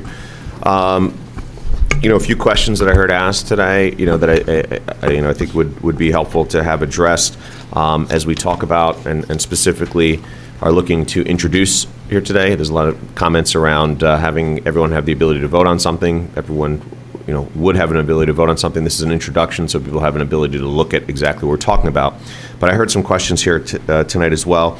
Can you maybe in brief summary, if you can, talk about some of the ways some people acknowledged it as a benefit, some people acknowledged these changes but didn't know. Can you acknowledge just in a succinct way the changes from where this started and what we're introducing potentially tonight as to what those changes would be? Janice, I know you've had a lot of webinars on it and hearings on it and conversations on it, but there's a number of things that people had asked about. I want to hit some of those before we move forward. Okay, I can be pretty succinct because I know there's been extensive discussion. Number one, we reduced the number of dwelling units. You've heard that. We reduced the height of several of the buildings. Building D was reduced from 6 stories and 77 feet. This is on the east side. It was reduced to 5 stories and 67 feet. The adjacent building on the east side near Bloomfield Avenue, Building E, was reduced from 6 stories and 75 feet to 5 stories and 60 feet. So it's just, those two buildings have essentially been reduced by 1 story and approximately 15 feet in height. We've added additional step backs. You've seen those pictures. We really tried to improve the visual quality of those buildings so that they worked well with the surrounding neighbors. We added a requirement that there's no building on top of the Tony's Brook culvert. There was a lot of talk about the impact of building on top of that culvert that holds Tony's Brook, through which a lot of the township's stormwater in this area of the township flows. So most of that culvert is under Glenridge Avenue. The portion of it that does go underneath this redevelopment area property will be adjacent to open space. There will be no building on top of it. There'll be building adjacent to it. The effect of that is it pushes the building farther away from the residential neighborhood, pushes it farther away from the street, and it reduces, again, its visual impact. We reduced the number of short-term rentals from 15% to 10%. We added a new requirement that 20% of the land area be dedicated to open space. In effect, we increased the open space requirement and added a minimum percentage for that. We added more restrictive language regarding rooftop mechanical equipment. I know there was a concern that these buildings could actually appear larger than is planned. By applying the new regulations that we have for mechanical equipment and limiting the size of cooling towers that they are anticipating to meet their sustainability requirements, I think we've addressed that concern. You're not going to see a larger building because of the equipment on the roof. We adjusted the parking requirements based on the report from a parking expert. We adjusted the requirements for the developer to address traffic and utilities based on information that will be provided by an updated traffic study at the time that the site plan is submitted to the township. As you know, traffic patterns change. We want to have the most recent traffic report. It will be a required submission. So they'll be required to make any improvements to the intersections that are impacted and any of the streets that are impacted by the development coming from this project. And that would be a mandatory requirement to make those improvements, and that will be paid for by the developer. Similarly, there'll be a significant effort to, or a significant requirement for, to evaluate the existing condition of all of the stormwater culverts. There's going to be a requirement to increase the capacity of the water pipes that run underneath the property. Also, a video assessment of the existing conditions within those culverts, so that we can do an analysis of what their current, because right now they're under some of the buildings, do an analysis of their integrity and determine how much improvement will be needed at the time of site plan approval. We have much more restrictive and detailed historic resource requirements. We added a requirement for bioswales between the sidewalks and the street. That was part of the concept plan that was presented. We thought it was a very positive idea to have these bioswales. It really greens up the area and helps make this entire area much more sustainable from an environmental perspective. And I think those are the most significant changes. No, thank you for that summary and trying to be as concise as possible there. I appreciate that. Either Mr. Smith or you, another question I heard was the environmental, LEED buildings and all these other, what's the environmental classification of the buildings? And I know they're different for different buildings, but would you like to take a stab at that briefly?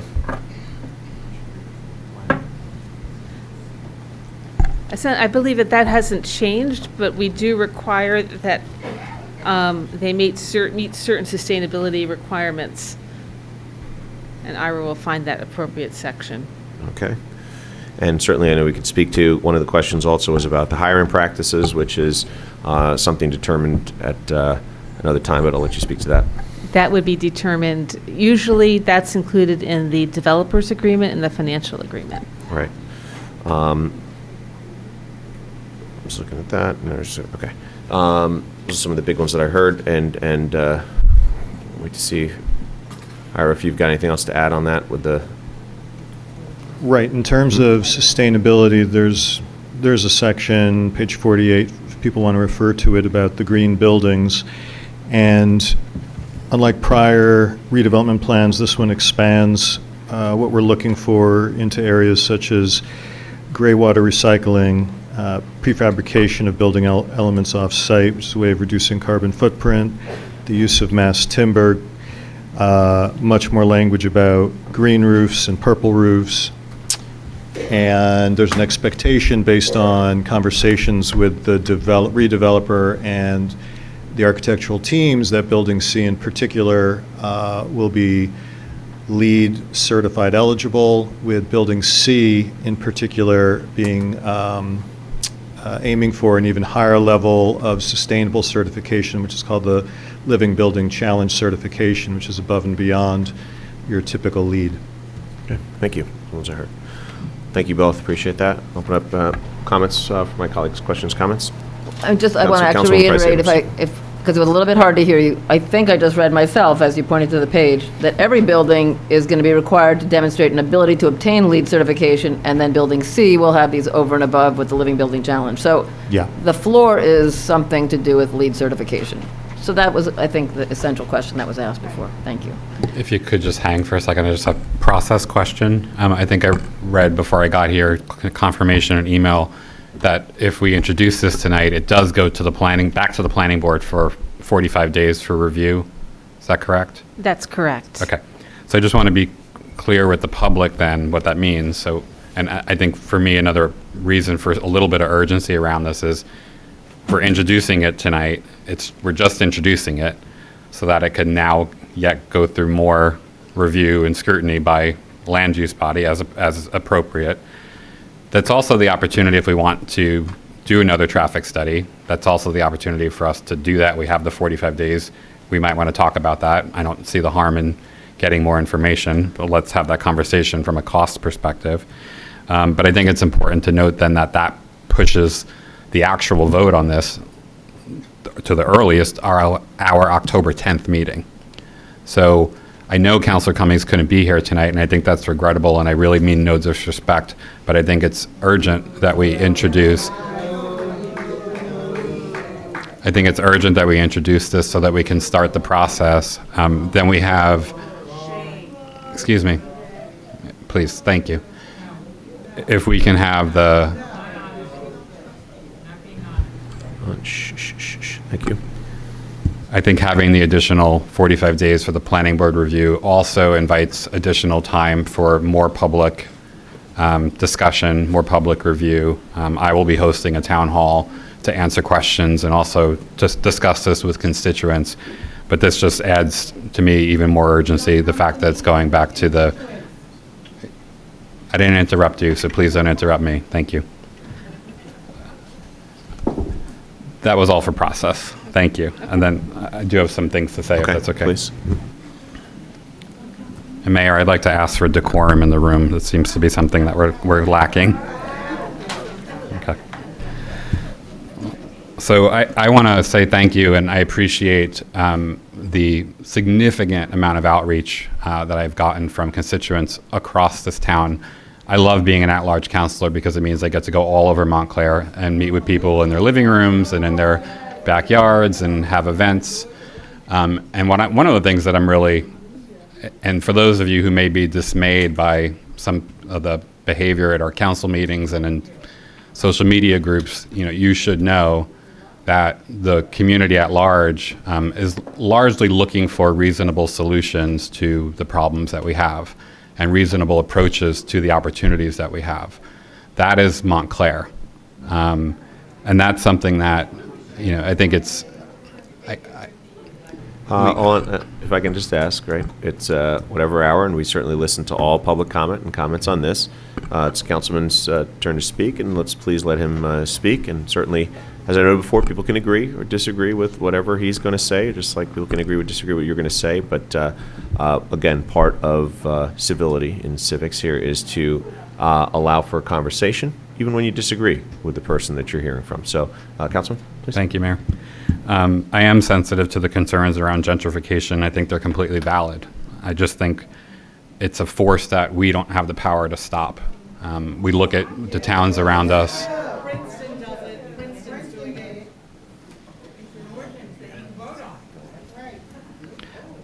I do think we're going to have to revisit the rules of how this chamber is run during council meetings. So this is not, we're not behaving like a civil society. I'll ask again, please. Thank you. Go ahead. I'm not happy with how several other projects have gone in Montclair. And I am happy that the planning board is taking up review of the master plan because I think it's time. We need to be doing that. We need to have a North Star, a compass that guides us as a town and have those principles codified in a master plan. I think when I think about bad development in Montclair, I think about around the Bay Street train station. I think about how, not any building in particular, but all these buildings were built in isolation of one another. They were just built as buildings for people to live in, and they don't speak to each other. They don't offer any sort of communal space. They don't really work with each other. There's certainly no sense of connection. And I think that's a huge missed opportunity that we do find ourselves with Lackawanna Plaza, with being an 8-acre site, that we have the benefit of looking at the whole site holistically and to be able to create a true live, work, and play space in terms of office space, housing, open space for the public to gather, commercial, shopping, all of that. I think that's a real opportunity for us as a community that not a lot of places get, especially mature towns like Montclair that don't have a lot of land left. So I do consider this a once-in-a-generation opportunity to create something wonderful in the core of our town. I think this could easily have been a project that just happens as of right and driven solely by an owner and investors' profit motives. Instead, we have a Montclair resident who has assembled a team with several other Montclair residents working to create something that reflects the values of Montclair and goes above and beyond what would ordinarily be built. And this includes 90 affordable units at 2 different tiers, 4 open public spaces, not including beautiful arcades at the first level, possibly the most eco-friendly building in the state of New Jersey, Building C, a place that offers connection, a great arrival experience, and a community space for folks on scooters, bikes, boards, wheelchairs, walking or driving, stormwater capture, gray water recycling, native vegetation, and a real public art showcase, tribute paid to the site's legacy as a public transportation hub of Montclair, the largest grocery store in Montclair, a true town square, an expansion of the sense of Montclair Center into and further along Bloomfield Avenue. Significant revenue for Montclair when we're talking about needing more revenue for our schools, needing more revenue for all of these programs. We're talking about significant revenue for Montclair. We have, and I truly believe this, and I've gotten this affirmation from people all over Montclair, we've listened to the people. That's why you heard so many people here tonight. It's why we had so many people email us over the last few days as well. We've chopped floors off. We've brought down the number of units. I actually disagree with taking down the number of units. I would have liked to see it stay at 375. I think we have an affordable housing crisis in Montclair, in New Jersey, and a housing crisis in general. I think we're short-sighted on that, but I'm accepting that because that's what the public has asked us for. I think we've oversupplied on parking. I just want to be transparent with how I feel so you know who I am. I think we have too much parking in this site. And I think we've come up with traffic circulation solutions that many of us in the neighborhood wish that we had now. You know, lost in a lot of this, and I sit here and I listen and I listen and I listen. I am a 4th Ward resident and homeowner who lives right on Grove Street, 1,000 feet from Lackawanna Plaza. This directly affects me, directly affects the ability of my sister to come and visit and park in front of my house. I'm losing parking in front of my house. But at the same time, the circulation improvements that we will be doing along Grove Street at the intersections from Lackawanna Plaza up to Walnut Street will result in much better circulation, which means those cars are not idling at lights outside of my window, and I'm not having all those additional fumes coming in to the home. So I think of those impacts as well. Look, I think this will take years to build. It's going to take years to build. We see how difficult it is just to get a plan introduced, let alone a site plan developed, let alone a shovel in the ground. We have to be realistic about that. I'd like to see my friends in the neighborhood, and I know, it's hard to believe, and I said this on social media, and I'll say it again. I live in a neighborhood in the 4th Ward where people will walk to this grocery store. I know them. I know their names. I've posted their pictures online. They want to walk. They want to be able to leave their home in the 4th Ward where I live and walk to the grocery store. Seniors, people who live on Forest and Greenwood and Grove and Willard and everybody, again, around me where I live. I live on Grove Street in the 4th Ward. That's my home. So I'm doing this tonight to get this going so that we can start yet another round of review. And I just hope the discourse, I hope we've reached rock bottom on the discourse and we can see things improve from here. Thank you. Any other comments? Councilwoman Schleger? Yes, thank you, Mayor. I'd like to say that I look at this project as a townwide project. It belongs to all of us, and there's a lot at stake here.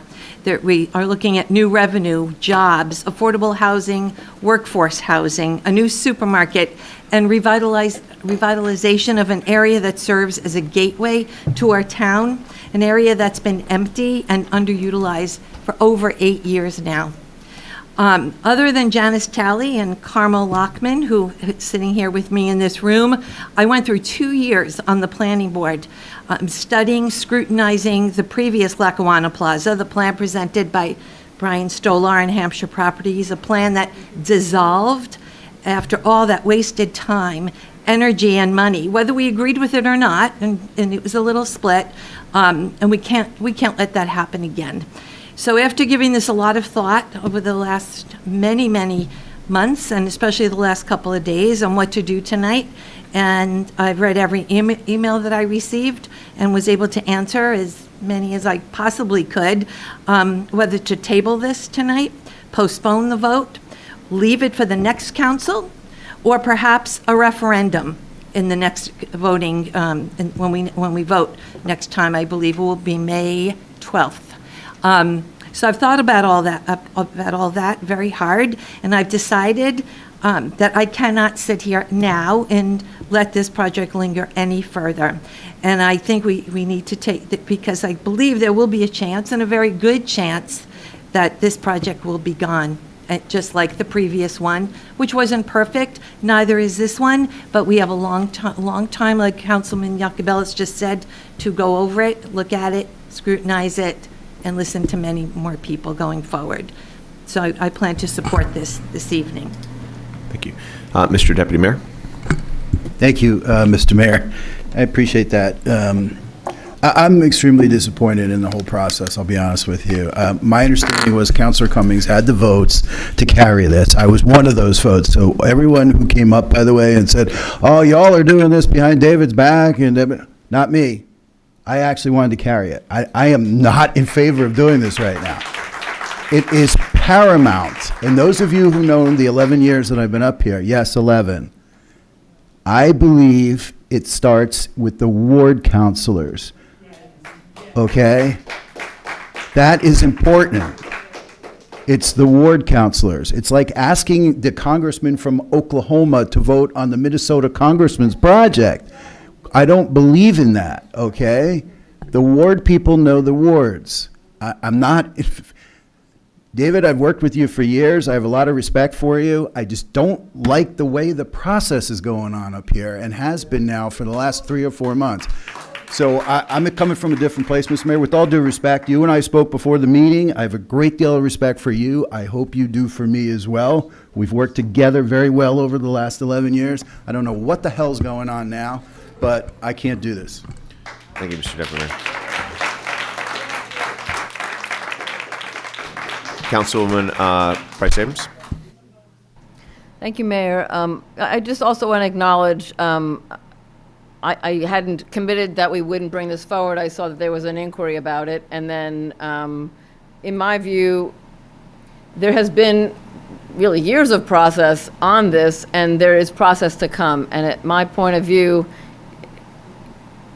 we're at a moment where we should move this along to continue the process. We're not at the end of a process. There's many more opportunities for input. And I just think we don't want to be sitting on it any longer. We're going to hand it off. I believe if the votes are there, we're going to hand it off to the planning board to continue the process. We will have an opportunity to revisit. If there's any changes that can be made, we'll be back at first reading. This is simply an introduction and a first reading. And for that reason, I believe we should move it. I counted, actually, as the people came up. More than half said to move it, and I realized this is just a who stood up in the room tonight. I am not speaking about that. I'm just saying it's not really a popularity matter. It's about, I just believe process-wise, the wise thing to do is to continue. Excuse me. Hold on. No yelling out, please. Thank you. Let's let the councilwoman speak. Thank you.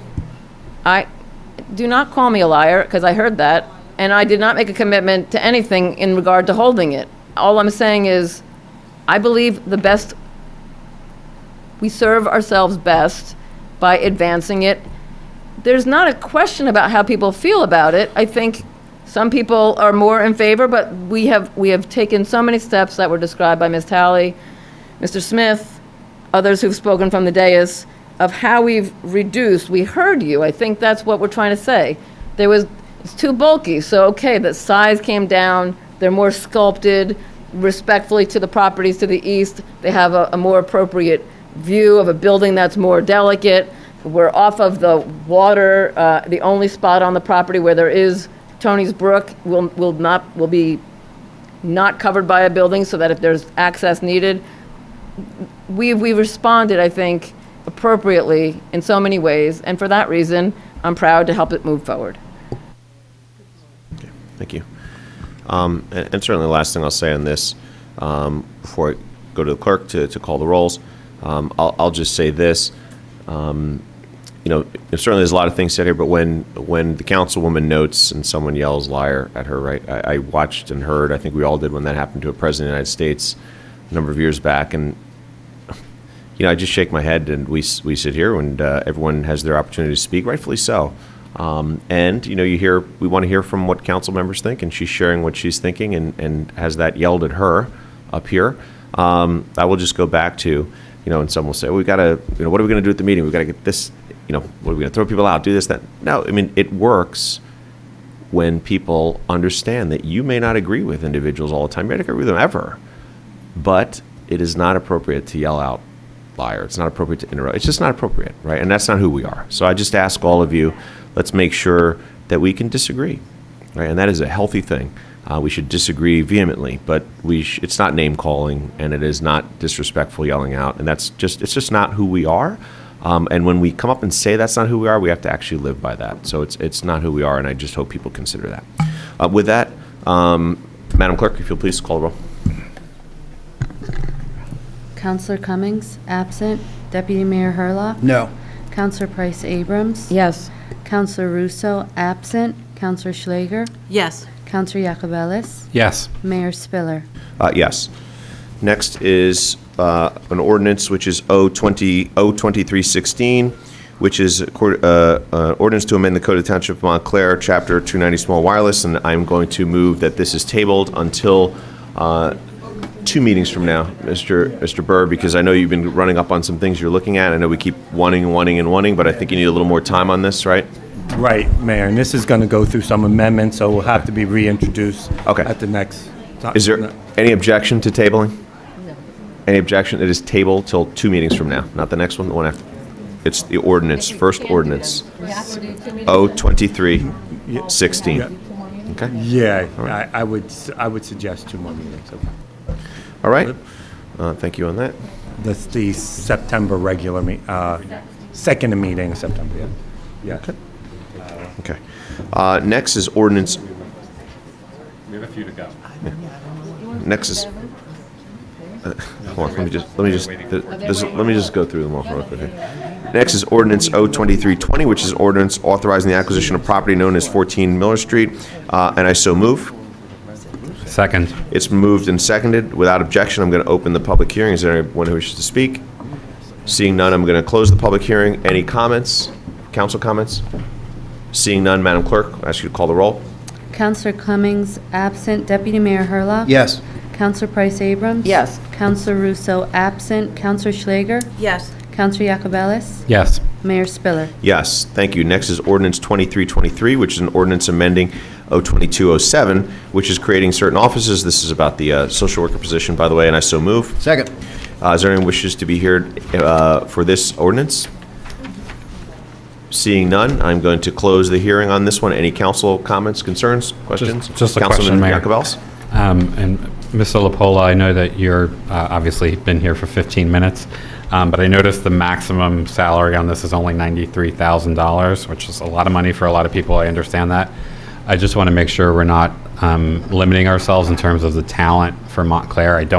If we have the ability to have a higher maximum here, I'd rather have a higher maximum, because I understand we're looking for somebody with a master's in social work. And $93,000 for somebody with a master's in social work for the experience to support Montclair just feels really low. So, Mr. Burr, are we constrained by some larger salary ordinance on this, or can we raise the maximum cap? On the for the social workers, that? Yeah, the social worker salary. It's a non-union. Right, no, you're not constrained. So you could increase it. I just want to make sure we're able to recruit top talent for, somebody, again, we're looking for masters of social work level.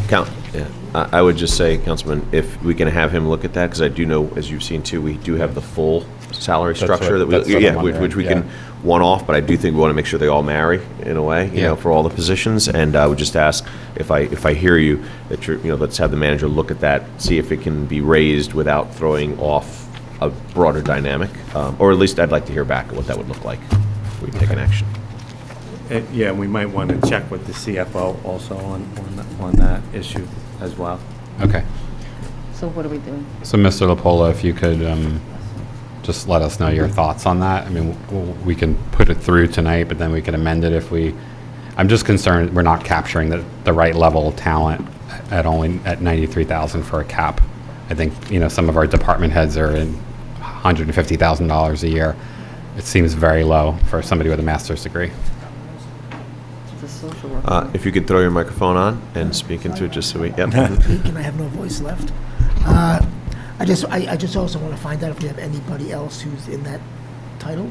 Okay. Just to make sure that we're not starting with a salary that might conflict with someone who has experience, et cetera. But I will get back. Can I ask, would your preference be that we raise the cap on this tonight, table it, pass as is, and revisit? I think that's your that's up to you. I would suggest you could pass it and we can come back if it's problematic in getting someone hired, or we can, but I really don't know. I have to talk to HR, so. Okay. And also to Any other questions, concerns, comments on this one? I mean, I think perhaps we should move it tonight, and then we can reassess it at a future time. So I would encourage us to pass it tonight, Yeah. that we can begin to I'm search good. for this professional. Any other questions, concerns, comments? Seeing none, Madam Clerk? Counselor Cummings absent. Deputy Mayor Hurlock? Yes. Counselor Price Abrams? Yes. Counselor Russo absent. Counselor Schlager? Yes. Counselor Yacovelis? Yes. Mayor Spiller? Yes. Next is Ordinance O-23-25, which is an ordinance amending the Parking Code, Chapter 327, Article 3, Parking, Stopping and Standing. And I so move. Excuse me. Thank you. Is there any objection to open the public hearing? Seeing no objection, anyone wishing to speak? Seeing no one wishing to speak, I'll close this. Any questions, concerns, comments? Just a quick comment. Yeah, please. Mr. Deputy Mayor, I want to say thank you. This is in my every other day walk around my neighborhood. So I've now paid a lot more attention to this than I ever have before. I want to thank you for noticing the problem and pursuing a solution here. So thank you. We could work together. Madam Clerk?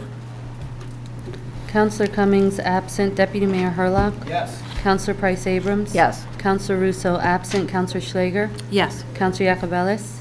Yes. Mayor Spiller? Yes. Next is Ordinance O-23-26, which is a fully funded capital ordinance. Mr. Deputy Mayor, I'll wait for you and your appropriate remarks. by the way. Mr. Mayor, did you say fully funded? I'm sorry, I didn't hear that. Thank you. Providing for various water utility capital improvements in, and by the Township of Montclair and the County of Essex, and appropriating the sum of $1.2 million from the Water Utility Capital Improvement Fund for the cost thereof. I so move. Without objection, I'm going to open the public hearing. Is there any objection? Seeing no one wishing to speak, I will close the hearing. Any questions, concerns, or comments on this? Seeing none, yes, Councilman Yacobelis? Just want to say thank you again to those of you on the Finance Committee. I know this is the unsexy work that we do, but it's really important to make sure that our infrastructure is being kept up with, the subterranean stuff that we don't think about until it's a problem. So again, just acknowledging the work that you guys do. Thank you. I appreciate that. Thank you.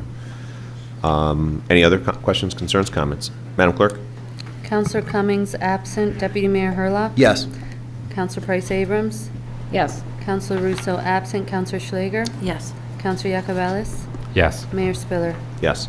Next is Ordinance O-23-27, which is a fully funded capital ordinance providing for the acquisition of a flusher truck, refurbishing of sewer slip lining to remove infiltration, and manhole rehabilitation, appropriating the sum of $1.15 million from the Sewer Utility Capital Improvement Fund for the cost thereof. I so move. Since you said fully funded, I'll second it, Mr. Mayor. Yes, thank you. Without objection, I'll open it to the public for hearing. Any objection? Seeing none. Anyone wishing to speak on this? Seeing none, I will close the hearing. And I'll just note, I'll take the moment here to note the impact, speaking with our departments multiple times, the impact on this also on environmental pieces when we are replacing manhole covers and doing other pieces that stop infiltration into our sewer lines and other pieces is a major environmental piece. And certainly we're proud that we can connect all these things and, of course, invest in that infrastructure that oftentimes is overlooked and has been for decades. Any other questions, concerns, comments? Seeing none, Madam Clerk? Counselor Cummings absent. Deputy Mayor Hurlock? Yes. Counselor Price Abrams? Yes.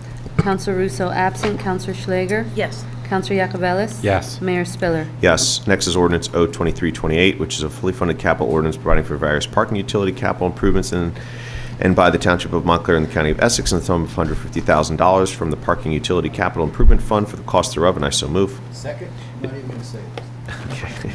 Is there objection to opening for a public hearing? Seeing no objection, anyone wishing to speak on this issue?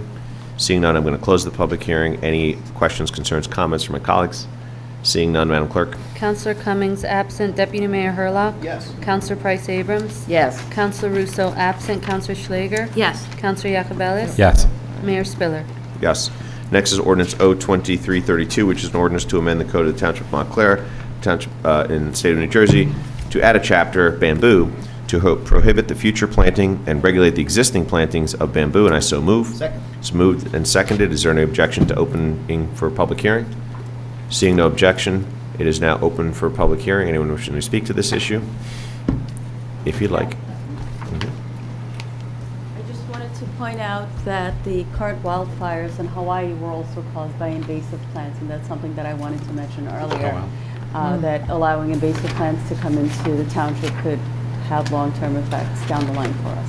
So thank you very much. Thank you. Okay. Seeing no one else, without objection, I'll close the hearing. Hearing is closed. Any questions, concerns, comments from my colleagues? Councilman Jacobellis? Thank you, Mayor. I want to thank both of you and the other advocates for helping us do the work. This is one of the fastest moving things ever, but I think it's appropriate. Just like bamboo. Just like bamboo. I couldn't miss that. Sorry. Couldn't resist that. I know we did pause on the other invasive species. I do want to revisit that fairly quickly. My concern with that was that we have the iris gardens, we have Van Vleck, we have the rose gardens. So I want to make sure that we are understanding what's invasive and what isn't. But I don't want to lose momentum on the broader thing, but I think it's important that we pass the bamboo tonight. Thanks. Mayor. Councilman Price Abrams? I also just want to, commend you for raising it, and really my colleagues that we all, and the Environmental Commission for, paying attention and being able to act quickly. And there's so much going on, as we know, but it's just sometimes a really important thing can get done with effective advocacy, and it's helpful to you all, but many other people in the town, because this is obviously a particular issue that merited our quick action. Thank you. Any other comments, questions? Seeing none, I'll simply say also, I think it's also good that this is looked at separately. Oftentimes when you put things together, it does cloud it, and some things aren't as cut and dry, and this is pretty straightforward, and certainly everyone's looked at the difficulty in getting rid of bamboo, especially once it's planted someplace, and total soil removal, et cetera, that is something for us to act quickly on. Other pieces, other things that are considered invasive, maybe a little bit more of a debate or discussion. So I think it's important to kind of separate pieces out so there can be rapid action in this regard. So seeing no other comments, Madam Clerk. Counselor Cummings absent. Deputy Mayor Herlock? Yes. Counselor Price Abrams? Yes. Counselor Russo absent. Counselor Schlager? Yes. Counselor Jacobellis? Yes. Mayor Spiller? Yes. Next, I'm going to move items 1 through 18. I'll pull out 17 for you, Councilman Schlager, but 1 through 18 in block without objection. Is there objection? No objection, Mayor. Just a comment on one of them. Please, yep, comment on one. No objection. On item 15, it's the resolution awarding or authorizing execution of a fair and open professional services agreement with CP Engineers, LLC, Gannett Fleming, and Suburban Consulting Engineers.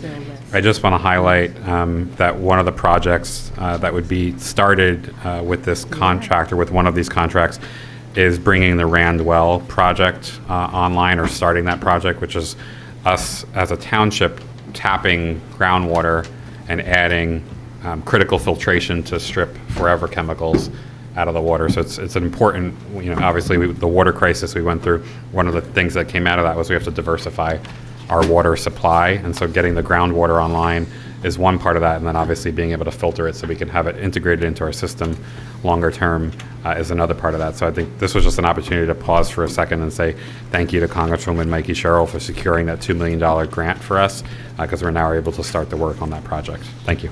I'll also give a big thank you to Mr. Abzarni, who has been ahead of these issues for quite some time, including the issue of filtration, in which we have been filtering years ahead of when it has been a state requirement. So that's an important piece to note as well. That was the comment on that. I heard no objection to moving all those items minus item 17. Therefore, I so move. Is there a second? It's moved and seconded. Madam Clerk, would you please? Counselor Cummings absent. Deputy Mayor Herlock? Yes. Counselor Price Abrams? Yes. Counselor Russo absent. Counselor Schlager? Yes. Counselor Jacobellis? Yes. Mayor Spiller? Yes. Last is Resolution R-23-207, which is our bill list resolution. Councilwoman Schlager, would you please? Yes, of course, Mayor, thank you. Whereas invoices against the Township of Montclair in favor of the following persons for the amount set opposite their respective names have been received, duly audited, and found correct. Now therefore be it resolved by the Council of the Township of Montclair in the County of Essex that said invoices be, they are hereby ordered paid, and that checks be drawn by the Finance Department to the order of such persons for the amounts respectively, and hereinafter stated on the computer printout attached hereto and made a part hereof. This bill list is dated August 15th, the year 2023, for $16,440,568.65, and I so move. Second. It's moved and seconded. Any questions, concerns, comments? Seeing none, Madam Clerk? Counselor Cummings absent. Deputy Mayor Herlock? Yes. Counselor Price Abrams? Yes. Counselor Russo absent. Counselor Schlager? Yes. Counselor Yacobelis? Yes. Mayor Spiller? Yes. Thank you very much. Given the early hour we finished Mayor, today. Can I just intervene Shocking. as we're ready to rush out of here? We're getting a message from our friend Councilman Russo, who's reminding us that we need to pass a resolution tonight authorizing fireworks for the St. Sebastian Fair. Also move that. Thank you. Well, I can't. Counselor. Yeah, I know. That's why I'm jumping in. So moving We it. we were I will already, second it. So you guys Councilwoman already Price Abrams working- was already so on you it, got- so we're good. Thank you. Yeah, If I we can don't- get a we- second, we want, Mr. we Mayor. want that to pass. Second. Thank you. It's moved and seconded. Would you like to speak to it? No. No, you don't have to. Everyone left. Will there be Zeppelis? Television. I don't believe there's a financial cost to us on this one, so we can That's do a correct. voice vote. So, right? Yeah, I do not believe so. Yeah, Well, I 'cause think it's all approval permits of are- the yeah. permit, right? Correct. All in favor, please say aye. Aye. Opposed? Abstentions? Thank you very much. As I was saying, given the early hour with which we finished tonight, any comments? I'll go down the line real quick. Mr. Manager, anything? Okay. Okay. That's okay. Madam Clerk? No comment, Mayor, thank you. Thank you. Mr. Attorney? My only comment to Mr. LaPolla is that I lost the bet over under 11 o'clock. We are well over. Oh, okay. Put that under 11 o'clock on the night. All right. I was hopeful. That's right. Must have been the new guy. That's it. Mr. Deputy Mayor, anything? You know what, given the hour, I'll carry it to the next. Okay. You bet. Councilman Schlager? I'm good, thank you. Councilman Yacobelis? Thank you, Mayor, I'm good. Councilwoman Price Abrams? Thank you. I just will take a quick prerogative. One is that there's an intersection where Harrison Avenue and Union Street and Orange Road all meet up, and it's a confluence of challenge. And it's been under a lot of study, a lot of investigation. And the replacement arm and new fixture, and it's really maybe 90% of the way to being fully improved, and I want to thank the people, including our engineers, Norberto from Neglia, for getting it done, although as I walked in, someone was telling me why it's still got a problem, so we will follow up on that, but I do want to extend appreciation for, it was a long road, and they're advocates who've witnessed a lot of accidents. It was a very significantly challenging and dangerous intersection because of the way the bend, you can't see the light. We hope that that's been addressed. I will test it out as I drive home tonight if I can see the light better. I didn't yet say publicly, but I also just want to be on the record of extending my heartfelt sympathies to the Hartnett family. I barely got to know Joe. He's someone I knew of. I worked very briefly with him when we had his guidance for a short window here. But he's someone that was a steady hand that gave a lot of assurance because he understood what he was doing, and it was really a comfort to have him in that seat. And again, I am sorry for his loss, and I'm going to take the personal prerogative further that my mom's sister, my Aunt Barbara Bergman, passed away today, and I just want to use the prerogative I have to speak to say how much I'll miss her and what a good person she has been in my life. Our condolences to you, Sorry for that Councilor. loss. Condolences, yeah, my condolences. For that loss. Oh, Councilwoman Schlager? Yes, but if I could just also say, I'd like everybody to know that Mr. Hartnett's picture is up on our wall, and we will, he'll always be memorialized here in this building, and we can see him here, which is really quite remarkable that to see those beautiful pictures of him. And also my condolences to Georgia and Colin and their whole family. I worked with Mr. Hartnett for several years on previous council, and he was a true gentleman, and I'm very sad that he had passed away. So thank you.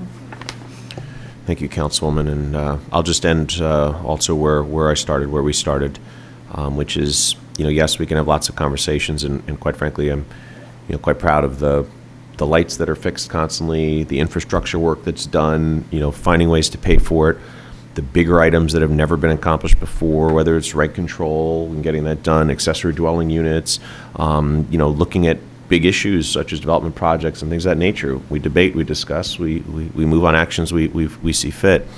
But I do think as we close out again tonight, and especially as we think of your loss, and again, so sorry for that, and think of Mr. Hartnett and what his family's going through, we've got to put it in perspective, and we've got to also understand what is truly important and what we each value, and certainly that's the most important thing.